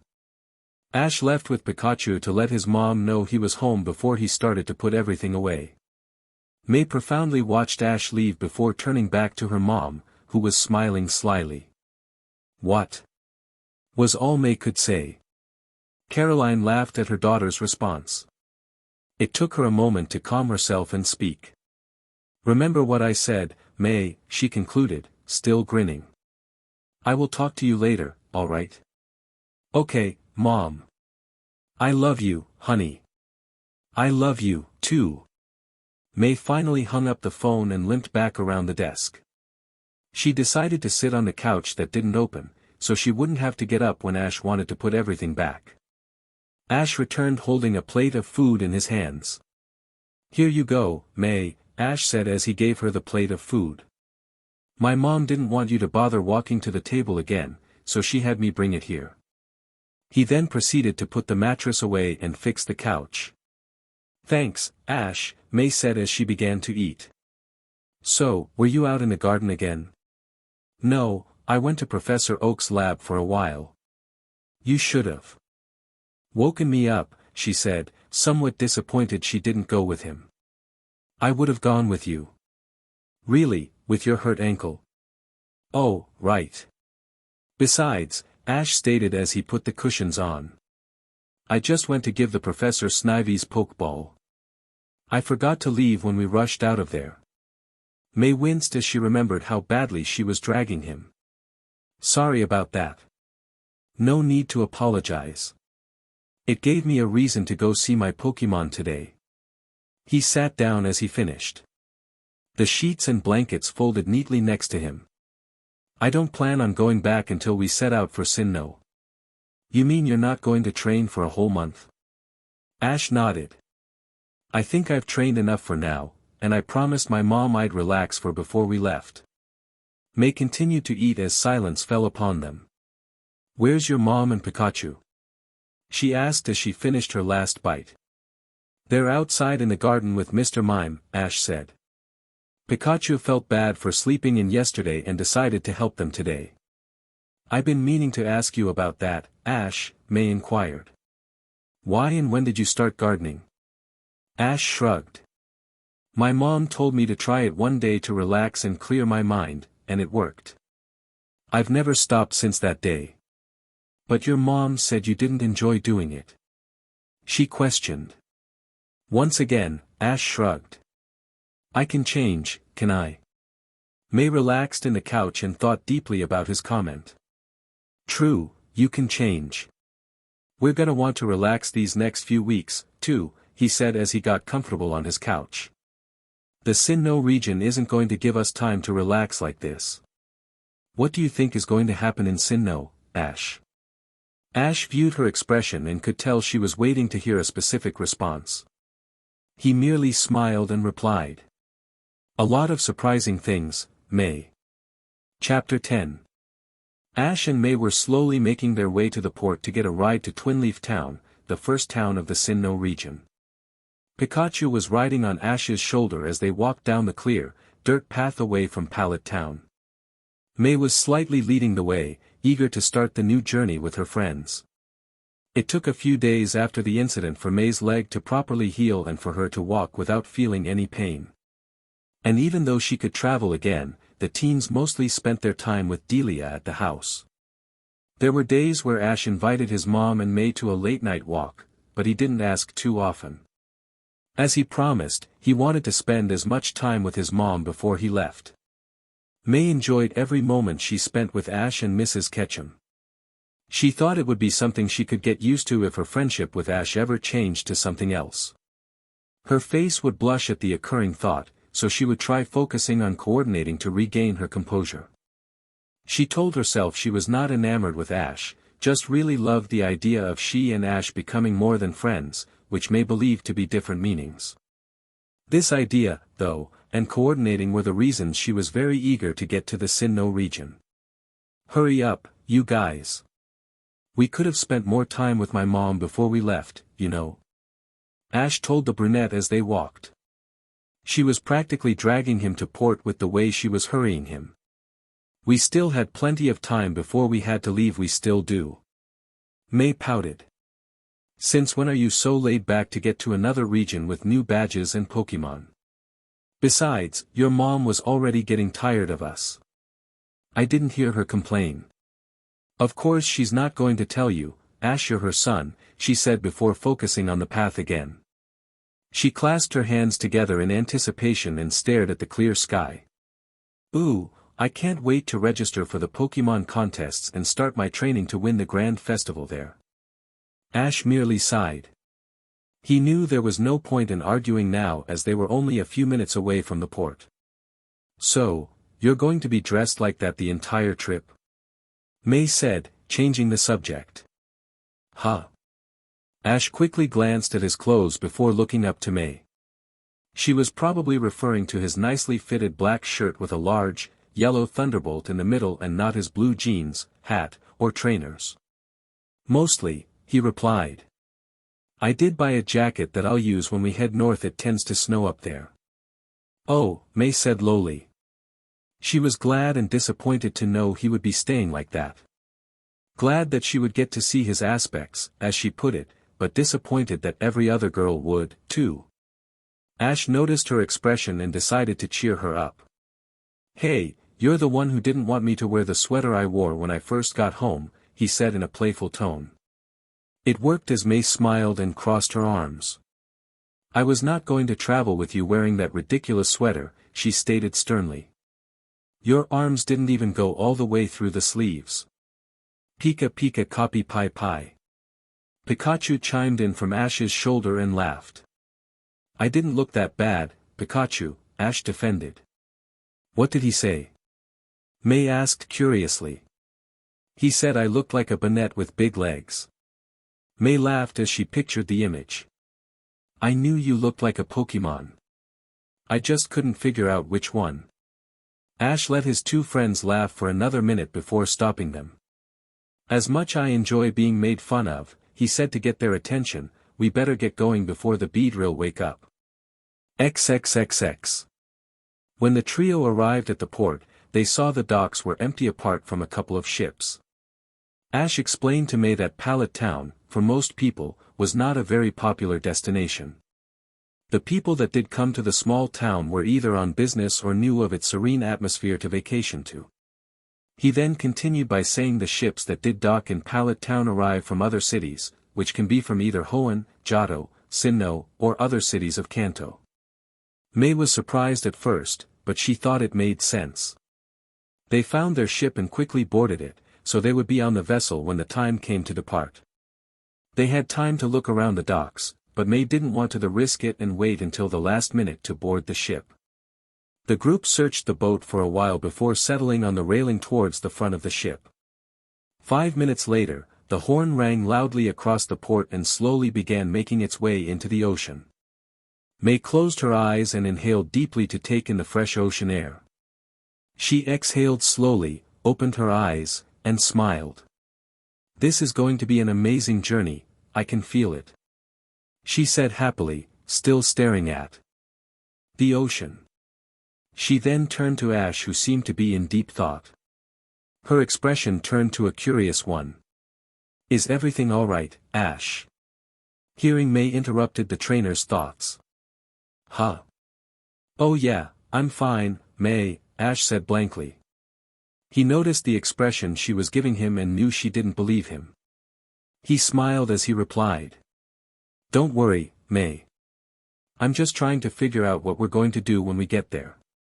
Oh, she responded before smiling back. Well, there's no need to worry about that right now. We have a few hours before we get there, so we'll think about it when we're closer, yeah? You're right, Ash agreed. He grabbed Pikachu from his shoulder and put him down. We do have a lot of time. I'll go check the buffet to see when it opens, so we can get there early. Okay. I'll go with you. May said rather quickly, which startled her two companions. She flushed in embarrassment as she realized what she did. I mean, I can go with you, maybe. Her confidence slowly faltering. Ash regained his composure and smiled at his friend. It's okay, May. I'll take Pikachu with me while you search the rest of the ship, just in case we have to wait for the buffet to open, we can relax somewhere. Okay, that sounds great. May cheered. I heard there's a small battlefield at the back of the ship on the lower deck. How about I meet you there when we're finished? May giggled. Only you would know that this ship has a place to battle on, she said knowingly. Okay, but after we eat we'll come back to this spot. I like the view and want to see what Twin Leaf Town looks like when we're close. Deal.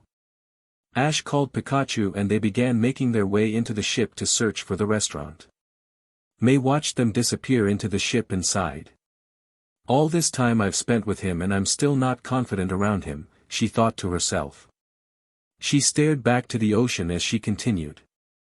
I couldn't really make any advances since we were with Mrs. Ketchum most of the time, but we'll be spending a lot time alone together in Sinnoh, so well, I'll have to wait and see what happens. May then began to think of her other important quest. I will do my best to win this grand festival, I won't lose this time. XXXX. Nothing yet, buddy. Pikachu. Ash and Pikachu found the restaurant 5 minutes after searching for it. They were told by a waiter that it would be open in about 30 minutes. After the duo left the restaurant, they began to look for Team Rocket. Ash and Pikachu both knew they were on the ship and knew they were going to make a dramatic scene at some point. It was the reason why they met Dawn before. What the two heroes could not decide is if they should stop Team Rocket now or wait for them to show up on their own. They had been searching for about 15 minutes when the trainer asked Pikachu.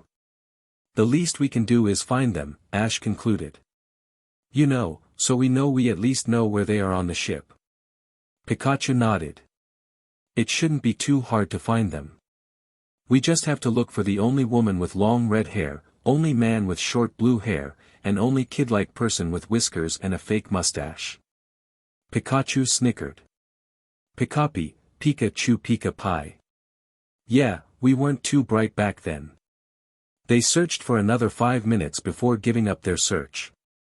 Ash sighed in frustration. I think we should head back with May, buddy, he stated. They always find us anyways. That won't be any different than before. Pikachu agreed, and they began making their way to the battlefield on the ship. They were walking when Ash spoke to his friend. I hope there's some strong trainers on board, Pikachu, he stated hopefully, rounding the corner to the field. We didn't do this last time, so I'm hoping it will be fun. Do you think we should go? Pikachu interrupted shockingly, which caused Ash to look at him concerningly. The mouse merely pointed to the field. Ash looked towards the field thinking there was a match Pikachu was impressed by, but nobody was battling. The trainer looked past it and spotted May and quickly understood what Pikachu was talking about. Ash's eyes widened in utter disbelief. Pikachu, is that Pie? They duo saw May uncomfortably leaning on the railing of the ship talking with the green-haired coordinator, Drew. XXXX. Wow, this is amazing. May exclaimed as she saw the battlefield below. She leaned over the railing taking in the view. Ash was wrong when he said this was a small battlefield. This looks like something my dad would use for his gym battles. The field was established by most of the lower deck. There were tables and chairs around, so people can watch the battles on the same level. However, they could also stay on the upper deck and watch from above. And most people stayed on the upper deck believing it would give them a better and safer view of the battles. Nobody was battling at the moment, so May decided to go down the stairs and search the lower deck. Many people were sitting around the tables or taking in the view of the ocean. She decided to do the latter as she wanted to know if she could still see the docks of Pallet Town. This would let her know if they had traveled far since the ship set sail. She walked to the railing and peered the ocean once more. I don't know why, but I seem to be staring at the water a lot today, May admitted to herself. She tried to see if she could spot the docks and noticed they were hardly visible. Well, I guess we've made some progress already. She continued to stare mesmerizingly at the ocean water as she began to wait for Ash to return. On occasion, a few Goldeen and Sea King would jump out of the water and make splashes. May was enjoying herself when someone spoke closely behind her. It's beautiful, isn't it? May immediately broke out of her trance as she recognized the voice and quickly turned around. Drew! She exclaimed. Drew simply smiled and flicked his hair. Well, at least you haven't forgotten my name these past few months. He pulled out a rose and gave it to May as he comfortably positioned himself next to her. Drew then stared at the water like she was a moment ago. It's calming to look at the waves, they're steady and easygoing. May was still in disbelief when she accepted the rose. Drew, what are you doing here? She asked curiously. She noticed he did not change his apparel, but he did seem a little taller. I thought the Pokemon contests in Johto started a while ago. Shouldn't you be there competing? I didn't go to Johto. May, Drew said blankly. He then turned to face her and slowly smiled. I'm going to compete in the contests in Sinnoh. What? May stuttered. She did not expect him to change his mind and travel to Sinnoh. She thought she would be starting something new, making new rivals in this new journey. May wanted to know what changed his mind. I thought you said you were going to go to Johto with Harley and Soledad. Drew smirked and flicked his hair once more. I was, but then I realized that you were my biggest rival. If you weren't going to be in Johto, there wouldn't be any competitors good enough to face me. What about Soledad? May questioned. She beat me, so shouldn't she be the one you want to beat now? Soledad is great, I'll admit it, but she doesn't challenge me like you do, May. Oh, okay. May's cheeks flushed after hearing his statement. But, she was beginning to feel uncomfortable with the conversation, so she decided to change the subject. So why are you on this ship? If you are going to Sinnoh, I would have thought you'd want to arrive early to prepare for the contests. Drew sighed in irritation. I did, he said. I actually left yesterday. This ship makes few stops before arriving in Sinnoh, something I wish they would have told me before I bought the ticket. The last stop it was going to make was just right now in Kanto. There was an odd silence before any of the two spoke up again. I had a feeling you were on the ship, May, Drew stated. I searched for a while when I first got on, but stopped when I didn't see any sign of you. Oh, we just got on from Pallet Town, May said, which made her think of Ash and Pikachu. She then realized something odd. Wait, how'd you know I was going to the Sinnoh region? I didn't tell anyone where I was going. Drew smiled warmly. We're friends, May, he said lowly. I had a really good feeling you would be choosing Sinnoh over Johto so that you could find Ketchum and travel with him. I went with my gut, and I was right. I also had good feeling I'd find you first, so I could convince you to travel me through Sinnoh. Drew, you know. Hear me out, May, he interrupted. I know Ketchum helped you in the beginning, but maybe it's time to go in a different direction. I could help you and you could help me. So, before you get there and go looking for Ash, putting emphasis on the trainer's name, maybe you can give some thought about us traveling together. May knew Drew meant well and knew it would help in a way to travel with him, but she really wanted to travel with Ash. Besides, I already decided this a while back, and I'm with Ash right now. For some reason, this thought made her smile brightly. The green-haired coordinator smiled, interpreting May's expression to be good for him. Thanks, Drew, Pika. The two coordinators turned around and saw Pikachu running towards them. In a quick instance, he jumped into May's arms, which caused her to giggle. "Is that Ketchum's Pikachu?" Drew glared at the electric type. "Sorry, we're late," Drew heard Ash say from behind them. "We kinda got lost on the way back." So, this is what she meant when she said, "We got on from Pallet Town." I thought she was talking about her and Pokemon, specifically Eevee. I guess it makes more sense since she did get on the ship in Pallet Town and not Petalburg. Drew breathed in slowly to regain his composure and flicked his hair. He knew how to deal with the trainer easily. He turned around slowly and spoke. "I thought that was your Pikachu, Ketchum." I could tell by how slow it was. He stopped when he viewed the person who he called Ketchum. Ash could tell Drew was surprised by his physique and size, as the green-haired teen kept staring at his body thoroughly with his eyes wide. This was making Ash feel uncomfortable, so he coughed to get Drew's attention. Drew, my eyes are up here," Ash said, pointing to his face. May covered her mouth to keep herself from laughing. Drew, on the other hand, was getting angry. However, he didn't want to show May that Ketchum was getting the better of him, so he merely crossed his arms and smirked. "Sorry, I was just little surprised by how much you've changed in so little time, is all," he stated. "Though, I'm not surprised that you chose bronze over brains. It was only a matter of time before you figured out which category you belonged to." After hearing Drew's statement, May suddenly felt angry. She was not sure if Ash understood what the green-haired teen meant, but she did and knew it was not very nice. She was going to respond when Ash responded first. "Oh, so I guess you've chosen neither, huh?" he said sympathetically. "It's okay, Drew, you still have friends that like you for who you are. How is he able to get the best of me?" "He's an idiot." Drew gritted before responding. "Action speaks louder than words, Ketchum," he grinned, thinking there was a better way to handle this argument. "How about a friendly battle to settle this little dispute?" "What would a battle prove?" May interjected. "It would prove that bronze and power aren't everything," Drew said, never taking his eyes off Ash. "I know I can best him in a battle while humiliating him in front of May. My strategies are far better than his are."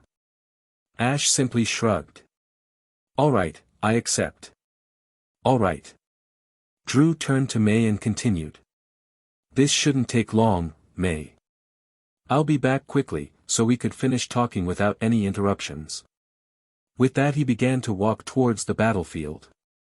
May then paced with Pikachu still in her arms over to Ash. The trainer was calm and smiling as she stood in front of him.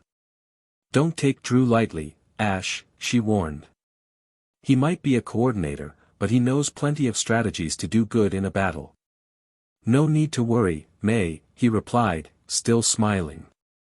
"I take all my battles seriously. This one won't be an exception. Just take care of Pikachu for me, please. I'm not going to use him in this match." May nodded and watched Ash walk towards the opposite side of the battlefield. She sat down with Pikachu at an empty table and waited for the match to begin. She wondered what would cause Drew to challenge Ash so suddenly to a battle. She continued to ponder the reason as she saw her friend stand on the opposing ends of the ship. People from both the upper and lower deck noticed Ash and Drew position themselves on the field and waited with anticipation for the battle to start. It would be the first one since the ship took off from Pallet Town. Judging by the looks the two challengers were exchanging, the passengers knew this was going to be a good match.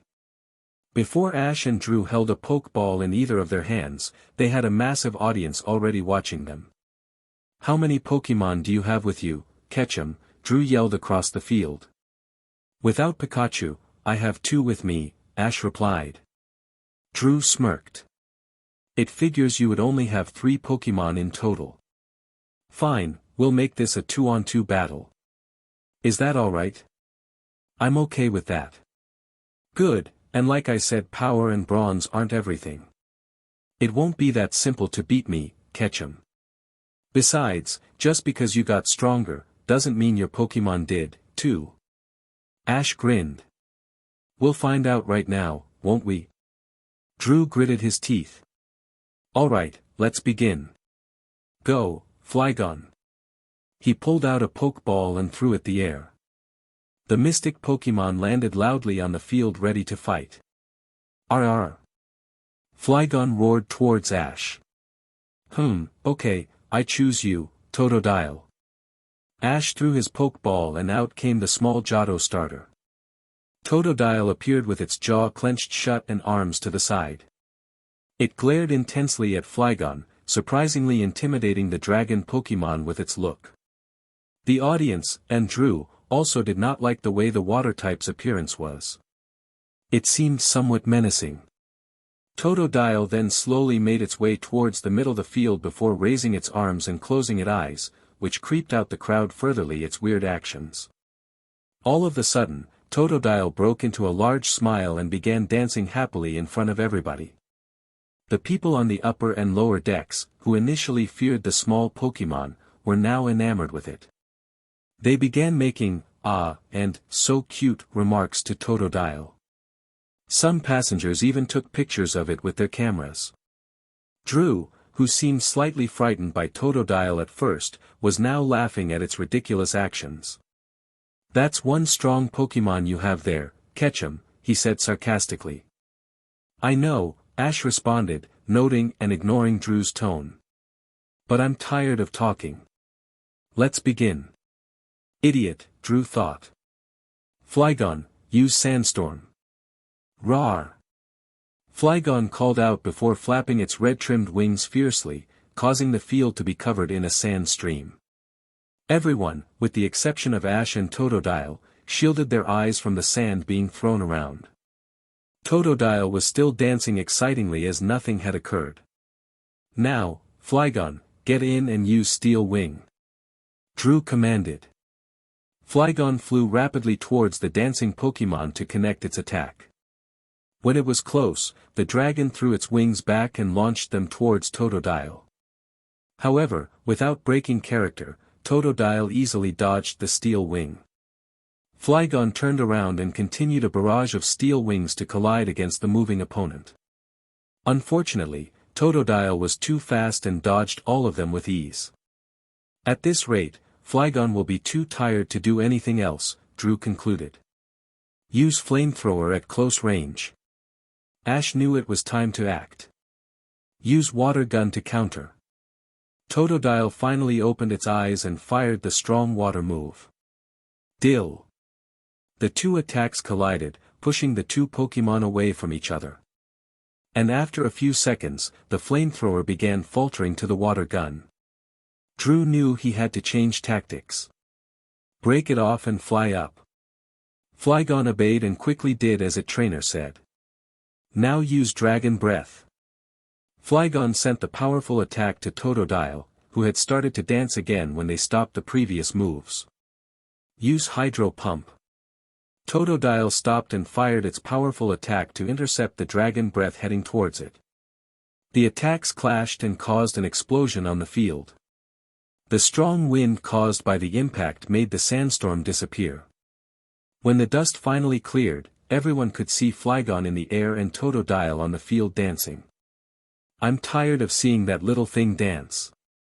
Drew clenched his fists. You're not going to beat me by countering, catch him. Flygon, get in and use Steel Wing.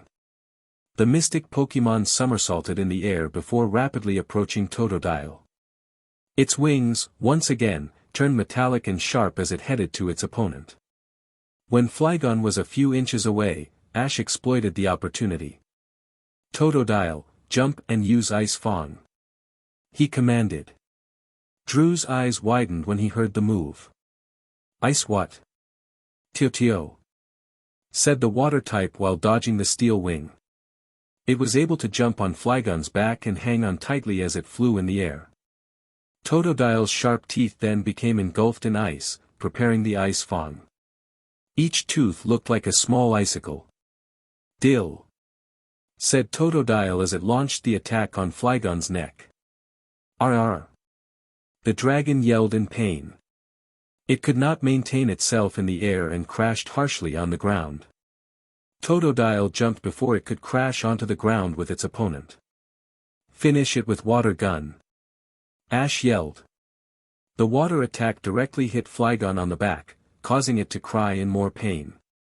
When the attack finished, everyone could see Flygon on the ground with swirls in its eyes. Totodile. Totodile said as it jumped and danced, which caused the audience to cheer. Drew saw his Pokémon on the floor unconscious and returned it in its Pokeball. He could feel his anger rising as he saw Totodile, once again, jumping and dancing excitedly. He took in a deep breath to try and calm himself. I have to stay calm, he told himself. If I start to get angry, I could lose focus on the battle. I still have a chance to come back. Ash thanked Totodile for the match and quickly recalled it into the Pokeball. He then pulled out another one before he spoke to Drew. We can stop now if you want, Drew, he suggested. The first battle was really good that we could just end it here. What do you think? Drew smirked and flicked his green hair. I know you're afraid I'll come back, Ketchum, but we said this would be a 2-on-2 battle, so we'll keep it that way. He then withdrew another Pokeball and threw it in the air. Go, Absol. Soul, said the Dark-type Pokémon. Absol, huh? I thought he would have used his Rosalia, Ash thought. You're right, Drew. We did say this would be a 2-on-2 match and that's what it'll be. I choose you, Infernape. A what? Was all Drew could saw. Infernape. Roared the Pokémon as it flexed its body. The Sinnoh starter appeared on the field ready to fight. The fire on its head was burning brightly, and its yellow symbols on its shoulders, hands, knees, and chest stood out from its white and brown fur across its body. Some of the passengers, those most likely native to Sinnoh in the audience, recognized Infernape and were anxious for the match to start.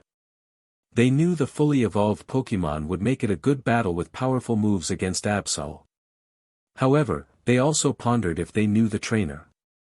Not many people have Sinnoh starters that do not make it to the Sinnoh League. They wondered if he ever competed before. I've never seen this Pokémon before, Drew admitted frustratingly. But, I can tell it's a fire type, which gives me the advantage by using Absol. He thought of a quick strategy before calling out to his Pokémon. Alright, Absol, let's start by using Flash. Absol's eyes glowed brightly red and performed the attack. Absol. A bright light covered the entire field, causing everyone to shield their eyes. Infernape turned its head away while covering its eyes from the flash attack, as well. Drew knew this was his chance to attack. Use Water Pulse. Soul. Absol yelled as it fired the ball of water to Infernape. The water pulse bolted across the field and landed directly against its target, which caused an explosion. Drew smiled. He probably doesn't even know what happened just now, he thought cockily. However, his expression turned to one of disbelief as he saw Infernape still standing in the same position. On the contrary, the Pokémon did not even appear to have taken damage and seemed ready to launch its own attack. I think I've underestimated Ketchum this time, Drew admitted angrily. He thought of the previous battle and how the little Totodile was able to overpower his strong Flygon. I don't know what he did these past months, but he's not the same. I'll have to stall him while I come up with a strategy. Ash could tell Drew was thinking deeply and decided to wait before calling an attack. What's the best you can come up, huh? He whispered to himself. The coordinator thought the best strategy was to continue with what he knew coordinating. Absol, send a barrage of water pulses into the sky. Absol scattered the attacks in the air and waited for the next demand. Now jump and use Iron Tail on all of them. Absol. Absol exclaimed as it jumped and its metallic tail destroyed all the water pulses. With every water pulse that was hit, water started to pour on the field. It looked like it was raining with the sun still shining brightly. Absol looked glorious in the middle of it all. That should give me few moments without fire moves, Drew concluded. He quickly glanced at May and saw she had a look of admiration for the display that just happened. Drew also noticed the audience had the same look as well, which caused him to smirk. I can't say I'm surprised by their reactions. Come on, Ketchum, do your worst. Ash grinned. Smart move, Drew, he called out. I know. Drew flicked his hair. What can I say? I can make battling look beautiful and make you Pokemon's moves useless. Are you ready to lose? I was actually thinking the exact same thing, Ash commented. Alright, Infernape, end this with close combat. Drew's eyes widened when he heard the move. He had never of it, but it sounded very powerful. His suspicion was right with what happened next. Suddenly, Infernape began sprinting rapidly towards a shocked Absol. When it was within arm's reach, Infernape launched its fists against the Dark-type's face and body. The fire Pokemon was pulverizing Absol badly that the audience could hear each fist that collided. Infernape threw its right fist across the body once more before Ash spoke up. Finish it. With its final impact, Infernape introduced its leg to Absol's body, causing Absol to crash harshly against the ground. Infernape, said the Pokemon when it finished the attack. Everyone could see swirls in Absol's eyes and knew the battle was over. They all clapped towards Ash and Drew, thanking them for a great match. Drew, on the other hand, was still in utter shock. He could not believe the speed and power Ash's Pokemon displayed against his Pokemon. He had never witnessed his Pokemon get hit so badly before. Drew was upset, but he decided now would not be the best time to let it out. He recalled Absol and walked over to Ash, who had already thanked and returned his Infernape. The coordinator showed a calm look as stood in front of the trainer. You surprised me today, Ketchum, he said coolly. I'll admit I underestimated you, so you may have gotten lucky, too. Ash chuckled his stupid remark. Yeah, probably. Drew quickly looked past the trainer and saw May slowly making her way towards them. He decided to do something rash but hoped it might work. You know I can do more for May in her contests, right? He said honestly. No, but I'll see where this is going. Ash had a feeling he knew what Drew was going to ask but wanted to be sure. Maybe, what are you getting at, Drew? Why don't you let May travel with me through the Sinnoh region? He suggested in a friendly tone. She can learn more traveling with another coordinator than she would a trainer. What do you think? Ash sighed. I can't tell her what to do, he replied. He was not too fond of the male coordinator, but Ash knew he was a part of May's life before and did not want to change that. Then why don't you let me talk with her? Drew continued in a whispering tone as May was getting closer. Just give me a few minutes to talk with her alone so that I could try and convince her. Ash was reluctant but knew he had to let May make this decision on her own. Okay, Drew. What's okay, Ash? May said, walking up from behind him. Oh, Ash said, turning around and seeing May. He knew, however, how to respond. Drew just wanted to know if he could get a rematch later. I told him we could, but it would be later when I have a few badges. Is he blackmailing me into another match? Drew decided he would talk to him about it later. He turned to May. Yeah, I told him I hadn't trained in a few days, so I was a little out of it. May was suspicious because Ash had not trained for an entire month, so a few days for Drew should have gave him the advantage. But, she thought it would be best to let it go. Okay, she cheered. I'd like to see that rematch. Drew then quickly glanced at Ash, notifying him to make his exit so they could talk. Ash reluctantly nodded. He grabbed Pikachu from May's arms and began to make his way. Thanks, May. Well, how about I leave you two alone to catch up, huh? Wait. May quickly responded. I thought we were going to get something to eat. We could go eat if you want, May, Drew suggested. He thought eating at the restaurant would be the perfect place to talk with her. Besides, it looks like. Excuse me. The trio turned around to see who politely interrupted their conversation. They noticed a girl around their age standing next to them. She had long, brown hair that came down her shoulders, and was wearing a green summer dress with a pair of green sandals that complemented her light, green eyes. Maybe on vacation, the trio thought. She was a very beautiful girl. She was standing with her hands behind her back with shy expression on her face. I was wondering if you would like to battle. She shyly asked Ash. Ash was slightly surprised at first, but he regained his composure and smiled. Yeah, sounds like fun, he replied nicely. I'm sorry I didn't catch your name. Oh, my name is Andy. Her face flushed with embarrassment. I am sorry, I'm just little nervous, that's all. My friends encouraged me to come talk you, she said, smiling towards Ash. May, suddenly, felt something in the pit of her stomach. She was not sure what it was, but she did not like the way it felt. How about we wait for you to finish so that we could all go eat? She asked Ash. It's okay, May, Ash reassured. You and Drew go on ahead, I'll catch up with you both after I'm finished. And like I said, it'll give you guys time to catch up. Great, Drew interjected while grabbing May's hand. Come on, May, let's go get a table and wait for him there. May slowly began walking away from Ash, leaving him with the beautiful stranger named Andy.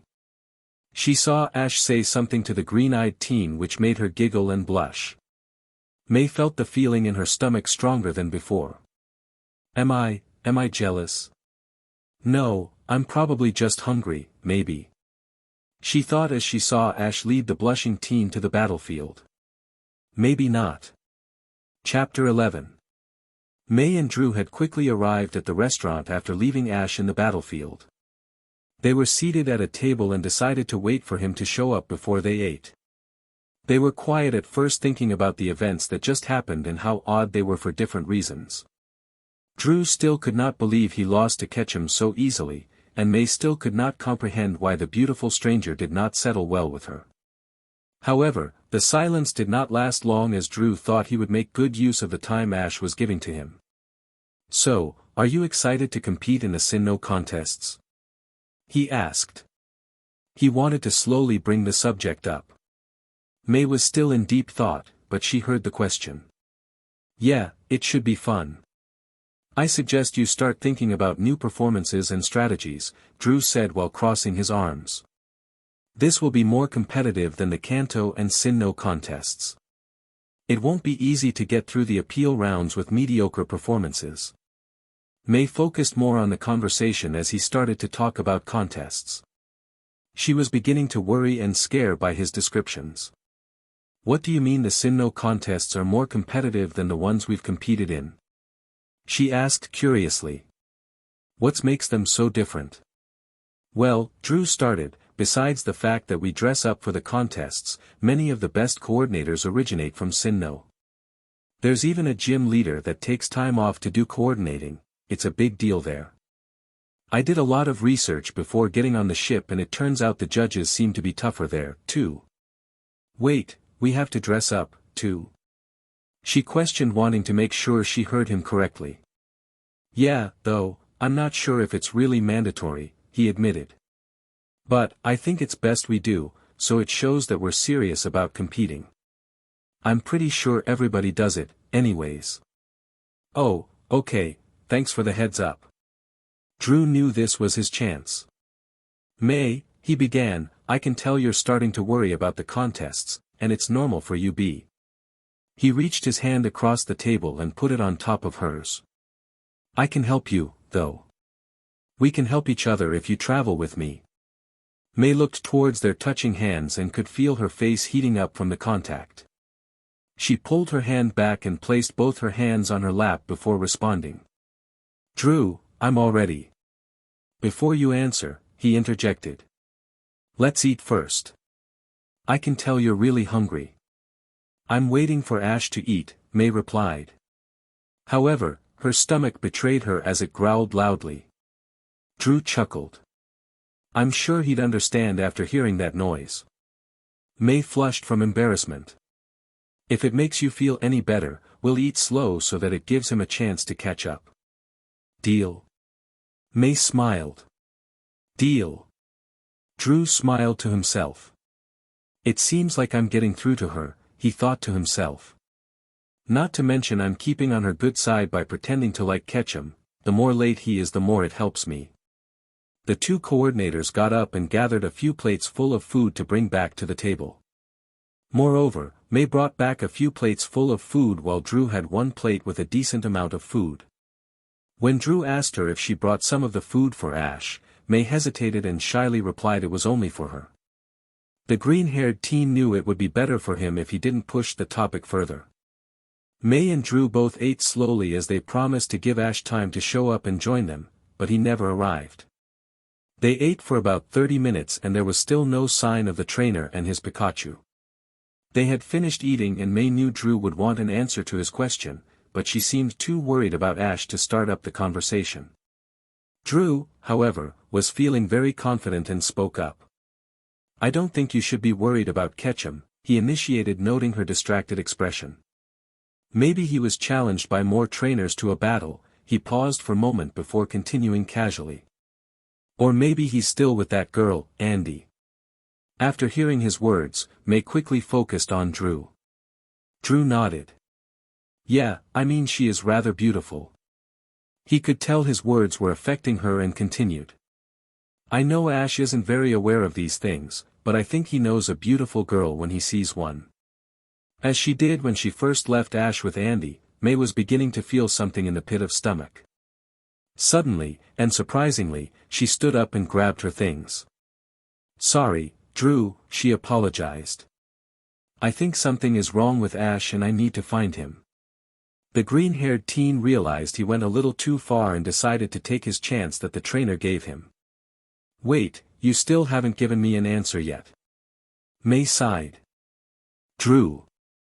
She paused before continuing in a soft tone. I'm going to travel with Ash again. It was one of the main reasons why I came to Sinnoh in the first place. She sat back down before continuing again.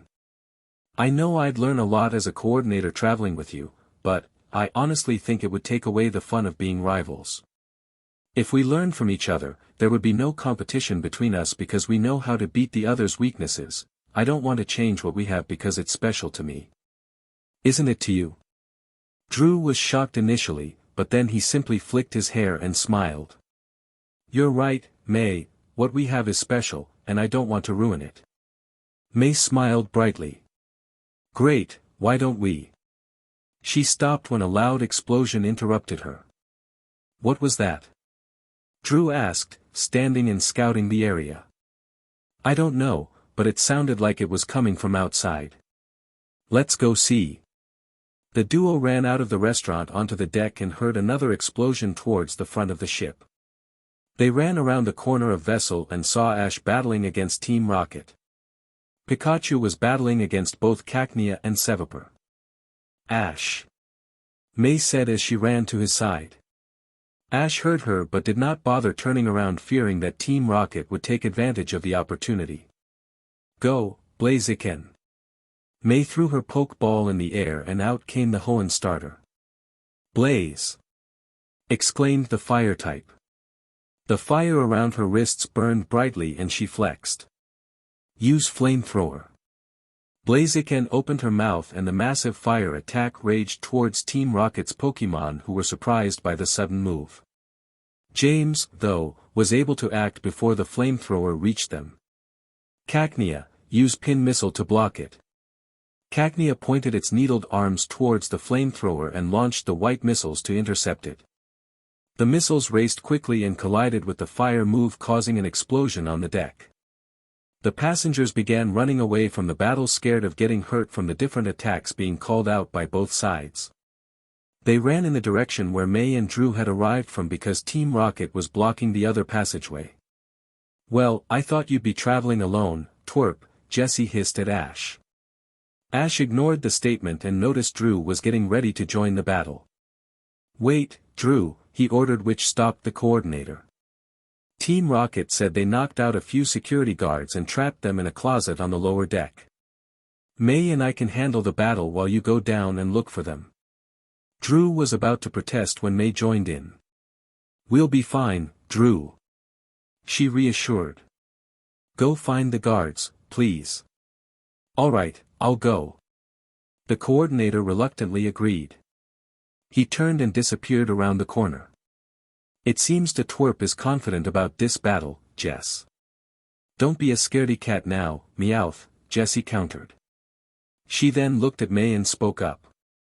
So, the twerphead is here, too, huh?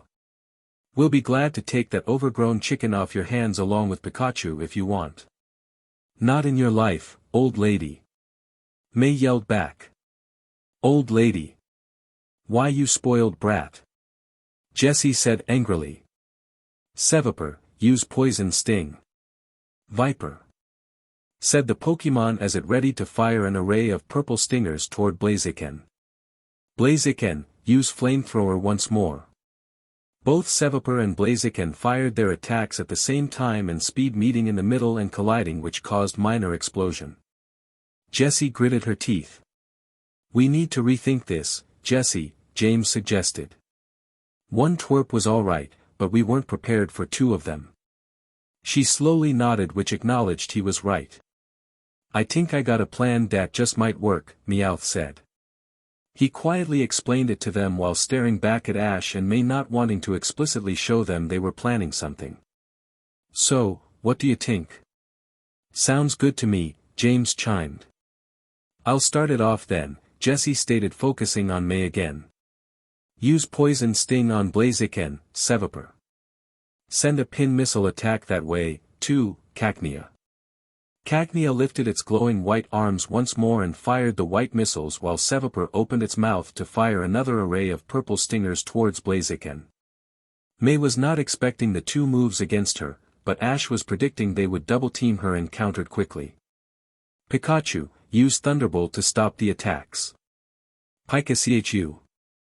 Said Pikachu as he jumped and launched his powerful electric attack to intercept the moves. The Thunderbolt quickly destroyed the pin missile and poison sting headed for Blaziken. Suddenly, however, a metallic arm with a rubber hand grabbed Pikachu in the air. Gotcha! Meowth exclaimed while retracting his machine with Pikachu perfectly placed in between. I knew you couldn't resist playing the hero and took advantage of it. Don't worry, Ash, May said confidently. I'll get him back. Blaziken, get close and use Sky Uppercut. No, wait a second, May, Ash yelled, but to no avail. Blaziken was already sprinting at full speed with her fists closed ready to launch the attack. When she was a couple of feet from Team Rocket, Blaziken crouched before throwing her right fist in the air against the mechanical arm. Unfortunately, neither May or Blaziken saw Jessie throw a pokeball in the air. Dustox, use Psybeam. Dustox. The bug Pokemon appeared and quickly fired the colorful beam against the Hoenn starter's chest. The Psybeam collided before the fire type could land the Sky Uppercut. Blaze! Cried Blaziken in pain. No! May worryingly yelled to her Pokemon. Team Rocket laughed at her misfortune. That's what you get for calling me old lady, you twerp, Jessie snarled. You should show respect to your superiors. James put a hand on her shoulder to interrupt her. I think we should quit while we still have Pikachu, Jess. She nodded confidently. Fine, let's get going. She turned and smiled back at Ash and May. It was fun kicking your butts, but we have to go now. Bye. Not so fast, you cowards. Everyone turned to the passageway Team Rocket was blocking off and saw Drew with Rosalia next to him. The flowers on Rosalia's hands were visibly glowing brightly. You're not getting away that easily, he said, clenching his fists. Use Solar Beam. No. Wait, Drew. Ash tried to stop him. Upon hearing the command, Rosalia quickly pointed its arms forward and fired the powerful grass move towards a stunned Team Rocket. The solar beam quickly raced in their direction and collided directly against the trio and Pikachu, causing a large explosion to occur where they stood. Team Rocket could be seen flying far in the sky. We're blasting off again, was all that could be heard as they pierced the sky. Pikachu, however, was also seen flying, but in the opposite direction away from Team Rocket. He was sent towards the Sinnoh region, which could be seen in the distance from the position of the ship. Pika. Pikachu's voice faded as he flew farther away from the ship. A few seconds later, he couldn't be seen and was out of his friend's view somewhere in the Sinnoh region. Ash was shocked. He knew Team Rocket would grab Pikachu after attacking May. It was a common tactic they enjoyed doing because it was mostly successful.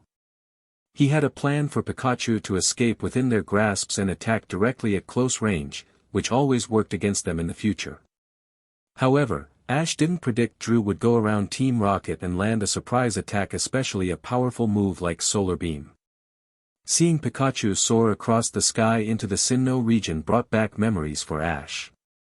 His initial shocked expression turned to one of seriousness. May reacted as Ash did when she saw Pikachu disappear in the distance. She looked slowly towards Ash, who wasn't sad but determined. She saw him sprint directly towards Drew and closely followed behind.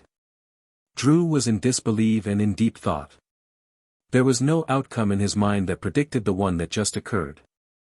He was only snapped out of trance when he suddenly saw Ash looking at him with a serious look. I am sorry, Ketchum, the green-haired said sincerely. I didn't know that was going to happen, it wasn't my intention. Ash put his hand up to stop Drew's rambling. There's no time to talk about it now. I need to borrow your Flygon to take me to Twinleaf Town. Why yeah, sure. Drew grabbed his Pokeball and threw it in the air, releasing the tired mystic Pokemon. He knew he had no right to argue because he caused the incident. Ash dug in his pocket and pulled out a citrus berry. He gave it to Flygon, so it could regain some of its energy from the previous battle it had. Ash then gracefully jumped on Flygon's back. He was about to take off when May stopped him. Wait, I'll go with you, Ash, she proposed. I want to go look for Pikachu, too. It'd be better if two of us are looking instead of one. It would be better, but Flygon can't carry both of us. He's right, May, Drew interjected. Even with the citrus berry, it is still tired from the battle it had with Totodile earlier. Flygon would fly slower with two people on its back. So I just wait here and do nothing then? May argued. She was beginning to feel upset that she hadn't been able to do things the way she wanted and was feeling ignored. I need to get there as fast as possible, Ash stated calmly while looking the frustrated brunette. Pikachu could be hurt, and I need to look for him before anything else happens to him. You'll be more help here by calling Professor Oak and telling him what happened. Maybe he can get some of Professor Rowan's assistants to look for him while I'm heading there. Can you do that for me, May? May considered his eyes and took in every word. She knew he was right and nodded disappointingly. Ash grinned. Don't worry. When you arrive in Twinleaf Town, I should have Pikachu on my shoulder ready to travel again. May smiled softly and nodded while stepping back away from Flygon. She watched the Pokemon slowly flap its wings to start ascending before Ash gave it a command which caused the green dragon to increase its flight speed rapidly towards the Sinnoh region. May sadly viewed Ash disappear in the distance. She put her hands behind her back before changing her sad expression to a happy one. She knew he would be okay. XXXX. Pikachu slowly fluttered his eyes open and noticed the tall trees surrounding him. He felt a tinge of pain in his left arm and saw a few scrapes scattered around the area. He knew this was probably caused by crashing into the trees, not from the solar beam, which he deduced to be less powerful than he thought. Pikachu then cautiously stood up and looked around to see if he could get an idea where he was at. He guessed that he was somewhere between Sandgem and Twinleaf Town. He figured Ash would be heading to Twinleaf Town right now in some way, so the mouse believed the best thing for him to do would be to head towards the small town. It took Pikachu about 5 minutes to find the main road, so he can begin making his way. He decided it would be best since going through the forest directly would most likely result in encountering random Pokemon that weren't so friendly.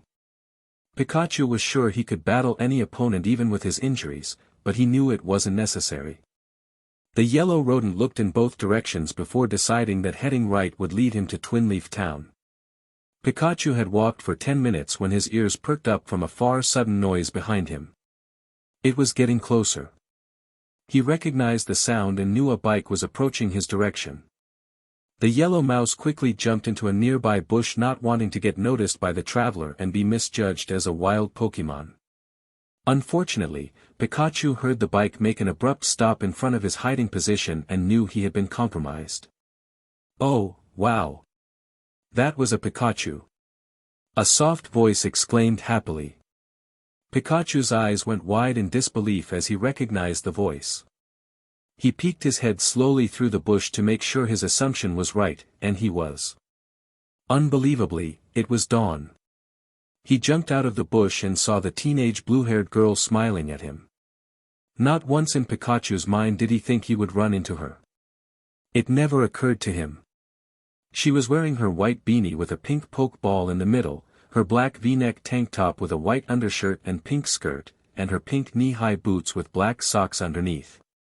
He was happy, yet annoyed, about seeing her. He was happy that he found someone he knew, but very annoyed that she had the same determined expression as she did before to try and capture him. He sighed to himself. Maybe there were some things that couldn't be changed with time travel. "I knew it," Dawn said, pumping her fists in the air. She pulled out a Pokeball from her bag and enlarged it. "You're going to be the first Pokemon I catch in my journey. Go." She threw the ball fiercely at Pikachu. Pikachu pretended to be intimidated as the Pokeball raced in his direction, but he merely turned around hastily and whipped his tail, hitting the ball back to her. Dawn caught the Pokeball sent back to her and stared at Pikachu sadly. "Ah, why didn't that work? He must belong to somebody already," she pouted. She then noticed Pikachu's arm was slightly red and became worried as she approached the yellow Pokemon. "Oh, are you hurt?" Pikachu lifted his small arm to show her his injuries. They were minor, but he knew Dawn would be concerned enough to help him. "You are hurt," Dawn concluded after seeing the red marks closely. She gently picked him up and placed him in the basket on her bike. She turned the cycle around and got on to start pedaling. "I'll take you to see Professor Rowan. He'll fix you up no time, okay?" "Pika," Pikachu said, whipping his head around to look at her. "Pikachu Pi Pika Pika Pika," he pointed in the opposite direction towards Twin Leaf Town. He wanted to meet Ash instead of being healed. "Hey, no need to worry," Dawn reassured with a smile. "Professor Rowan is in Sangem Town going this way. You just relax and enjoy ride." Pikachu slumped and rubbed his head with his right hand. Even when things started looking well for him, today was not the yellow mouse's day. It took them 10 minutes to arrive in Sangem Town. Dawn was really concerned about Pikachu's wounds and pedaled very fast to the town. As she continued to the professor's lab, she wondered how Pikachu received the injuries to begin with. She thought the Pokemon might have been in a battle and got hurt in the process. But, something did not add up for Dawn. "Where's his trainer?" Dawn pondered as she glanced at the small Pokemon in her basket. She knew Pikachu was a boy by the shape of his tail. Was Pikachu left in the forest because he lost a battle? How can someone be so mean? She was getting angry at thought of someone leaving a Pokemon because it lost a match. This trainer better hope I never meet him, or her, I guess. Pikachu remembered being in Sangem Town a few months ago and did not notice any differences. It was still the small, sandy town located next the beach. He could easily smell the salty scent of the sea in the air. He then began to think of how Ash would react when the trainer saw him with Dawn. They had discussed trying to find her during their travels, but they did not predict meeting her in the first few towns, nevertheless, in the same way they met her before in their old lives. Pikachu's thoughts were interrupted as Dawn stopped in front of the large laboratory. "We're here," Dawn stated while parking her bike in front of the door and grabbing Pikachu from the basket. She thought she would give him a few words of encouragement just in case the electric type was feeling uneasy about meeting someone new. "There's no need to worry about Professor Rowan, okay? I was just here a while back to get my first Pokemon and he's really nice." And if you're feeling nervous, I'll be there next to you the whole time. She smiled to him. Pikachu nodded and smiled back. Professor Rowan, I need some help. Dawn yelled, entering the building. There were a few people in lab coats around the room that turned around when they heard the girl yelp. However, it was an older man with a beard and a serious expression that approached her and Pikachu. The older man grunted when he saw the Pikachu in Dawn's arms. He grabbed Pikachu from her and quickly checked his injuries. He then gave the mouse to one of his assistants to take of the wounds.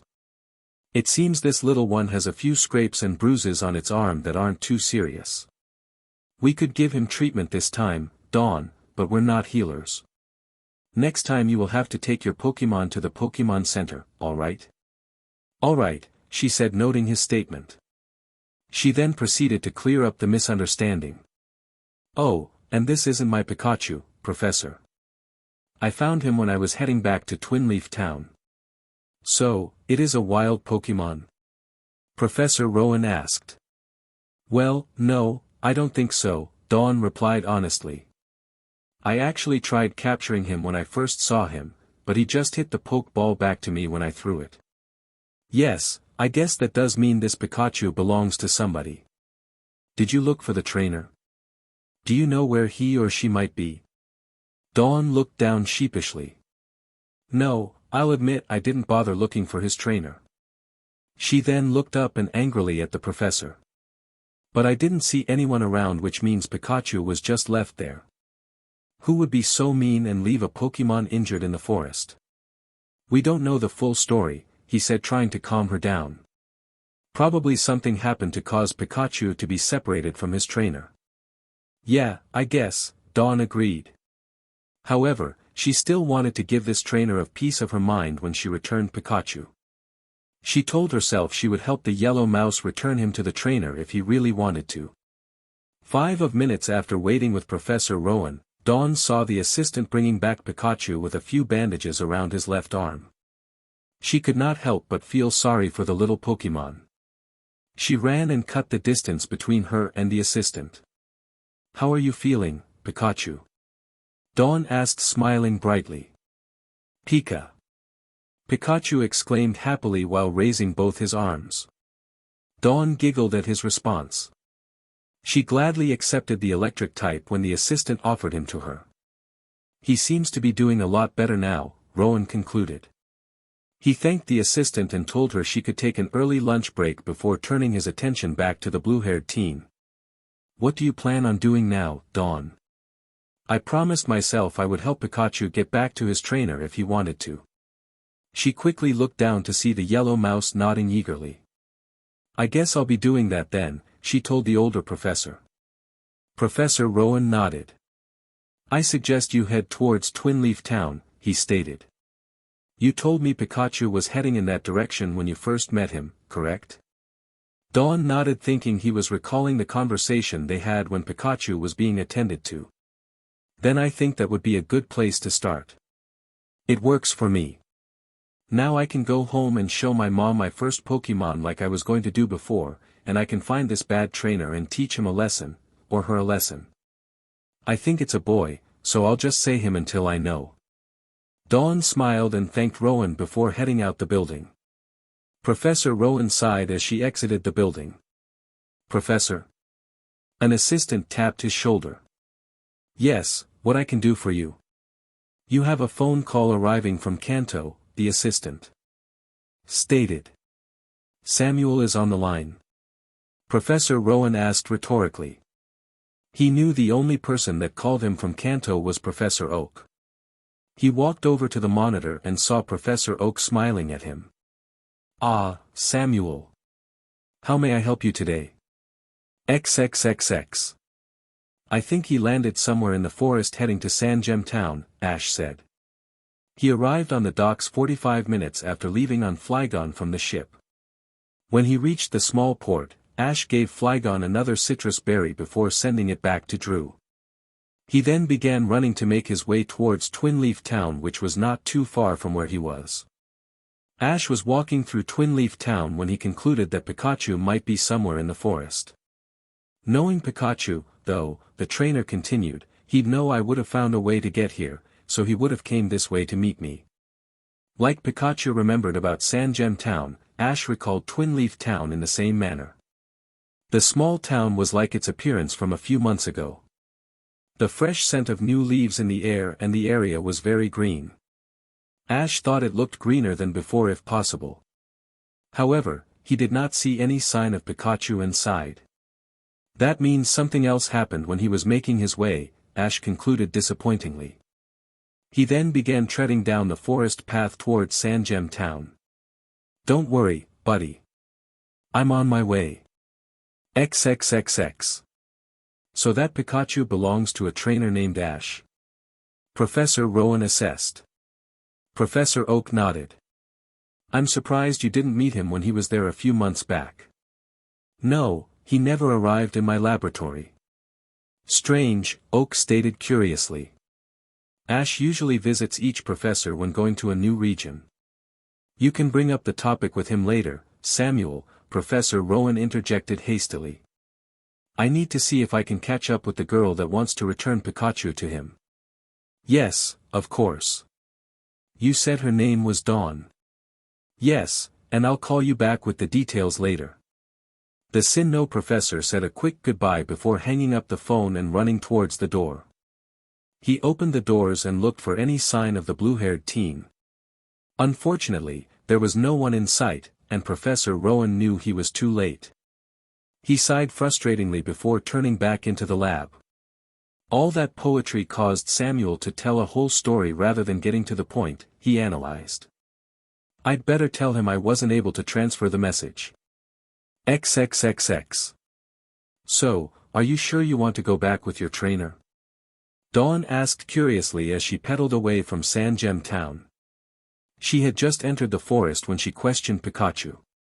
Pikachu whirled his head around and nodded to her. He wondered why she would ask such a question but could not think of reason. All right, if you say so. Dawn focused on the road and smiled. She thought about everything that happened on her first day on her journey. She received her first Pokémon from Professor Rowan and helped a hurt Pokémon she found on her way home. This isn't so bad for my first day, she smiled brightly. However, her expression changed to a serious one. Dawn glanced down at Pikachu sitting peacefully in her basket and still did not like the idea of returning him to a bad trainer. She decided she would be sure and ask the electric type once more. Pikachu, are you sure you? Pika. Pikachu interrupted her pointing forward towards the road. Dawn quickly looked up but saw nothing. She did not find what he was pointing at until it was too late. She saw a clear, white line going from one side of the road to the other. It was at least 2 feet from the ground and thick. Dawn immediately applied the brakes on the bike, but the tire already had collided with it, flipping the bike, Dawn, and Pikachu in the process. She landed harshly against the ground and rolled a few feet away from the crash site. Dawn struggled to get up, feeling pain a lot in her knee. She glanced at her leg and noticed a large scrape on her right knee. She grimaced at the sight before slowly rising to stand. The blue-haired teen looked for Pikachu, but he was nowhere to be found. Suddenly, she heard a hissing sound coming from the trees. She rapidly scouted the area with her eyes but saw nothing. However, a large, red spider jumped from the tree and startled Dawn. She concluded this was making the strange noise. Aria! The Pokémon exclaimed. Dawn was terrified as the menacing red Pokémon approached her slowly. But, her eyes widened when she remembered someone who could help her. She quickly glanced to her left and saw her bag on the floor. She knew what to do, but she needed to wait for the right moment. Dose!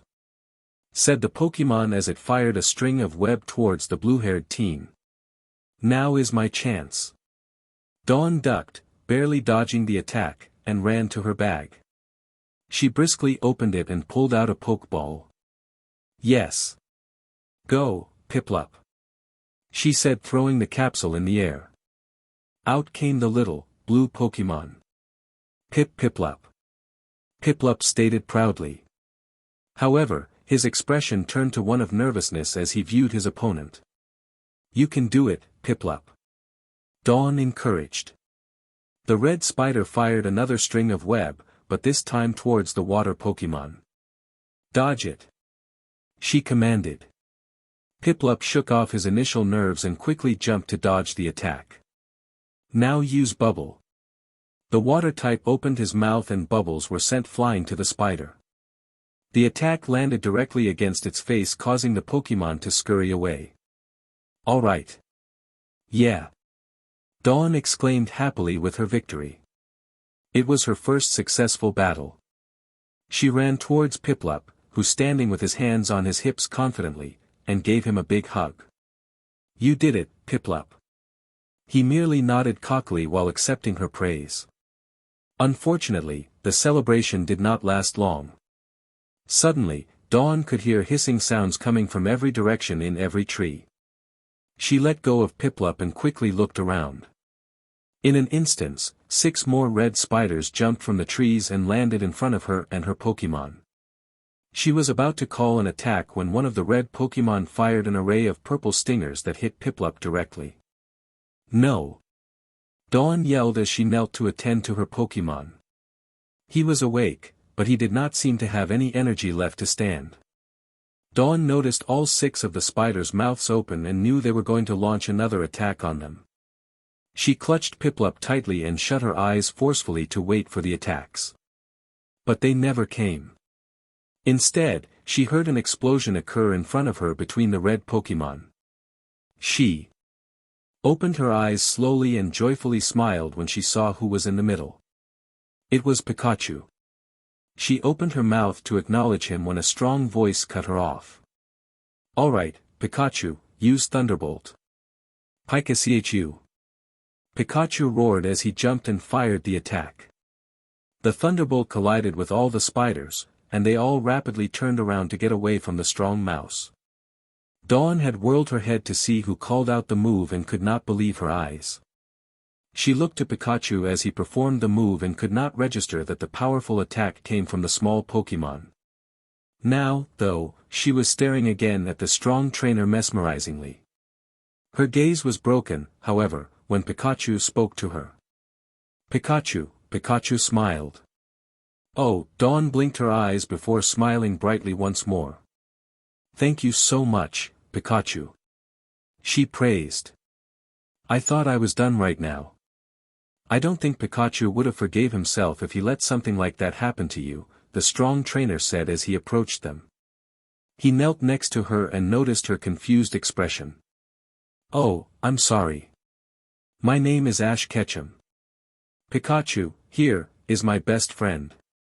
He patted the electric type's head, causing the mouse to smile with glee. Dawn's confused expression turned to one of anger. "So, you're the one who left Pikachu in the forest hurt?" Ash remained calm and replied. "How about I tell you what happened after I help you and your Piplup, huh?" After hearing Piplup's name, she immediately focused her attention on the blue Pokemon. "I have to get him to the Pokemon Center. He's hurt and—" "No need to worry, Dawn," Ash stated, trying to calm her down. "I can help him if you let me." "Why, you can?" "Yeah." Ash opened his bag and pulled out some supplies. He gently grabbed Piplup from a stunned Dawn and applied the medicine. Within seconds, the Sinnoh starter slowly blinked his eyes with energy. Dawn smiled. "Piplup. You're okay." Piplup stated while patting his chest. Ash then pulled a few berries from his bag. "Here," he offered. "These will give you your strength back after that intense battle." Piplup gladly accepted the food and instantly felt better. He rolled off Ash's arms to stand proudly. Dawn giggled at his expression before turning back to the trainer, who was smiling at the Pokemon. "Is he really a bad trainer if he's like this?" She looked to Pikachu, who was playing with Piplup now. Pikachu doesn't seem scared by him. "Now it's time to take care of you," Ash interrupted her thoughts. What? "I don't need tending to," she argued. "That knee says otherwise."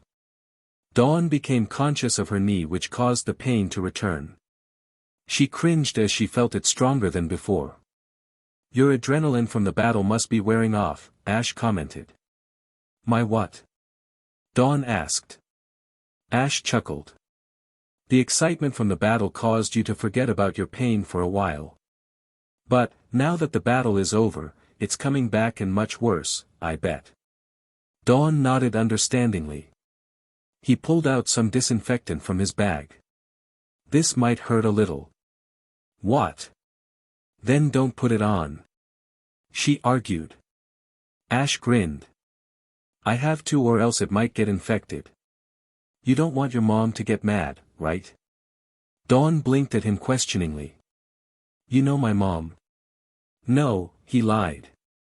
But I just assume every mom would be concerned for her child's safety, right?